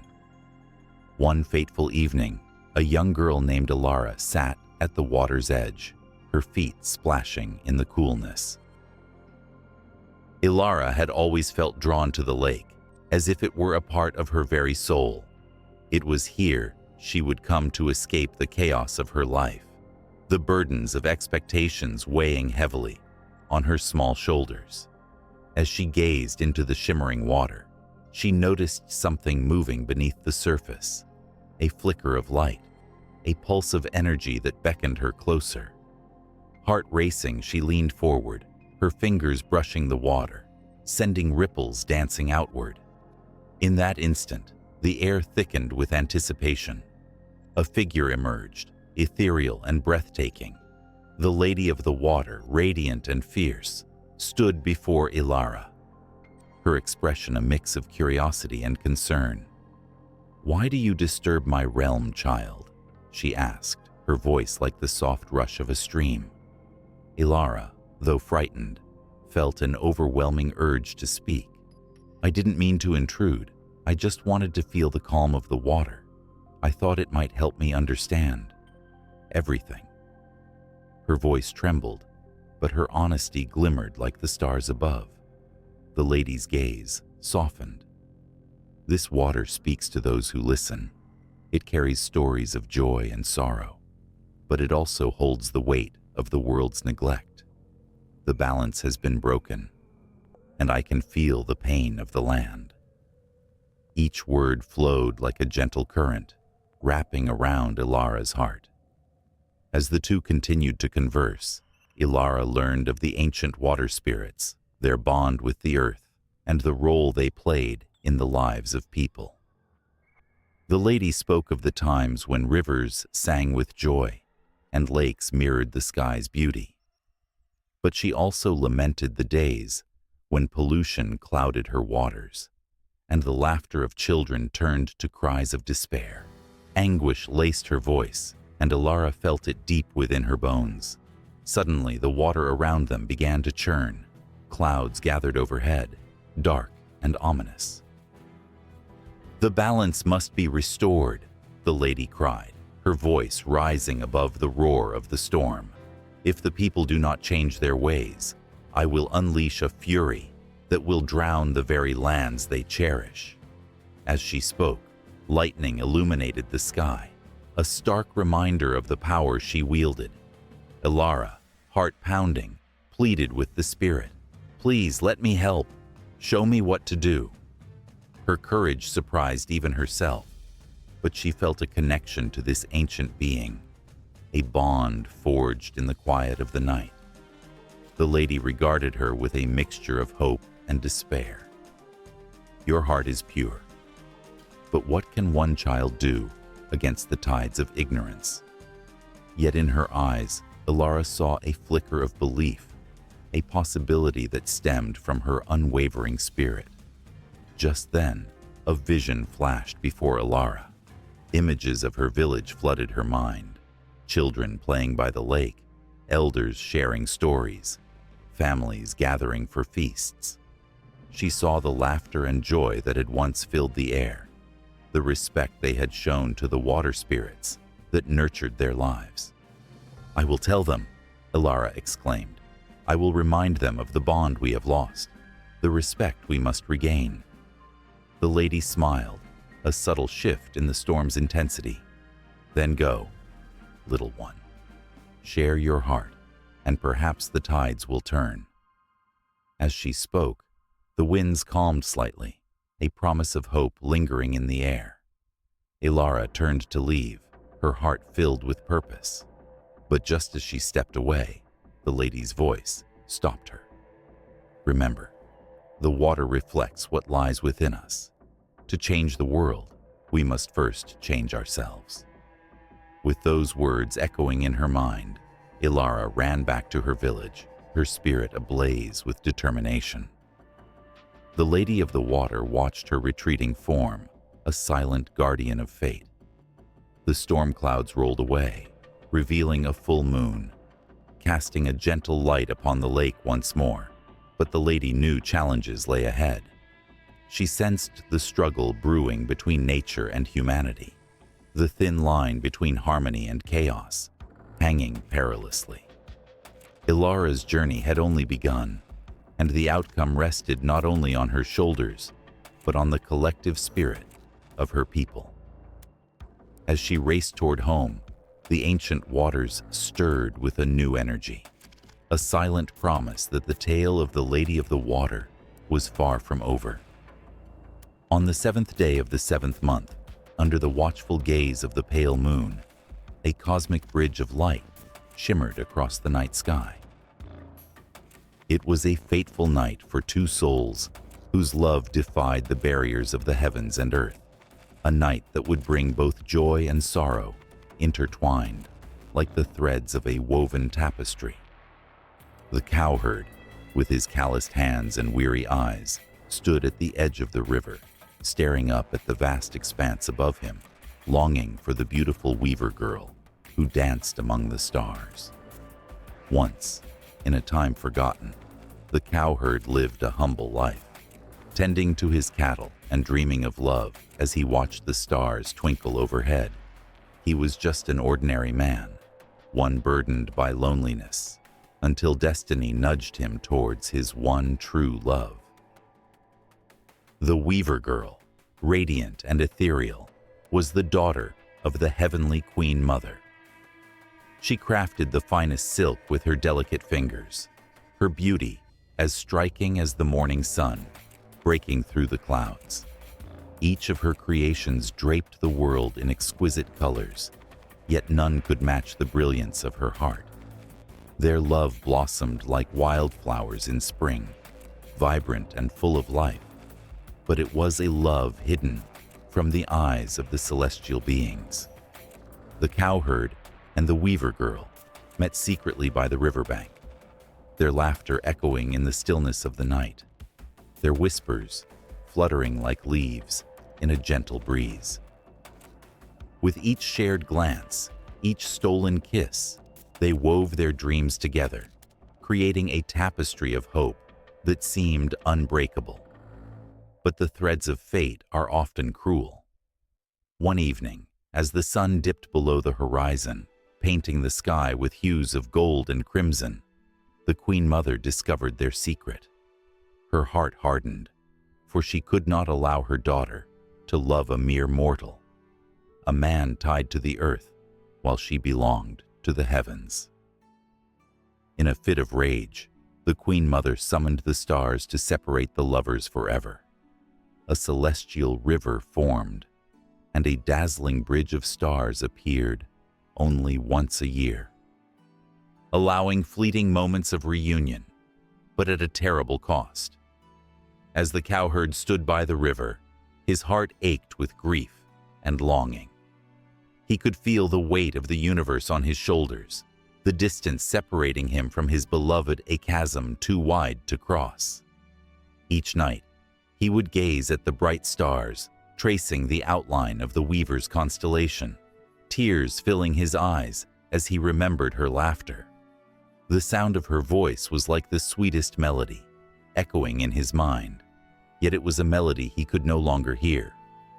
But hope flickered like a candle in the wind. With the arrival of the 7th night of the 7th month, the cowherd prepared himself. He gathered the finest flowers and braided them into a wreath, a symbol of his undying love. The stars would align, and the bridge would appear, like a promise whispered on the wind.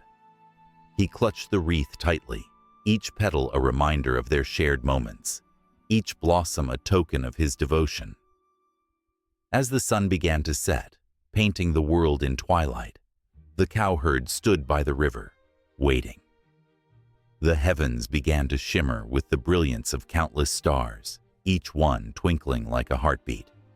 He could feel the surge of anticipation in his veins, a pulse of hope that quickened with the approach of night. And then, as if the universe itself held its breath, the bridge appeared, a shimmering pathway of light stretching across the dark void. On the other side, the weaver girl stood, her heart racing as she caught sight of her beloved. Dressed in flowing silks that mirrored the night sky, she felt the pull of their connection stronger than ever. As if drawn by invisible threads, they crossed the bridge, their hands reaching out toward each other, fingers trembling with the electric thrill of reunion. In that moment, the world faded away. Time stood still as they embraced, their hearts beating in sync. The weight of loneliness lifted in an intoxicating swirl of joy. The river glistened beneath them, reflecting the starlit sky, as if nature itself rejoiced at their reunion. Laughter and tears mingled in the air, a symphony of emotions that enveloped them. Yet, the joy was tempered by an unshakable shadow. Beneath the radiant light, the cowherd remembered the Queen Mother's wrath. Their love, though pure, was still forbidden.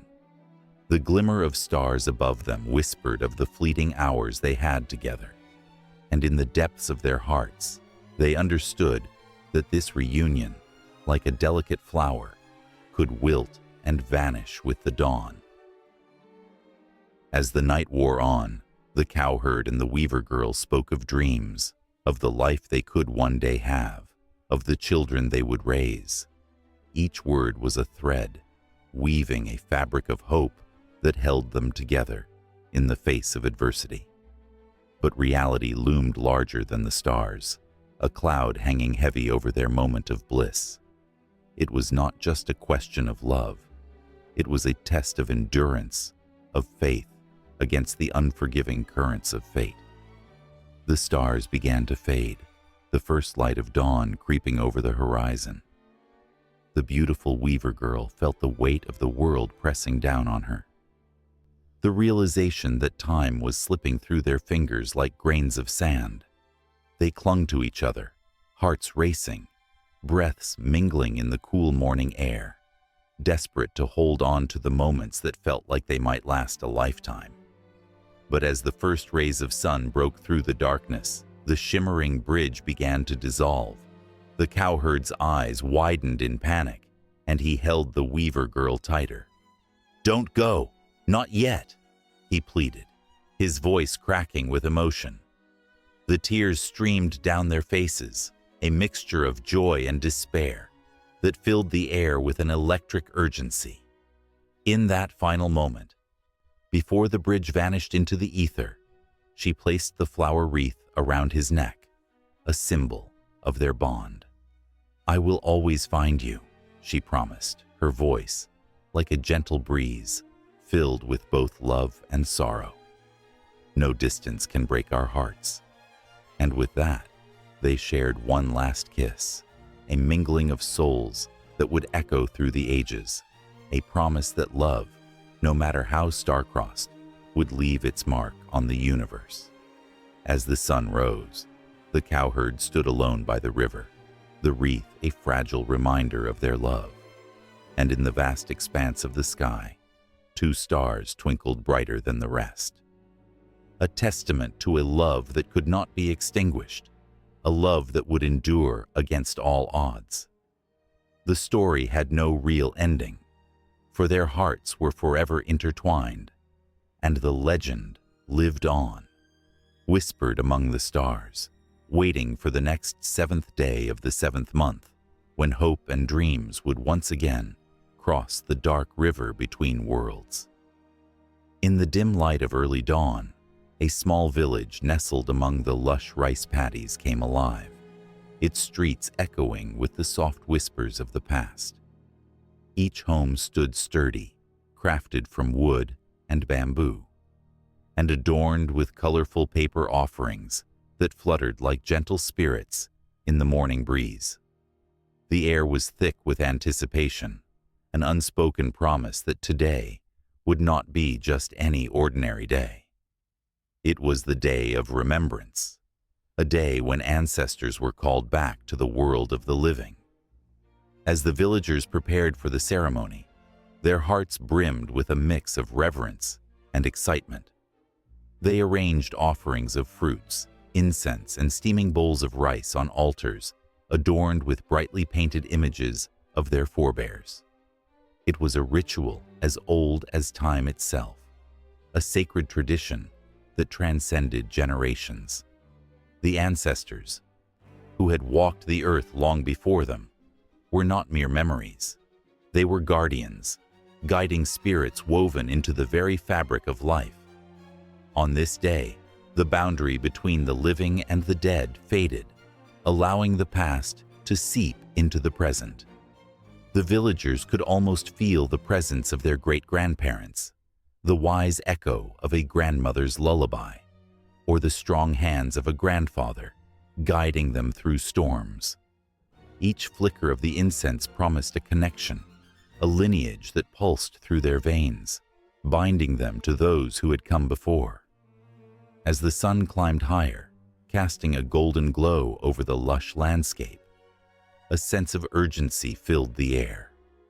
Young Nguyen stood before the family altar, his small hands trembling slightly as he lit the incense.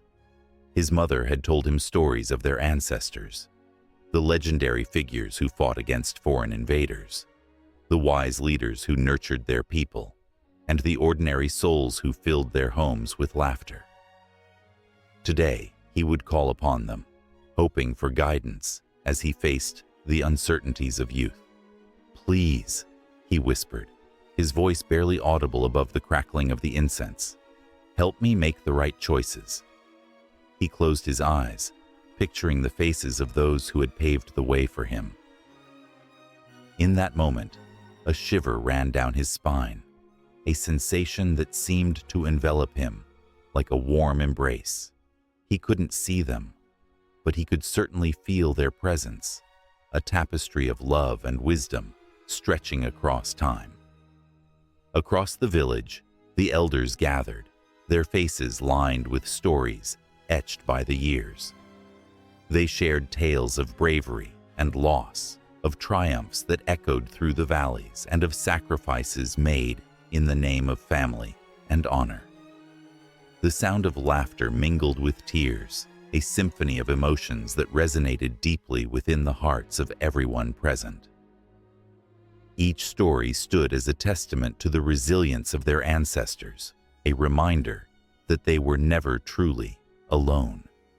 As the sky transitioned from bright blue to hues of orange and pink, the village erupted in song. Voices rose in harmony, weaving a melody that danced with the spirits of the departed. It was a celebration of life, a recognition of the eternal bond between the living and the ancestors who watched over them. The rhythm of the drums echoed like a heartbeat, a pulsating reminder of the strength that came from honoring one's lineage. But with the joy came an undercurrent of fear, a fear of forgetting.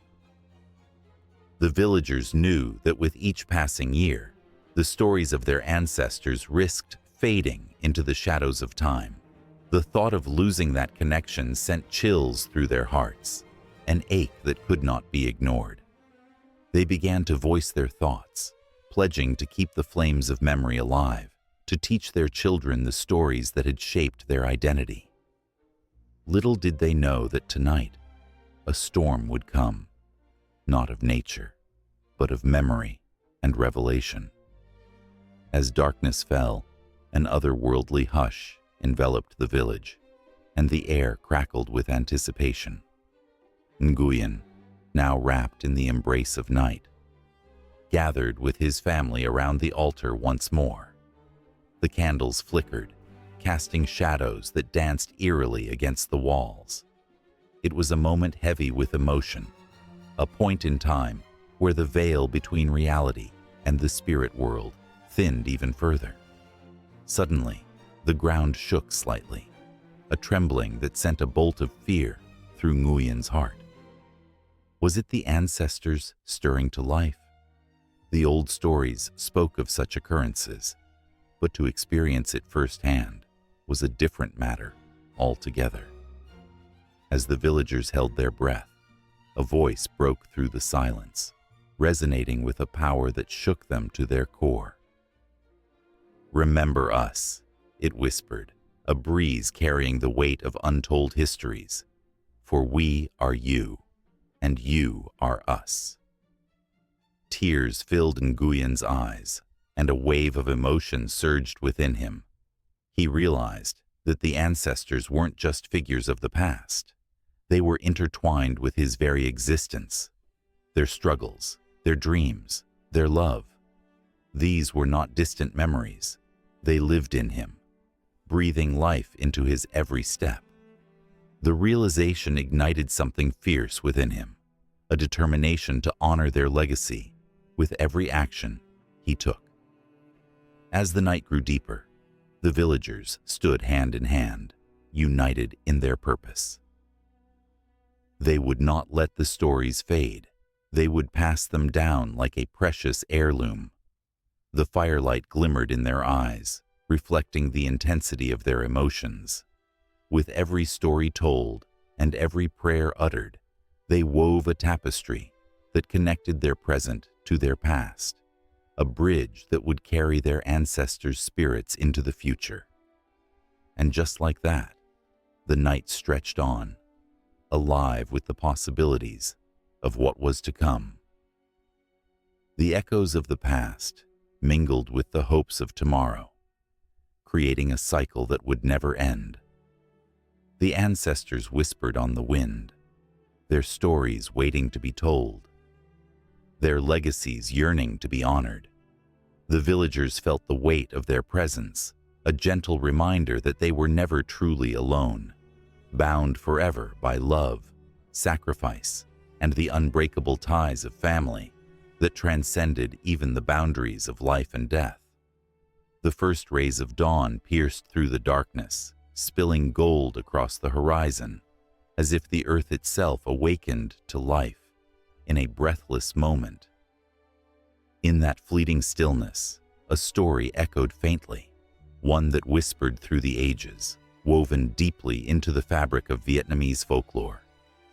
Children once huddled by flickering lanterns, eyes wide and hearts racing, as their elders spun tales of the celestial dance between the sun and the moon. This was not just a dance, it was a fierce rivalry, a poignant love story, and a battle of light and shadow etched into the skies above. In Vietnamese belief, the sun was no ordinary star. He was a radiant warrior, powerful and fierce, illuminating the world with his brilliant embrace.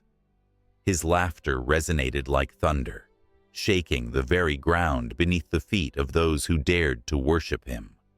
With every sunrise, the sun chased away the ghosts of night, casting away fears and igniting hope.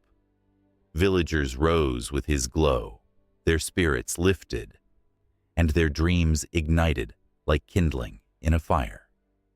Yet, as the sun shone brightly, the moon lingered in the shadows, a soft, silvery figure cloaked in mystery. The moon, delicate and serene, was the essence of calm. She whispered secrets only the night could hear, drawing in those who yearned for solace in the darkness. With her gentle glow, she illuminated the paths of lovers and guided lost souls home. But her beauty was not without its pain. The moon longed for the sun, a love that could only bloom amidst the contrast of day and night.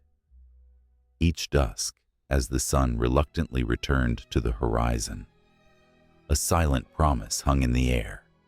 The moon would rise, embracing the night with the hope that one day they might share the sky in harmony. This celestial tug-of-war unfolded in the hearts of the Vietnamese people, who found meaning in every sunrise and sunset. Farmers planted their crops with the sun's fierce gaze upon them, while at twilight they would gather under the moon's gentle embrace, telling stories of hope, love, and loss. Each cycle of day and night was steeped in tradition, a reminder of the delicate balance between light and dark, joy and sorrow. The sun and the moon were not just celestial bodies, they were guardians of time, shaping lives and destinies with their eternal dance. As dusk fell, children would gather around the fire, eyes sparkling like the stars above. Their grandmothers, with voices rich and warm, painted vivid pictures of the sun and moon's eternal chase. They spoke of how the sun, with his fiery heart, would sometimes lose himself in jealousy, casting storms upon the earth, while the moon, in her wisdom, would weave the clouds into a blanket of peace. Yet, even in the storms, a fragile beauty emerged, a reminder that even the fiercest battles could yield moments of grace. The villagers felt the storm's chill, yet they found strength in the moon's glow, believing that the darkness would eventually yield to light. But stories often take a darker turn. Legends tell of a time when the moon, tired of waiting for her beloved sun, sought to eclipse him. In a moment of desperation, she wrapped herself around him, plunging the world into pitch darkness. The earth trembled, and fear gripped the hearts of all who dwelled below. Yet this act of defiance only fueled the sun's rage, igniting him into a blazing fury. Flames erupted across the sky, and the clash of their powers threatened to shatter the heavens. The villagers watched in awe and terror, their breaths hitching as they witnessed the celestial chaos above. And then, just as it seemed the end might come, the earth itself spoke. In a voice that trembled like leaves in the wind, it reminded both lovers of the beauty that lay in their differences. The sun and moon paused, their hearts pounding in rhythm, realizing that without each other, the world would be a drab canvas, devoid of color. It was this moment of unity that transformed their rivalry into an everlasting bond, reminding the people below that day and night were intertwined, each illuminating the other. In the aftermath of their turmoil, the sun and moon settled into their roles, finding peace in the knowledge that they were destined to chase and elude one another for eternity. The sun would rise, fierce and fiery, proclaiming the start of a new day, while the moon would take her place, draping the night in soft silken shadows. Together, they created a cycle, a rhythm that echoed the heartbeats of the entire universe. With every dawn, life was born anew, while each dusk brought a comforting rest, a promise of renewal. The villagers learned to celebrate this dance, turning their lives into a tribute to both luminaries. Festivals blossomed under the moon's watchful gaze, while the sun's might inspired labor and joy. In the fields, harvests were gathered with gratitude, and at night, families would come together, sharing stories that spanned generations. Each tale was a thread, weaving a rich tapestry of emotion, culture, and belief, binding them to the heavens above. And so, the legends of the sun and moon remained alive in the hearts of the people, passed down through whispers and laughter, echoing in the valleys and across the mountains. They stood as a testament to the power of love and the harmony found in opposites. The mysteries of day and night unfolded like petals of a flower, revealing the beauty of existence itself. Each cycle brought a new story, a new life, and with it, emotions that surged like the tides, compelling all who listened to lean in closer, hearts racing, eager for more. The river flowed silently under the moonlight, its surface shimmering like 1,000 diamonds scattered across a dark velvet cloth. The cool night air whispered secrets of ages long past, and a curious chill ran down the spine of anyone who dared to approach the water's edge. Tales of the river spirits echoed through the village, carried on the breeze, weaving through the hearts of the elders and the laughter of children playing nearby. They spoke of guardians, protectors of the waterways, whose very essence was entwined with the fate of the land. Long ago, in a time when men and women lived in harmony with nature, the river was not just a source of life, but a sacred being. Villagers believed that every ripple held a spirit, a guardian watching over them.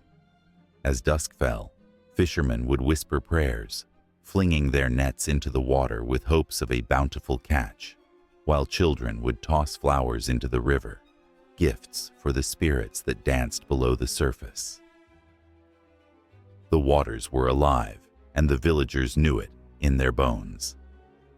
One fateful night, a storm brewed on the horizon. Dark clouds rolled in, swallowing the moonlight and casting a shadow across the village. As thunder rumbled, the villagers huddled in their homes, fear gripping their hearts. But one young girl, Mira, felt the pull of the river. With a heart full of courage, she slipped away from the safety of her home, her bare feet padding softly against the muddy ground. Mira reached the riverbank, where the water churned with fury, as if it too sensed the coming storm. She remembered the stories her grandmother told of the river spirits, the powerful beings who safeguarded the waters and the people. They were said to emerge at times of turmoil, their forms shimmering and ethereal, illuminating the darkness with a glow that rivaled the stars. Mira took a deep breath, summoning her courage. In the depths of the roaring river, something stirred. The water began to bubble and swirl, and a figure emerged, a spirit clad in flowing robes of blue, shimmering like the river itself. Its eyes glowed with a soft light as it regarded the girl with a mixture of curiosity and sadness. This was Aelith, the guardian of the waters, whose grieving heart felt the anguish of the storm, a sentinel caught between two worlds. "Why do you come, child of the land?" Aelith's voice was a gentle murmur, like a breeze rustling through leaves, but it resonated with an ancient power. Mira, trembling yet resolute, stepped closer, her heart pounding like a wild drum. "I felt you," she whispered, her voice barely audible above the crashing waves. "I came to help." Aelith's gaze softened, and for a moment, the storm seemed to quiet, as if the very world held its breath. "The river is restless," Aelith replied. "A darkness stirs within, and only a pure heart can mend what is broken. Will you stand with me, child?" Mira nodded, her resolve stronger than the fear swirling in her chest. The air around her shimmered with energy, and as she reached out her hand, a surge of warmth flooded through her veins. The waters began to calm, responding to her spirit, the fury of the storm ebbing as the guardian wrapped her essence around the girl.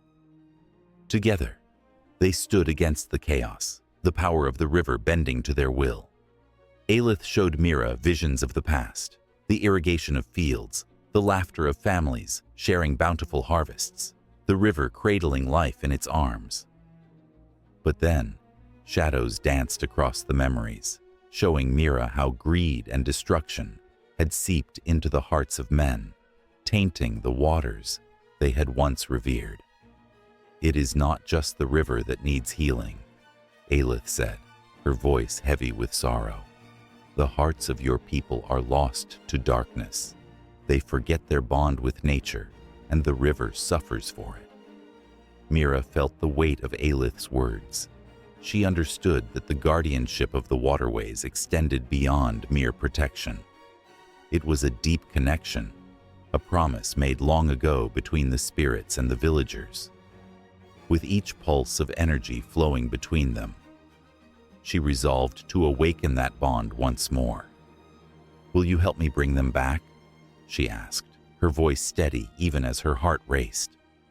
Aelith nodded, a flicker of hope lighting up her ethereal form. "Together, we will remind them of the spirits that dwell within the waters, the magic that flows through their lives."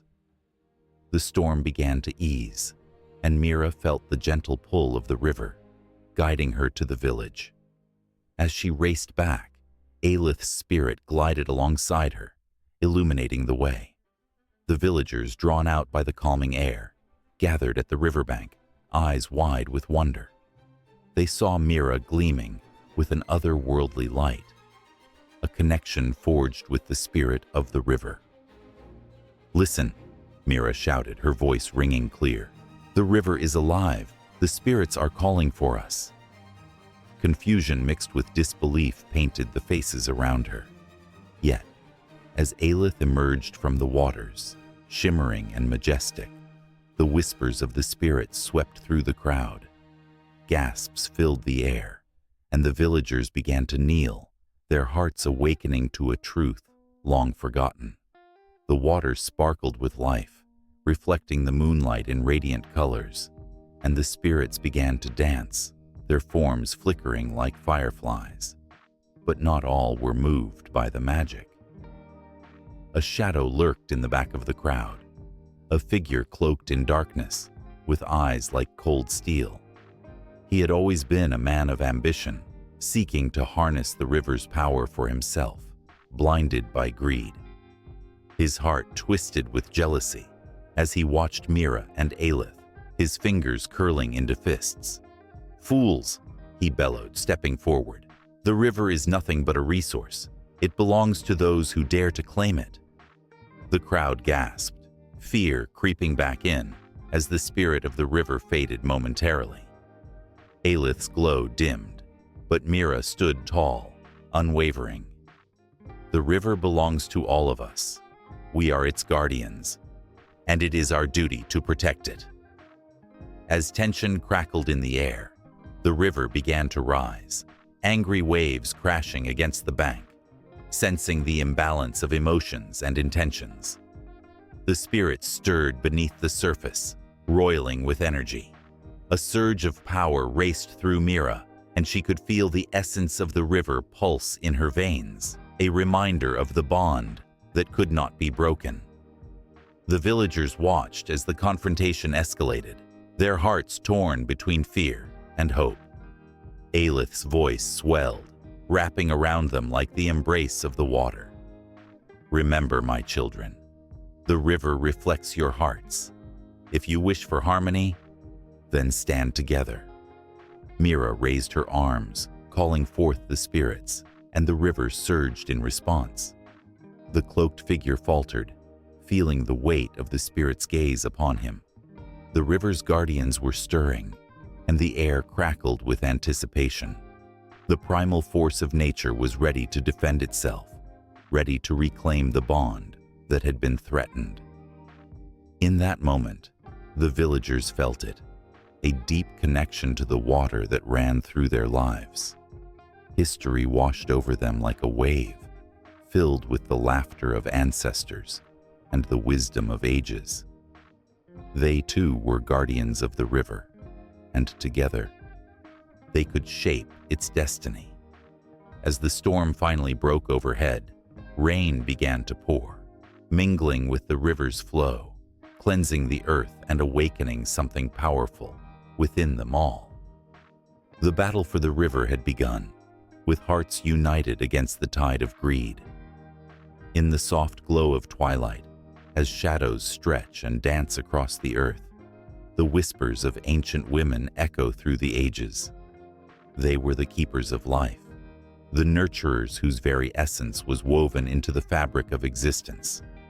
Each one a goddess in her own right, they embodied the power of creation, the magic of fertility, and the depth of womanhood's journey.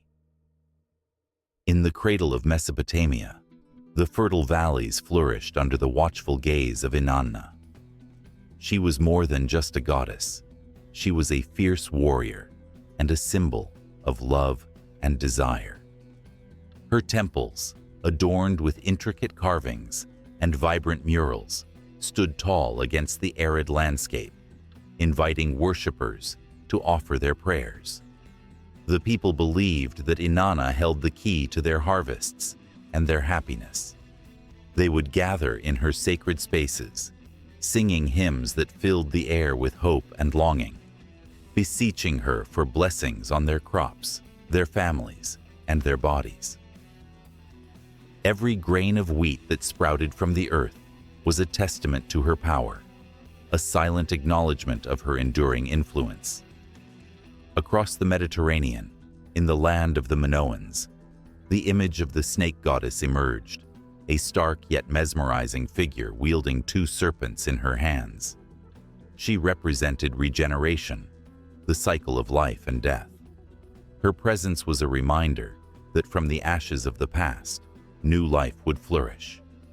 Women would gather around her statue in reverence, sharing stories of birth and rebirth, sharing the pains and joys of their own bodies that mirrored her power.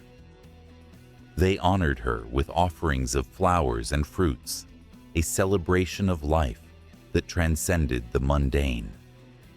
In ancient Egypt, the goddess Isis stood as the epitome of motherhood. Her tale of love and resilience captivated the hearts of many. After the brutal murder of her husband Osiris, she defied the odds, piecing together the fragments of his body and resurrecting him through the magic of her love. This act was not just a fantastical story, it was a message to every woman who faced sorrow. In the temples, women poured their hearts out before her effigy, seeking strength in motherhood and solace in loss.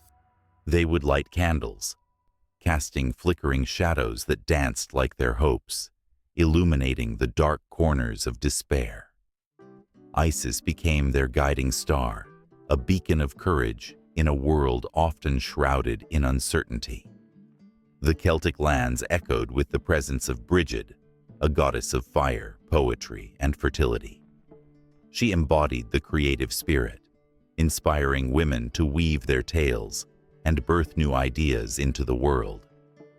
During Imbolc, the festival in her honor, communities would gather around fires, sharing stories that sparked the imagination and ignited the soul. Women would braid their hair, intertwining strands like the threads of their lives, celebrating the feminine strength that binds them together. In that moment, they were not just individuals. They were a collective force, a sisterhood grounded in the power of creation. The warmth of the flames mirrored the warmth in their hearts, a testament to their shared resilience. As the sun set behind the mountains, the story of Demeter and Persephone emerged from the shadows.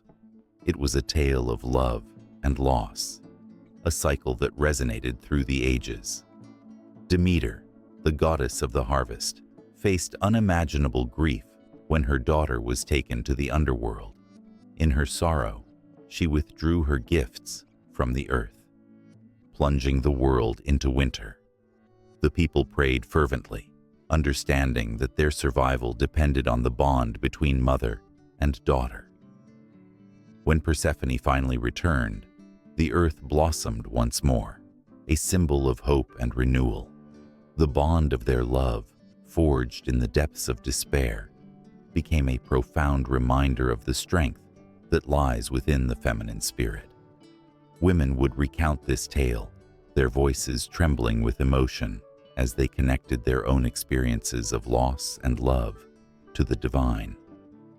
In the distant lands of the Indus Valley, the figures of ancient fertility goddesses adorned homes and hearths, their forms a celebration of womanhood.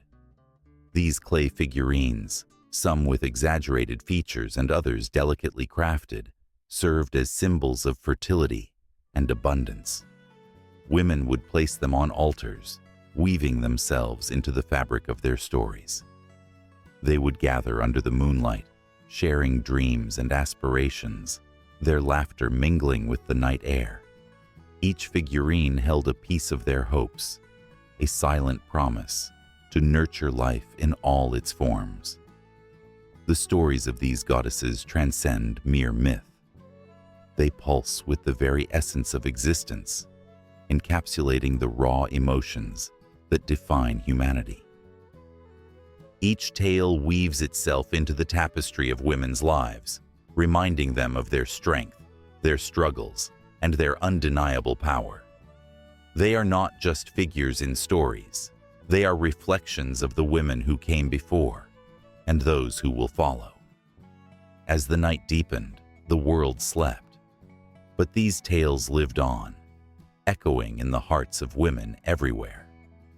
A sense of connection grew between past and present, between the goddesses and the women who honor them. The tension of their stories filled the air, vibrating with unspoken truths and shared experiences. The rituals, the prayers, the celebrations, they were all part of a legacy that refused to fade, a powerful reminder of the roles women have played and continue to play in the cycle of life. And so, the stories would carry on, intertwining with the dreams of those who listened. The legacies of these goddesses remained alive, whispering secrets of strength and resilience into the hearts of every woman who dared to embrace her own power. With each heartbeat, the tales grew richer, their significance deeper, forever knitting the past to the present, ensuring that the divine feminine would never be forgotten.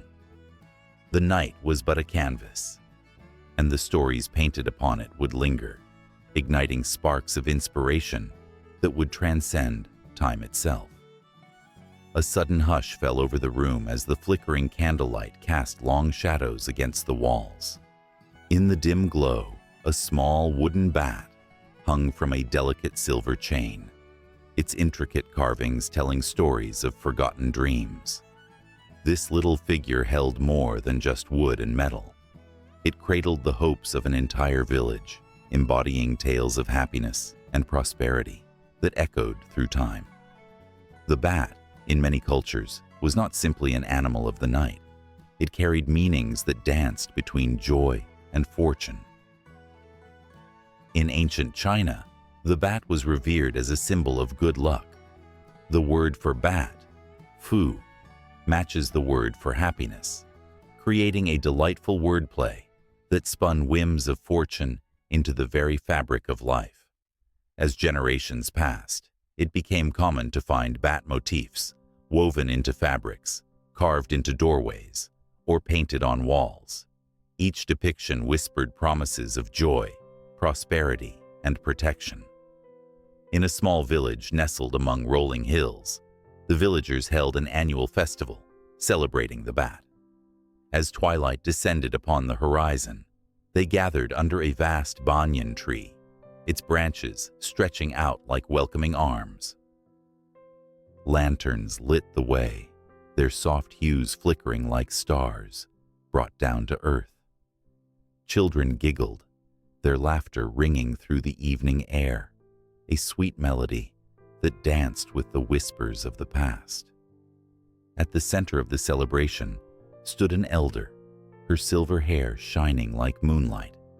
She carried the stories of their ancestors in every wrinkle of her face.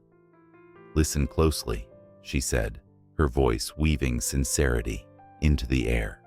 "The bat is not just an animal. It is a harbinger of good things to come. When the bat flies into your life, it brings happiness on its wings." Tales of fortune filled the night. Stories of lost treasures found, of homes filled with laughter and of love rekindled. The villagers clung to each word, their hearts racing with the rhythm of hope. As the elder spoke, the crowd leaned in, eager to hear about the night when the bat brought the greatest fortune of all. Years ago, a humble farmer named Lee lived at the edge of the village. Struggling against harsh seasons, he worked from dawn until dusk, his hands calloused and worn. One fateful evening, he stumbled upon a cave while searching for firewood. Peering into the darkness, he spotted a flutter of movement, a bat hanging from the ceiling, its wings folded gracefully. As Lee watched, the bat unfurled its wings and soared into the night, leaving a trail of shimmering light in its wake. Intrigued, Lee followed, his curiosity igniting a spark of hope. He ventured deeper into the forest, and in the clearing, he found a hidden garden, overflowing with vibrant flowers and golden fruits that sparkled under the moonlight. It was a place untouched by time, a sanctuary that whispered secrets of abundance. As he picked the fruits, a warm breeze wrapped around him, carrying the scent of prosperity. The following days brought miraculous change. Lee returned to his farm with baskets full of the garden's gifts. Soon, his fields flourished like never before, crops bursting forth with life, and his home filled with laughter and love. The village buzzed with the news, and they too began to see the bat as a symbol of their own dreams. But not all stories are woven from joy. The tale took a turn when a severe drought struck the land, leaving the villagers desperate. Hope began to fade like the setting sun. They gathered once more under the banyan tree, hearts heavy with despair, and as night cloaked the sky, the elder recalled the legend of the bat. "We must remember," she urged, "that even in darkness, the bat holds the light of happiness." With that, the villagers decided to honor the bat. They crafted paper lanterns shaped like bats, each one filled with their wishes for rain and abundance. As they released the lanterns into the sky, they watched with bated breath as the bats floated upward, illuminating the night. The lanterns shimmered like stars, weaving their dreams into the fabric of the universe. The winds shifted, carrying the whispers of their wishes. Night after night, they lit their lanterns, and finally, the skies responded. Dark clouds gathered, and rain poured down, soaking the parched earth. Laughter returned, this time a chorus of joy as they danced under the rain, celebrating the bat's gift of happiness restored. As the years passed, the bat became deeply embedded in the village's identity. It transcended folklore to become a symbol of resilience, a reminder that happiness could always be reclaimed, even in the darkest times. Every villager carried a small bat carved from wood or clay, a token of faith in better days. But the tale did not end there. Whispers of a new challenge began to spread, shadows creeping back into the hearts of the villagers. A band of outsiders arrived, their eyes cold and hungry for the village's prosperity. They sought to claim the hidden garden for themselves, convinced that the bat's magic belonged to them alone. The village gathered, fear washing over them like a chilling wave. The elder stood once more among them, her voice steady and strong. "We must remember," she said, "the bat brings not only happiness, but also the strength to protect it." The villagers nodded, a fire igniting in their hearts. They would not let go of their symbol, their hope. In the days that followed, they devised a plan. At the next full moon, they would honor the bat with a grand celebration, a festival like no other. They would remind themselves of the magic that lived within their unity and courage. But the outsiders would not sit idly by. They watched, lurking in the shadows, plotting to strike. As the day of the festival approached, the air thickened with anticipation and fear. The villagers poured their hearts into every detail, crafting new lanterns, dancing, and preparing feasts. But beneath the joyous facade, tension crackled, and the question loomed: would the bat's spirit be enough to protect them? The bat hung silently from its chain, a reminder that even in the shadows, happiness could take flight again. In the shadow of the great mountains, where the sun kissed the peaks and the valleys whispered tales of old, a chilling wind blew across the village of Eldora. The air was thick with foreboding, as if the very earth trembled in anticipation of what was to come. Children huddled close to their mothers, eyes wide with fear, while the elders whispered in hushed tones about the ancient prophecy that had haunted their people for generations. The legend spoke of a stone dragon, a creature born from the heart of the mountain, a guardian of the valley whose fierce loyalty was matched only by its capacity for sacrifice.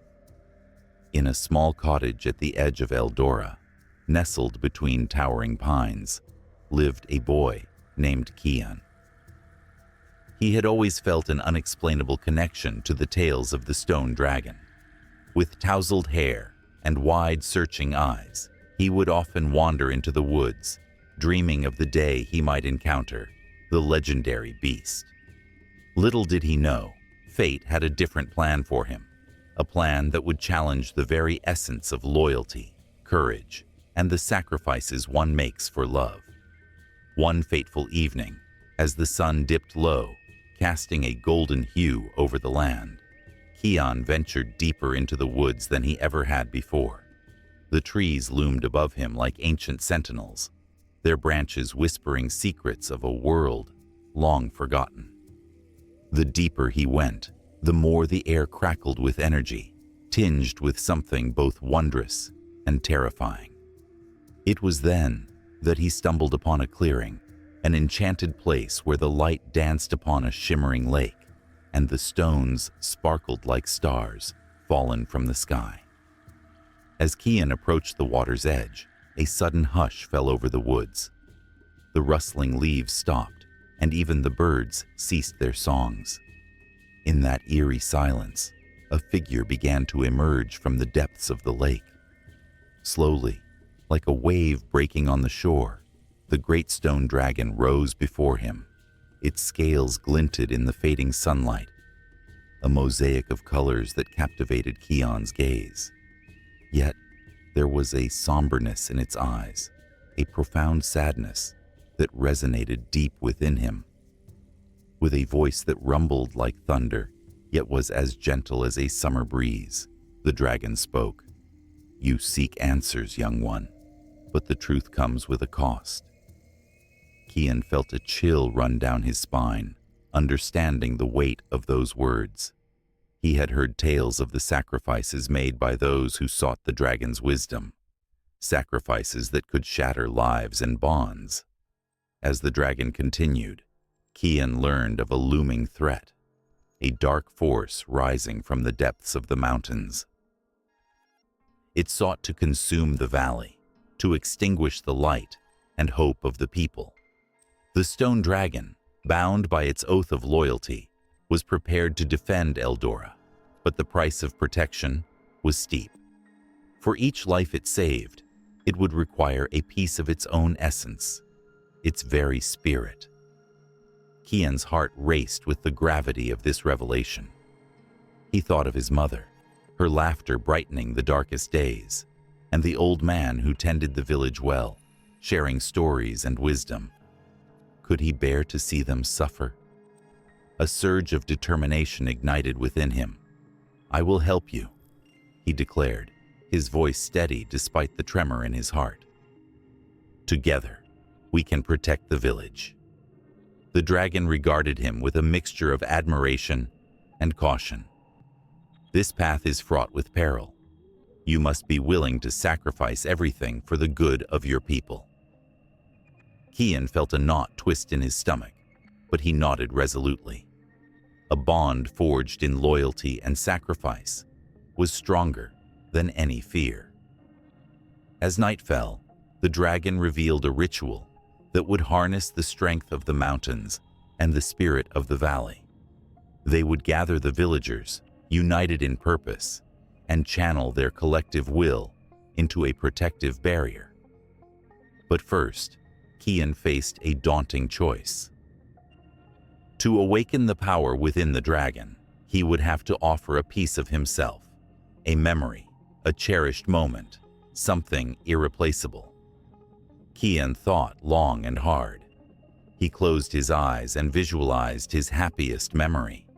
It was a day spent under a blooming cherry tree, laughter echoing in the air, his mother spinning tales of bravery and adventure. But now, the weight of his decision pressed down on him like the weight of the world. With a heavy heart, he whispered, "I will give you my happiest memory." As the words left his lips, he felt a warmth envelop him, the dragon's presence growing stronger.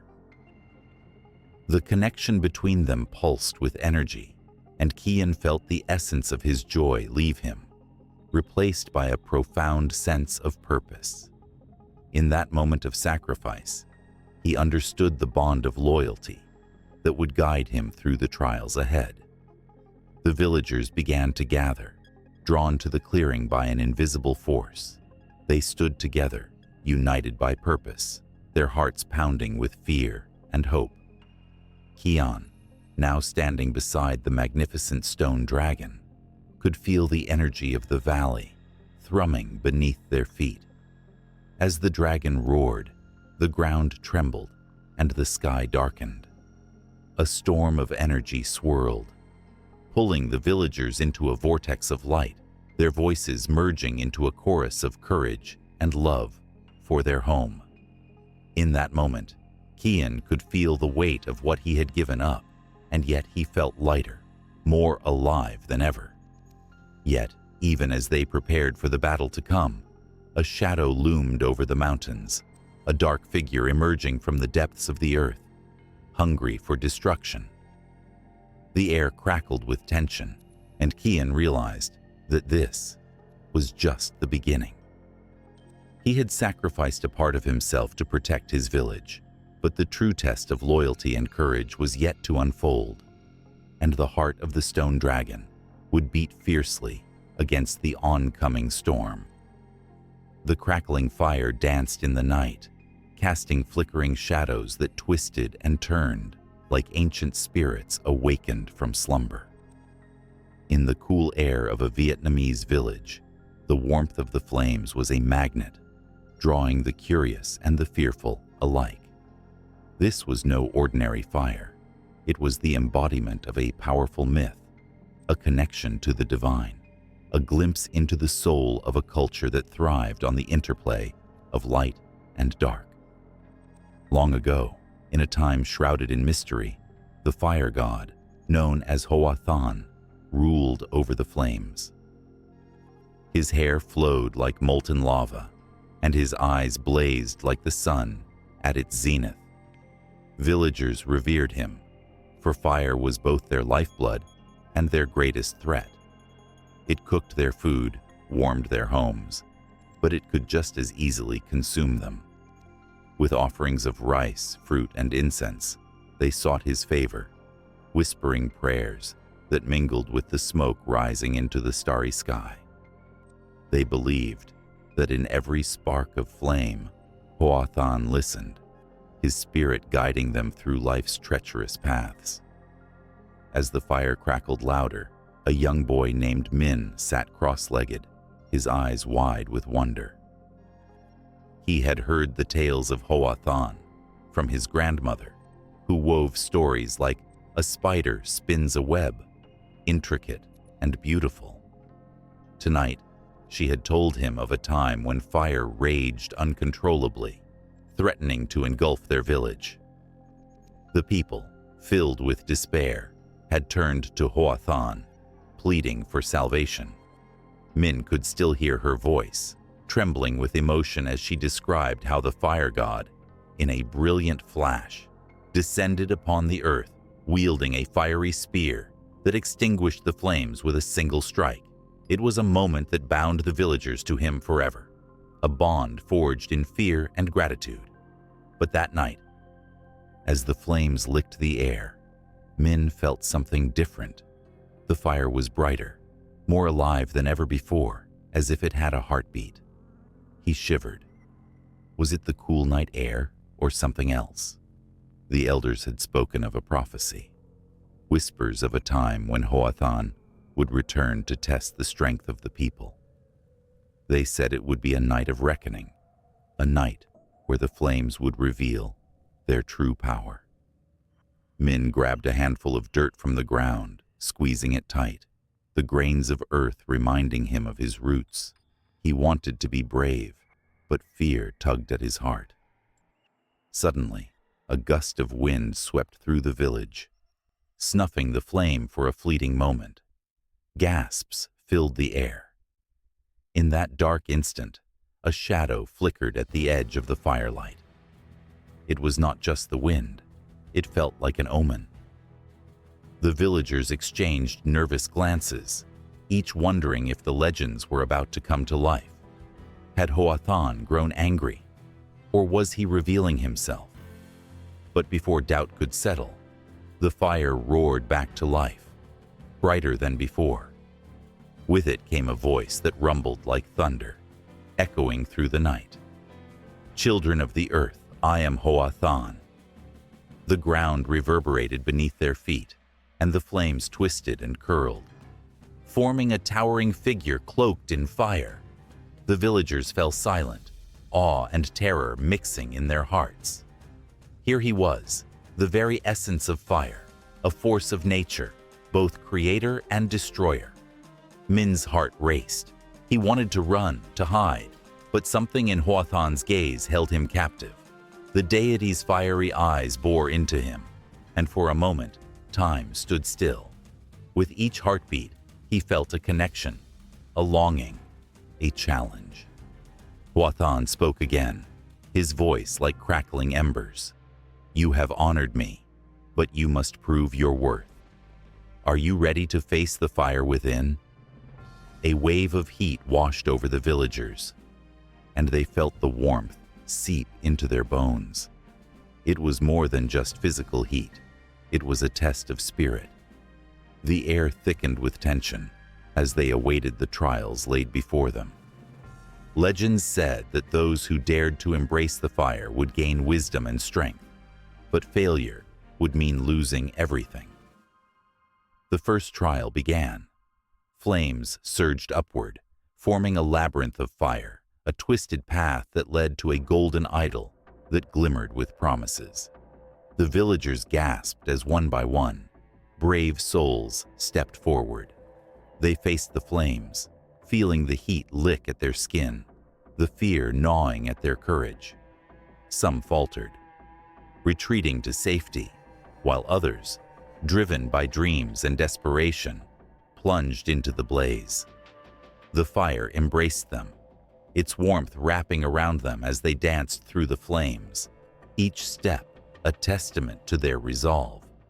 Min watched, heart pounding, as a young woman leapt forward, her spirit unyielding. She was a symbol of hope, a beacon in the dark night. With each leap, she drew closer to the idol, her laughter mingling with the crackle of the fire. In that moment, he realized that fire was not just destruction. It was also a force of creation, a catalyst for change. It could burn away the old and make space for the new. As the first trial ended, the villagers gathered around the idol, filled with a newfound spirit. They had faced their fears and emerged victorious. But the night was far from over. Hoathan's voice echoed once more, a challenge lingering in the air. "You have proven your bravery, but the greatest trial awaits. Now, face the fire within your hearts." With those words, the ground trembled again, shaking the very foundation of their existence. Min felt an urgency, a burning desire to understand what the fire god was demanding. As darkness enveloped the village, embers glowed like stars, fallen from the heavens. illuminating the path forward. The trials were not just tests of strength, but journeys into the depths of their souls, revealing their deepest fears and desires. And as the fire crackled on, Min could not help but wonder whether he had the courage to embrace his own flame.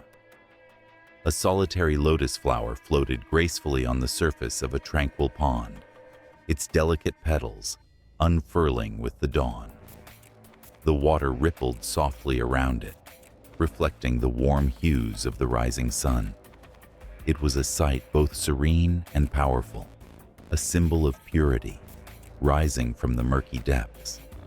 This breathtaking scene whispered ancient secrets, holding within it a tale woven through centuries of history, spirituality, and profound meaning. Long ago, in the lush fields of ancient Egypt, the lotus was revered as a sacred symbol. Its beauty was a gift from the gods, and even the great pharaohs recognized its significance. They adorned temples and tombs with carvings of this exquisite flower, believing it represented resurrection and eternal life. The lotus was said to rise each day, blooming anew with the sun, a compelling metaphor for the cycle of life, death, and rebirth. As the Egyptians gazed upon it, they felt a deep connection to the divine, their hearts filled with emotions that danced between hope and sorrow. In the stillness of the night, under a canopy of stars, priests would gather beside the Nile, chanting hymns that echoed through the moonlit air. The scent of incense mingled with the night's cool breeze as they honored the lotus. To them, it was not merely a flower. It was a bridge between the earthly realm and the divine. They believed that the soul, like the lotus, could rise from the depths of despair, blossoming into something beautiful and transcendent. Each petal of the flower told a story of resilience, courage, and the unyielding spirit of life. Moving across time and space, the lotus found its way into the hearts of the Indian subcontinent. Here, it took on new meaning, entwined with the threads of Hindu and Buddhist spirituality. In sacred texts, the lotus emerged as a symbol of enlightenment, a reminder of the potential within each person to rise above suffering. When the Buddha achieved enlightenment, legend has it that he sat upon a lotus. This image became a powerful emblem of purity and spiritual awakening, inspiring countless followers to seek their own paths to clarity and understanding. As the lotus lifted itself above the muddy waters, it mirrored the struggles of humanity. The flower faced challenges, battling against the dark, murky depths that threatened to hold it back. Yet, it persevered, unfurling its petals to reveal a stunning bloom. This tenacity resonated with those who sought solace in its symbolism. It became a beacon of hope for those trapped in their own struggles. The soft whispers of the lotus urged them to rise, to break free from the chains of despair, and to embrace the beauty of their existence. With every passing season, the lotus continued to flourish, spreading its message far and wide. Artists painted it, poets wrote about it, and philosophers pondered its significance. The flower had become a universal symbol of strength and purity, transcending borders and cultures. In every corner of the world, people began to see reflections of themselves in the lotus's journey, an endless cycle of trials and triumphs, a dance of darkness and light. In the heart of Asia, the lotus was celebrated in festivals that drew crowds from near and far. Brightly colored lanterns adorned the night sky, while joyous melodies filled the air. As people gathered to pay homage to the lotus, they shared stories of love and loss, of dreams fulfilled and hopes dashed. Each narrative echoed the essence of the flower, a reminder that like the lotus, they too could overcome adversity and rise to brighter days. Across centuries, the lotus has been embraced by spiritual seekers. Meditation practitioners often find solace in its presence. As they close their eyes, they picture themselves as a lotus, emerging from the depths of their own minds. With each breath, they feel the weight of their worries lift. In these moments, they understand the profound meaning of the lotus, that beauty can arise from pain, that light can pierce through darkness. In a quiet monastery in the hills of Tibet, the monks would sit in silent contemplation, surrounded by lush gardens filled with blooming lotuses. The air was thick with the scent of incense, and the sounds of whispered prayers created an ambiance of tranquility. The monks understood the symbolism of the lotus deeply. They saw it not just as a flower, but as a guide leading them to enlightenment. They shared stories of how the lotus thrives in muddy waters, drawing strength from its murky surroundings, and how each of them, too, could find peace and clarity amidst chaos. As the sun set on the horizon, casting a golden glow over the pond, the lotus continued to unfold its petals, revealing its heart to the universe. It stood as a testament to the power of perseverance, embodying a spirit that refused to be quenched by adversity. Emotions swelled like waves, and people, drawn to its beauty, felt an overwhelming sense of connection. They recognized themselves in the lotus, their struggles reflected in its journey. And as the night fell, the moon cast its gentle light upon the still water, illuminating the delicate petals of the lotus. It became a symbol of hope and resilience, urging those who encountered it to embrace their own stories, their own struggles. The lotus breathed life into their dreams, igniting a flame of courage within their hearts. The flower remained steadfast, whispering the eternal truth. From the depths of darkness, beauty can emerge, and from every struggle, a new beginning is born. But as the tales of the lotus spread, they stirred something deeper within the hearts of those who listened. There was a yearning, an unquenchable thirst for understanding that drove them forward.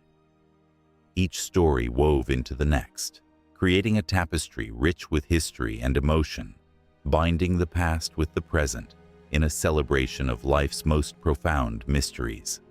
And in that moment, as the lotus continued to bloom, they knew it was just the beginning of a larger journey, a journey that would unveil even more of the lotus's hidden depths, drawing them ever closer to its enchanting essence. A silver glow bathed the forest as the moon hung low in the sky, casting a luminescent veil over the world below. Every rustling leaf and whispering breeze seemed to hold a secret, a promise, and a yearning that pulsed through the night. Among the trees, a soft, haunting melody floated through the air, the kind of song that could make anyone stop, shivering, and listen.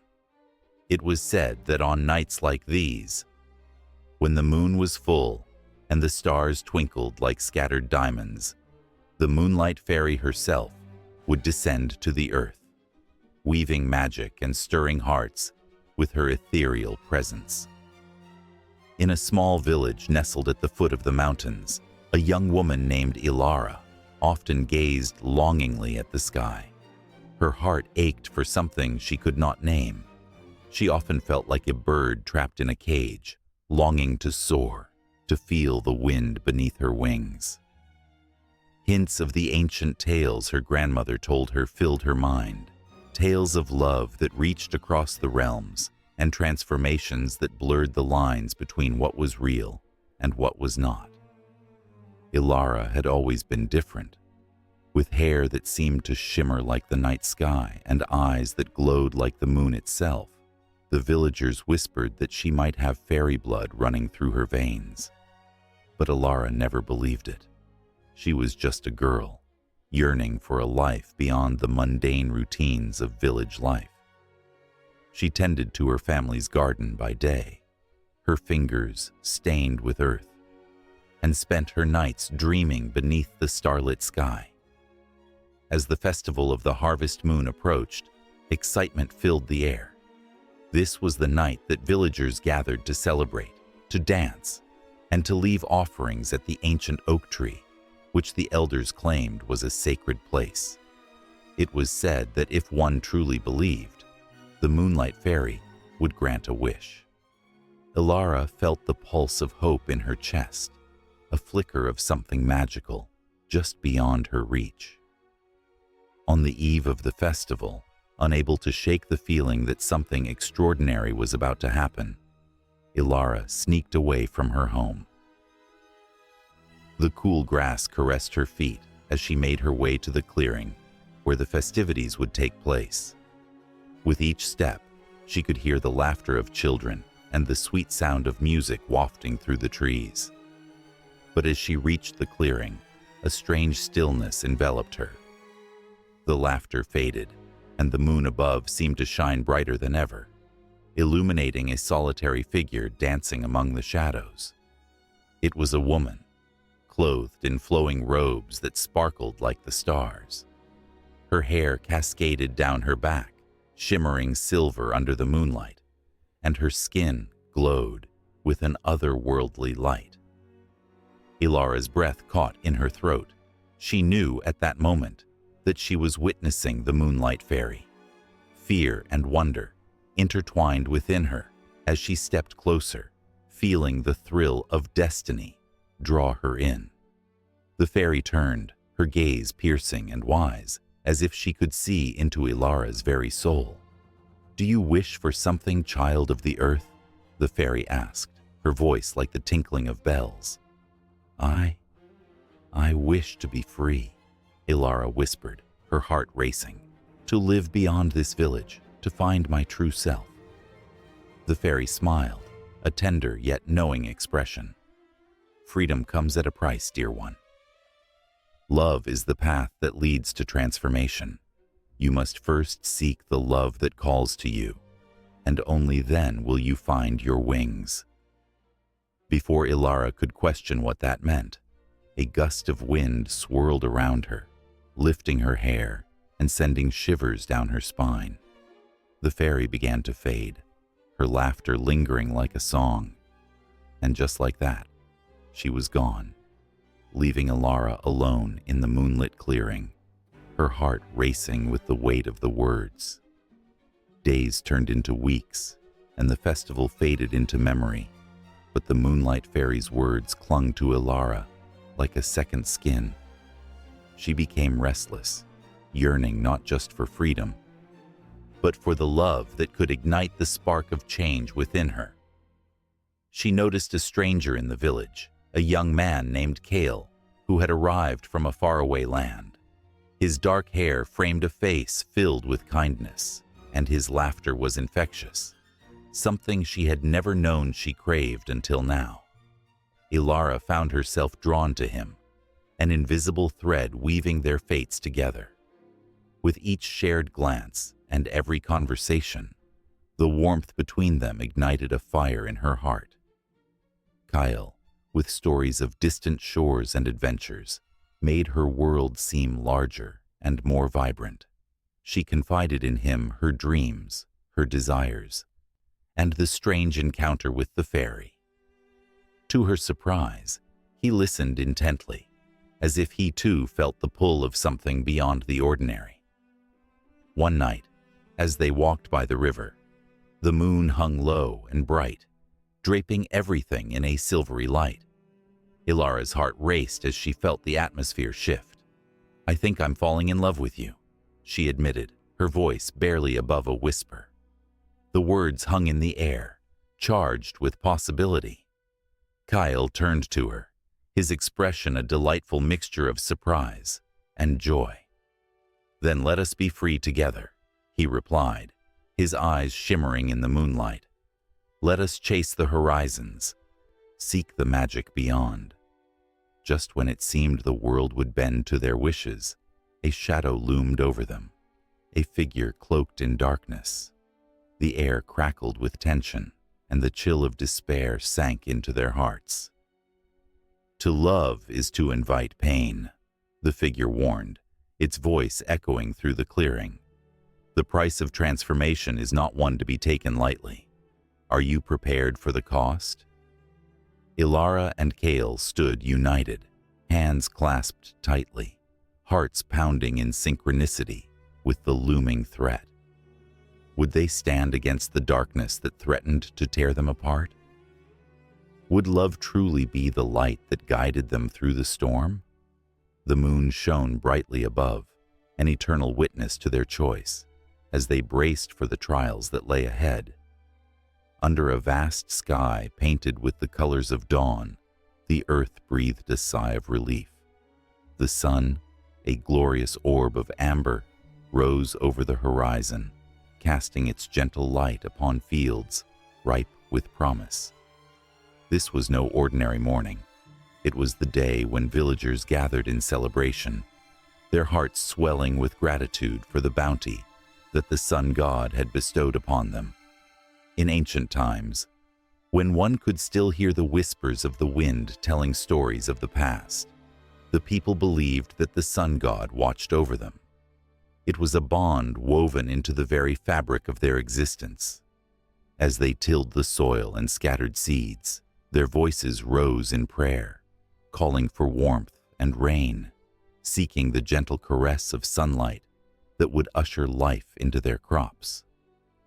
They felt the sun's embrace on their cheeks and knew that sustenance was on the way. But as the sun climbed higher in the sky, a shadow loomed over the land, a threat they dared not speak of, a harsh winter that had gripped the earth, leaving it barren and unforgiving. The elders gathered in the village square, their faces etched with worry as they recounted tales of seasons when the sun had been fickle, when storms had ravaged the fields, and when despair had settled like heavy fog over their hopes. Yet, every tale was laced with resilience, a testament to their unyielding spirit. Children played nearby, their laughter ringing like chimes in the wind, blissfully unaware of the weight of worry that hung over the adults. The elders, however, knew the stakes. If the sun god did not favor them this season, the consequences could be dire. As the villagers prepared for the rituals, their hearts raced with a mix of fear and hope. Incense burned brightly, sending fragrant tendrils of smoke into the air, carrying their wishes upwards, spiraling like whispers to the heavens. The rituals began at the break of dawn, a dance of color and light as vibrant fabrics fluttered in the breeze. The village shaman, cloaked in robes adorned with symbols of the sun, led the throng. She lifted her arms to the sky, her voice rising above the gathering, a melody that entwined with the rustling leaves. "O great sun god, hear our plea." Her words were a song, a calling that echoed through the mountains, through the valleys, seeking a response. Suddenly, a gust of wind swept through, stirring the anticipation in the air. It felt as if the very universe held its breath. The villagers exchanged glances, their hearts racing. Would the sun god answer them? Would the promise of harvest blossom from the ground beneath their feet? As the sun reached its zenith, a murmur rippled through the crowd. Clusters of golden wheat danced gently in the breeze, and the scent of earth filled their lungs. It was a sign, a glimmer of hope amidst uncertainty. The villagers stepped closer, their eyes wide with wonder, as they beheld the fields. The crops shimmered in the sunlight, a sea of gold ready to be harvested. Joy erupted in a wave, laughter and shouts of gratitude ringing out, resounding across the hills as if the mountains themselves joined in the celebration. Yet, just as quickly as joy blossomed, clouds began to gather in the distance. The elders felt a chill race down their spines, Was the sun god playing a game with their emotions? As the clouds rolled closer, the air grew heavy, thick with tension. Hope and dread danced in a delicate balance, with each passing moment threatening to tip the scale. Then, without warning, a crack of thunder split the sky. The villagers looked up, eyes wide with disbelief. Fear gripped their hearts as dark clouds swirled above, blotting out the sun, the very source of their sustenance. The winds howled like restless spirits, and rain began to fall in furious sheets, drenching the earth in an unexpected deluge. In that moment, the villagers stood frozen, caught between the beauty of life's cycle and the harshness of nature's whims. Their voices faltered, prayers stifled by the pounding rain. Panic spread like wildfire as they rushed to the fields. Would their crops be washed away, their hopes drowned in the storm? But as they worked, hearts pounding in desperation, they remembered the tales passed down through generations. Tales of resilience, of rebirth after despair. They dug their hands into the mud, forming bonds with the earth, fighting against the fate that loomed over them. The rain soaked their clothes, mingling with tears of fear and determination. The sun god was not cruel. Perhaps this was a test, a reminder that abundance springs from struggle. They fought against the elements, their spirits ignited with the knowledge that life was not just given freely, but earned through sacrifice. Each villager became a warrior, battling nature's fury, their cries of unity rising above the tumult. As the storm raged, a shimmer broke through the clouds, a ray of sunlight piercing the darkness. It seemed to embrace the land, igniting the golden wheat standing strong against the deluge. The villagers felt the warmth on their backs, a promise that the sun god had not abandoned them. With renewed vigor, they worked alongside the rain, nurturing the land that had given them life. The dance of agriculture continued, a rhythm of struggle and triumph. Seasons changed as they always did, but the bond between the villagers and the sun god deepened, a spiritual connection forged in the fires of adversity. Harvest after harvest, the fruits of their labor became not just a reward, but a celebration of life itself. As days turned into weeks and weeks into months, the villagers encountered the beauty of abundance. The fruits of their labor adorned their tables, a feast that echoed the cycles of the earth. Children grew strong with laughter and stories of the sun god's favor, weaving dreams into the fabric of their future. Each meal shared became a sacred ritual, a testament to their resilience, a constant reminder of the blessings that came from embracing both the light and the storm. Yet, as they celebrated, beneath the surface of joy lay a whisper of uncertainty. The villagers faced the unending question: what would the next season bring? The sun god watched them, a silent observer of their struggles and triumphs. As the harvest moon glowed in the night sky, they danced once more, filled with gratitude, yet haunted by the unpredictability of life. The circle of existence spun on, ever turning, drawing them into its embrace once more. What lay ahead was a tapestry woven with threads of hope and fear, and the villagers knew that as long as they honored the sun god, the dance of life would continue, each step a testament to their unbreakable spirit.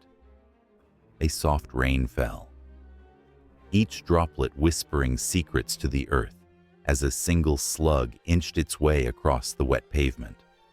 It was an unremarkable sight, yet within this slow, deliberate movement lay a profound lesson that echoed through the ages. This small creature, often overlooked, carried the weight of a quiet resilience that could inspire even the most hurried hearts. Many would pass by without a second thought, but those who stopped to observe noticed the slug's tenacity. It slid through the cracks of the pavement, navigating the jagged edges and uneven surfaces with an unwavering determination. Each movement was a testament to patience, a reminder that life's greatest achievements often come with time and perseverance. The slug, a creature of simplicity, embodied a spirit that had thrived through centuries of evolution, outlasting the trials and tribulations that threatened to extinguish its very existence. In ancient times, the Greeks revered the slug as a symbol of steadfastness. Philosophers would gather, debating the nature of progress and success, while glancing at these humble beings. They saw in them a reflection of their own struggles, understanding that the grandest victories rarely came in a flash of brilliance, but often unfolded gradually, layer by layer. A slug's journey was not one of speed, but of purpose, a reminder that every inch gained was a step towards survival. As the rain transformed the world into a shimmering canvas, the slug continued its journey, undeterred by the elements. Historians tell tales of how ancient farmers, observing these creatures, learned to appreciate the slow dance of agriculture. They found that the land, much like the slug's pace, required patience to yield its bountiful harvest. Fields planted too hastily could lead to ruin, while those nurtured with care flourished, producing grain that sustained entire communities. Yet, the slug's tale did not end with agriculture. In the shadows of war, its lesson echoed through the hearts of soldiers who understood the weight of patience in the face of adversity. On the muddy battlefields of history, where chaos reigned, the slow crawl towards victory mirrored the slug's unyielding spirit. Soldiers would find themselves reflecting on the slug's journey during long nights spent in trenches, waiting for dawn. Each moment of stillness was a reaffirmation of their resolve, reminding them that resilience could emerge not from quick victories, but from enduring hardship. In the annals of time, great leaders, too, found wisdom in the mundane. As they strategized their next moves, they would recall the slug's journey across the rain-soaked earth.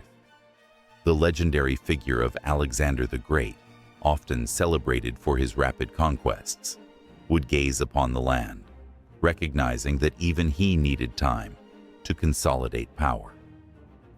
It was said that he once paused amidst his campaigns, observing the slow, deliberate movements of a slug.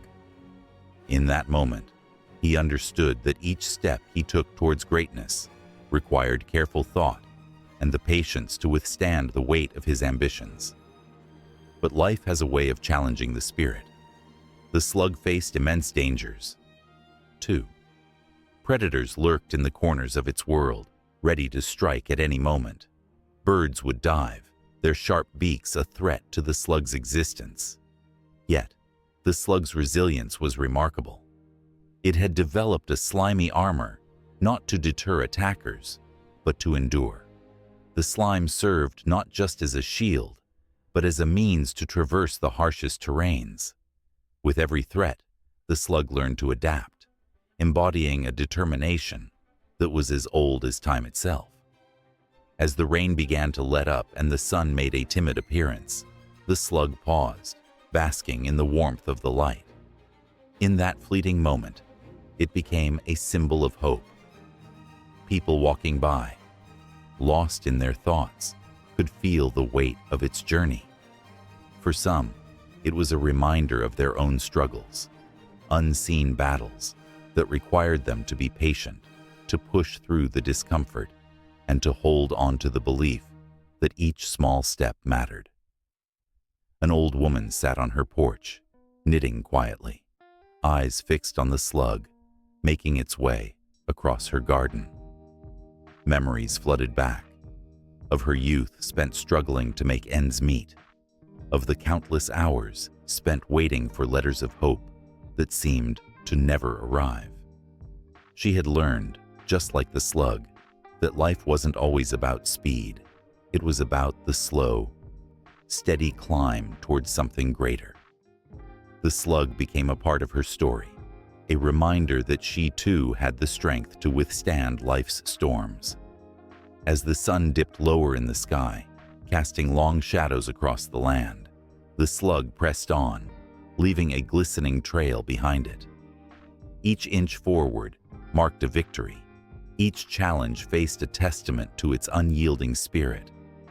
And while the world moved on, faster and faster with each passing day, the slug remained a symbol of patience, a lesson that echoed through history, waiting for those willing to listen. In the twilight of the day, the slug's journey continued, a silent yet powerful reminder that resilience comes in many forms. Through the eyes of the observer, its story intertwined with their own lives, creating a tapestry of emotions and experiences that bound them together, whispering the unspoken truth that sometimes, in the race of life, it is the slowest who ultimately triumph. And as the stars began to twinkle above, the slug moved forward, teaching lessons that would resonate long after the world had forgotten its name, forever marking the path towards understanding patience and resilience in a world that oftentimes demands haste. The river shimmered under the soft glow of the moon, its surface broken only by the gentle ripple of water stirred by the night breeze. The air was thick with the fragrant scent of blooming lotus flowers, a delicate perfume that wrapped around the senses like a silken scarf. Beneath the surface, something stirred, a creature born of myth and water, a magical carp whose destiny was about to intertwine with that of a simple fisherman named Li Wei.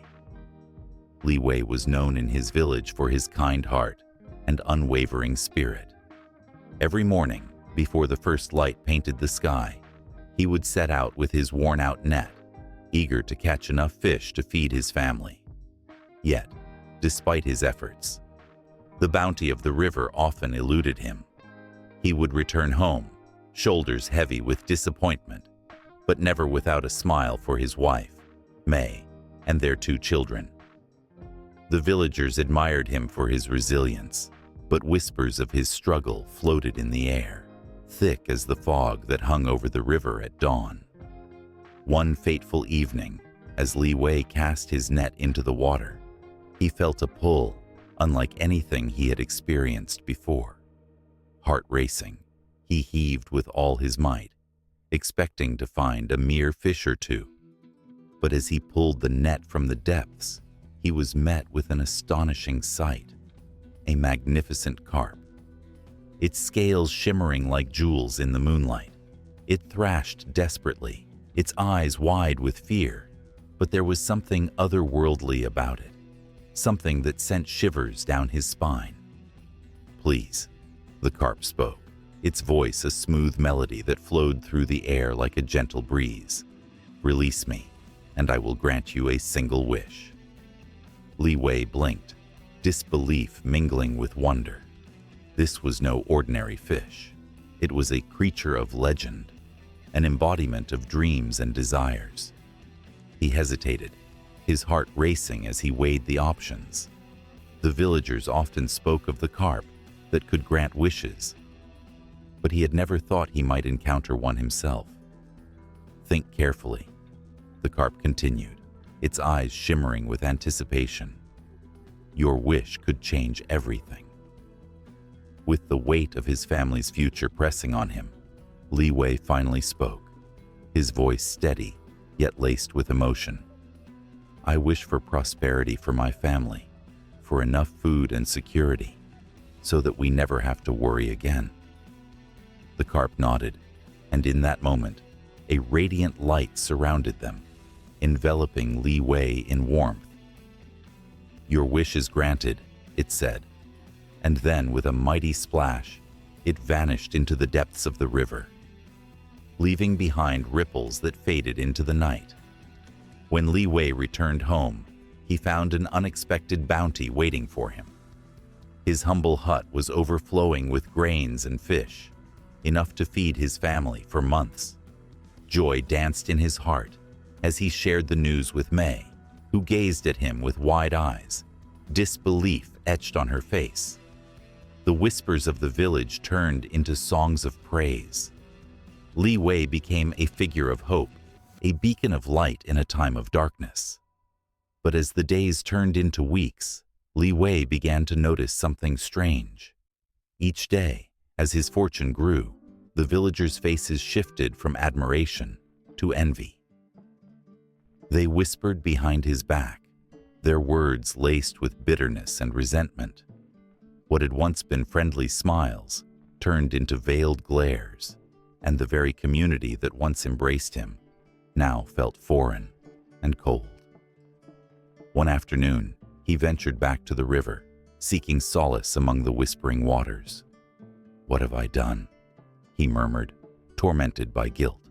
"I wished for my family to prosper, but not at the cost of my friends."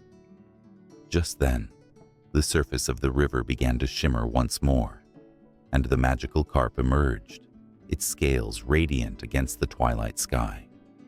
"You have gained much, Li Wei," it said, its voice soothing and wise. "But at what cost? Happiness shared is happiness multiplied, while wealth alone can isolate." Li Wei's heart sank. He had not thought of this. "What can I do?" he pleaded, desperation etched across his features. "I never wanted to hurt anyone. I only wished for my family to thrive." The carp regarded him with compassion. "It is not too late. You can choose to share your fortune with those in need. The more you give, the more you shall receive, not just in riches, but in love, friendship, and community." With newfound determination, Li Wei rushed back to the village. He organized gatherings, offering food to those who had once struggled alongside him.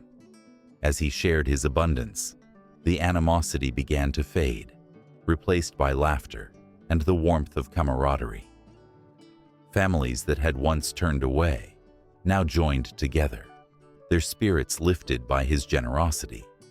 But whispers of the magical carp persisted, tales weaving through the village like a tapestry of mystery and intrigue.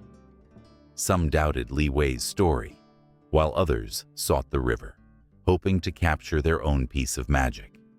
In their quest, they lost sight of the true lesson the carp had imparted, that the heart's desire is found not in riches, but in the connections forged through kindness. One evening, as Li Wei sat by the river, the moon casting a silver blanket over the water, he felt a tug at his heart. It wasn't just the carp's magic he craved.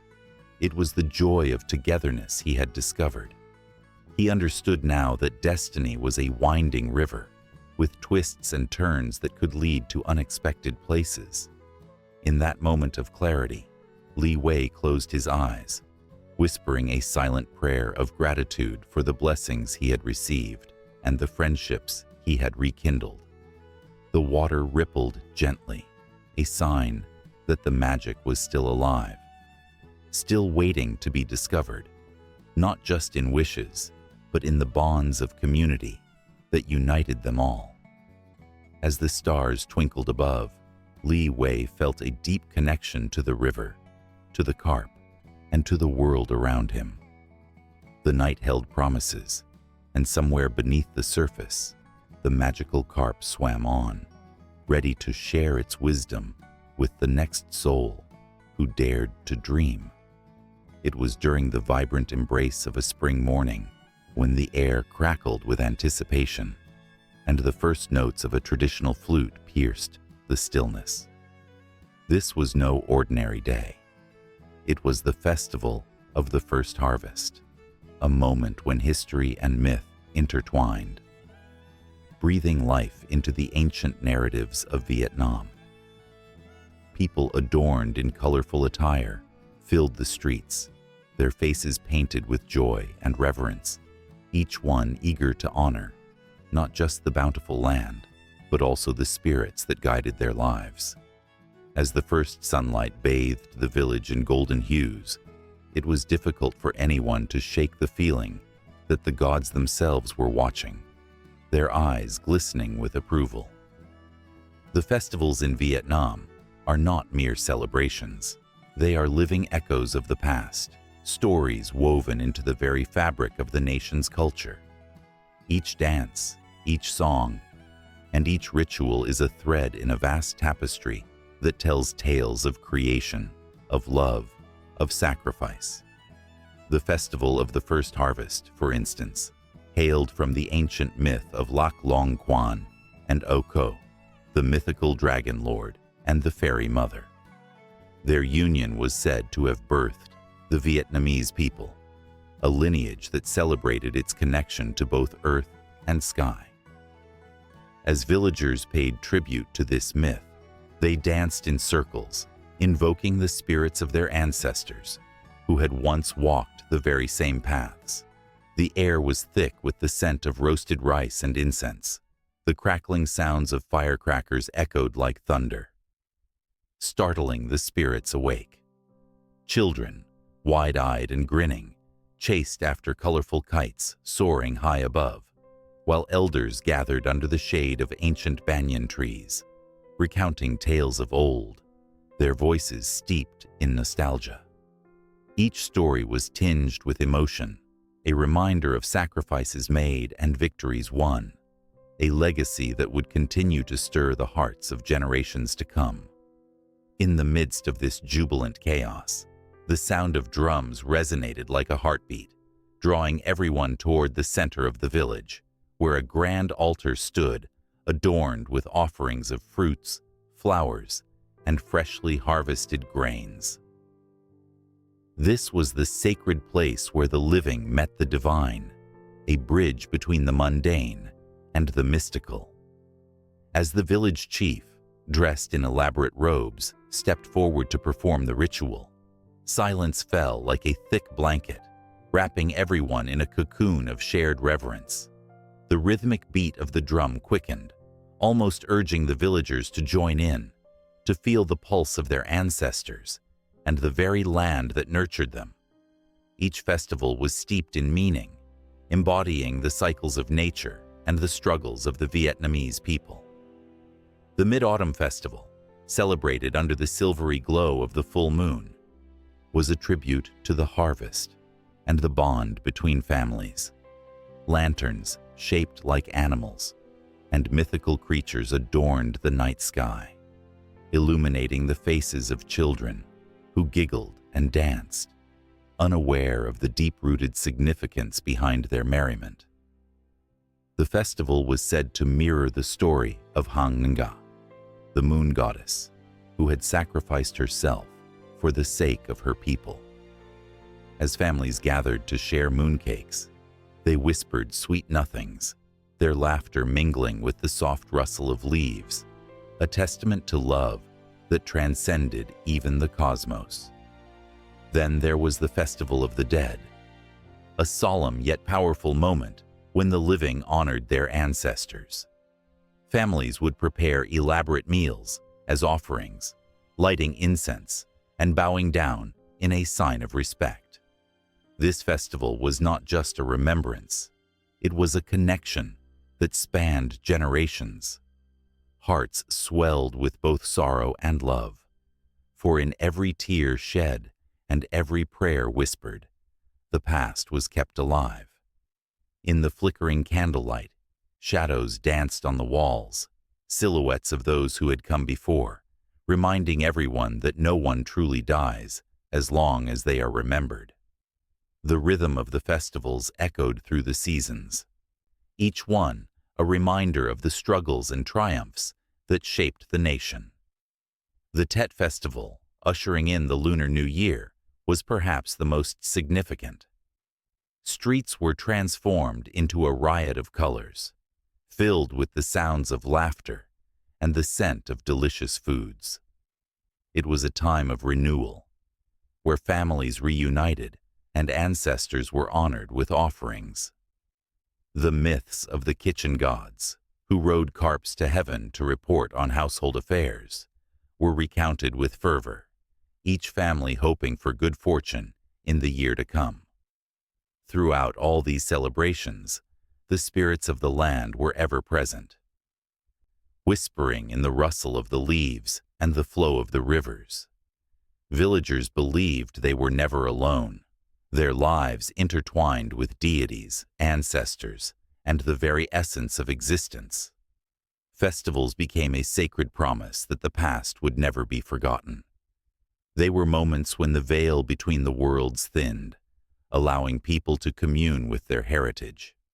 The energy surged, rising and falling like waves crashing against a rocky shore as the sun dipped below the horizon. Lanterns flickered to life, illuminating the night with a soft glow as the festivities reached a fever pitch. A fire dancer whirled through the crowd, leaving trails of light that sparkled like stars against the dark sky. Each movement told a story, a dance of creation, joy, and longing.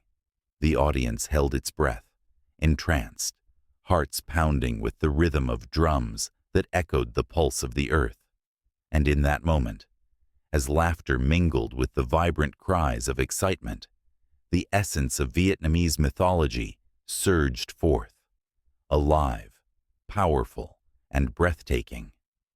The line between the mundane and the mystical blurred in a symphony of emotions, a collective heartbeat that resonated with every soul present. The stories of old were not simply tales told in the shadows. They were living truths, wrapped in the embrace of community and tradition.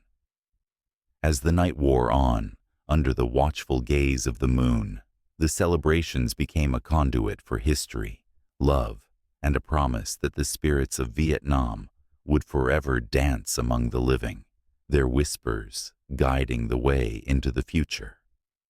The sun dipped low in the sky, casting golden rays that danced across the riverbanks, where children splashed and played. Their laughter echoed, but woven within it was a thread of stories that had traveled through generations.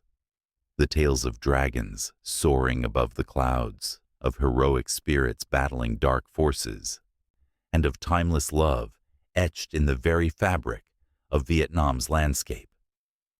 These stories are not mere embellishments. They breathe life into a nation, capturing hearts and minds, molding the essence of its people. As the evening sky turned purple, the air shimmered with the weight of legends and whispers from the past. The ancient myths of Vietnam, rich and vibrant, have left an indelible mark on culture and society. They are stories that intertwine with the rhythm of life, influencing everything from art to daily rituals, binding together the past and present in a tapestry of emotion and memory. In every village, the legend of the Trung sisters stands as a towering beacon of courage and resilience. They led a fierce rebellion against foreign invaders, embodying the spirit of independence and the unyielding strength of women. Their names are spoken with reverence. Their story inspires not just the young women of today, but all who seek to stand firm against oppression. Statues rise in their honor, and festivals are held that celebrate their bravery. In these moments, the atmosphere electrifies, nostalgia and pride mingling as people chant their names. The stories bring goosebumps, igniting the dormant fire of resistance within every listener. Turning pages of time, the legend of Lac Long Quan and O Co unfolds, a tale of love and unity. It speaks of the dragon lord who married a fairy, and from their union sprung 100 children, the ancestors of the Vietnamese people. This story resonates deeply, serving as a reminder of the importance of family and heritage. In crowded homes, around dinner tables laden with food, the echoes of this myth are felt as families gather, sharing laughter and stories that tie them to their roots. Each story told is more than just a tale. It's a connection, a lifeline to the past, that shapes identity and belonging. In bustling cities, neon lights flicker while ancient lore whispers through the narrow streets, where artisans craft intricate products inspired by timeless myths. Beautiful silk paintings depict scenes of gods and goddesses, while traditional music echoes the melodies of ancient times. Here, the past is not forgotten. It thrives, reminding everyone of the rich history that underpins their everyday lives. A song played on a bamboo flute can conjure the image of a serene landscape where the celestial and earthly realms intersect. Every note resonates with an echo of the old, wrapping around listeners like a warm embrace. Food, too, carries the weight of mythology. Every dish tells a story, from the humble bowl of pho to the fragrant ban chung offered during Tet, the Lunar New Year celebration. Ban chung's square shape symbolizes the earth, while its ingredients reflect the bounty of the land, mirroring the harmony of nature that the ancient myths celebrate. Families gather, cooking together, their laughter mixing with the aromas of spices and rice. Each meal becomes an act of reverence, a way to honor the ancestors and keep their stories alive. Even in the arts, the influence of these myths is profound. Traditional theater, like Kai Luang, breathes life into these ancient tales, weaving drama and music into a captivating experience. Audiences, their hearts racing, feel every emotion portrayed on stage, from the sorrow of lost love to the exhilaration of victory. These performances are not just entertainment. They are a revival of cultural heritage, a means to pass down stories that might otherwise fade into obscurity. In the flickering light of the stage, the characters embody the essence of their legendary predecessors, and the audience is drawn into their struggles and triumphs. As the sun sets, illuminating the sky with shades of orange and pink, a feeling of unity envelops the people. The lessons of mythology are evident in their lives, in their choices, their celebrations, and their dreams. They carry the legacy of their ancestors in their hearts, using it to navigate the complexities of modern life.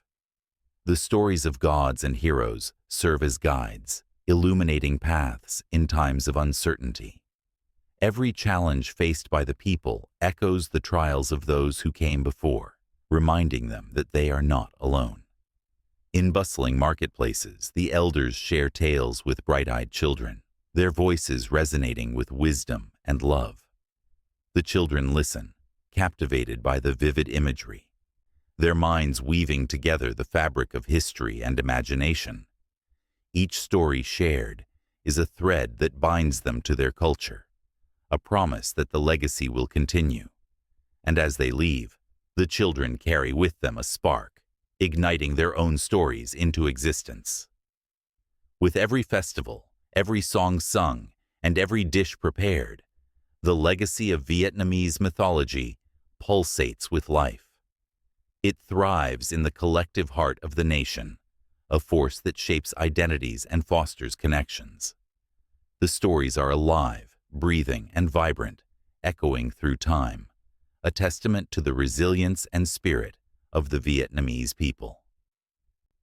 The whisper of ancient legends transforms into the chorus of modern life, a beautiful symphony of the past and present, forever intertwining in a dance that is both poignant and exhilarating.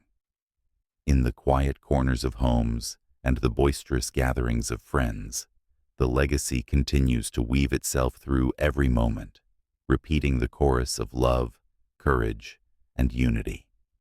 It whispers of dreams yet to be realized and stories waiting to be told.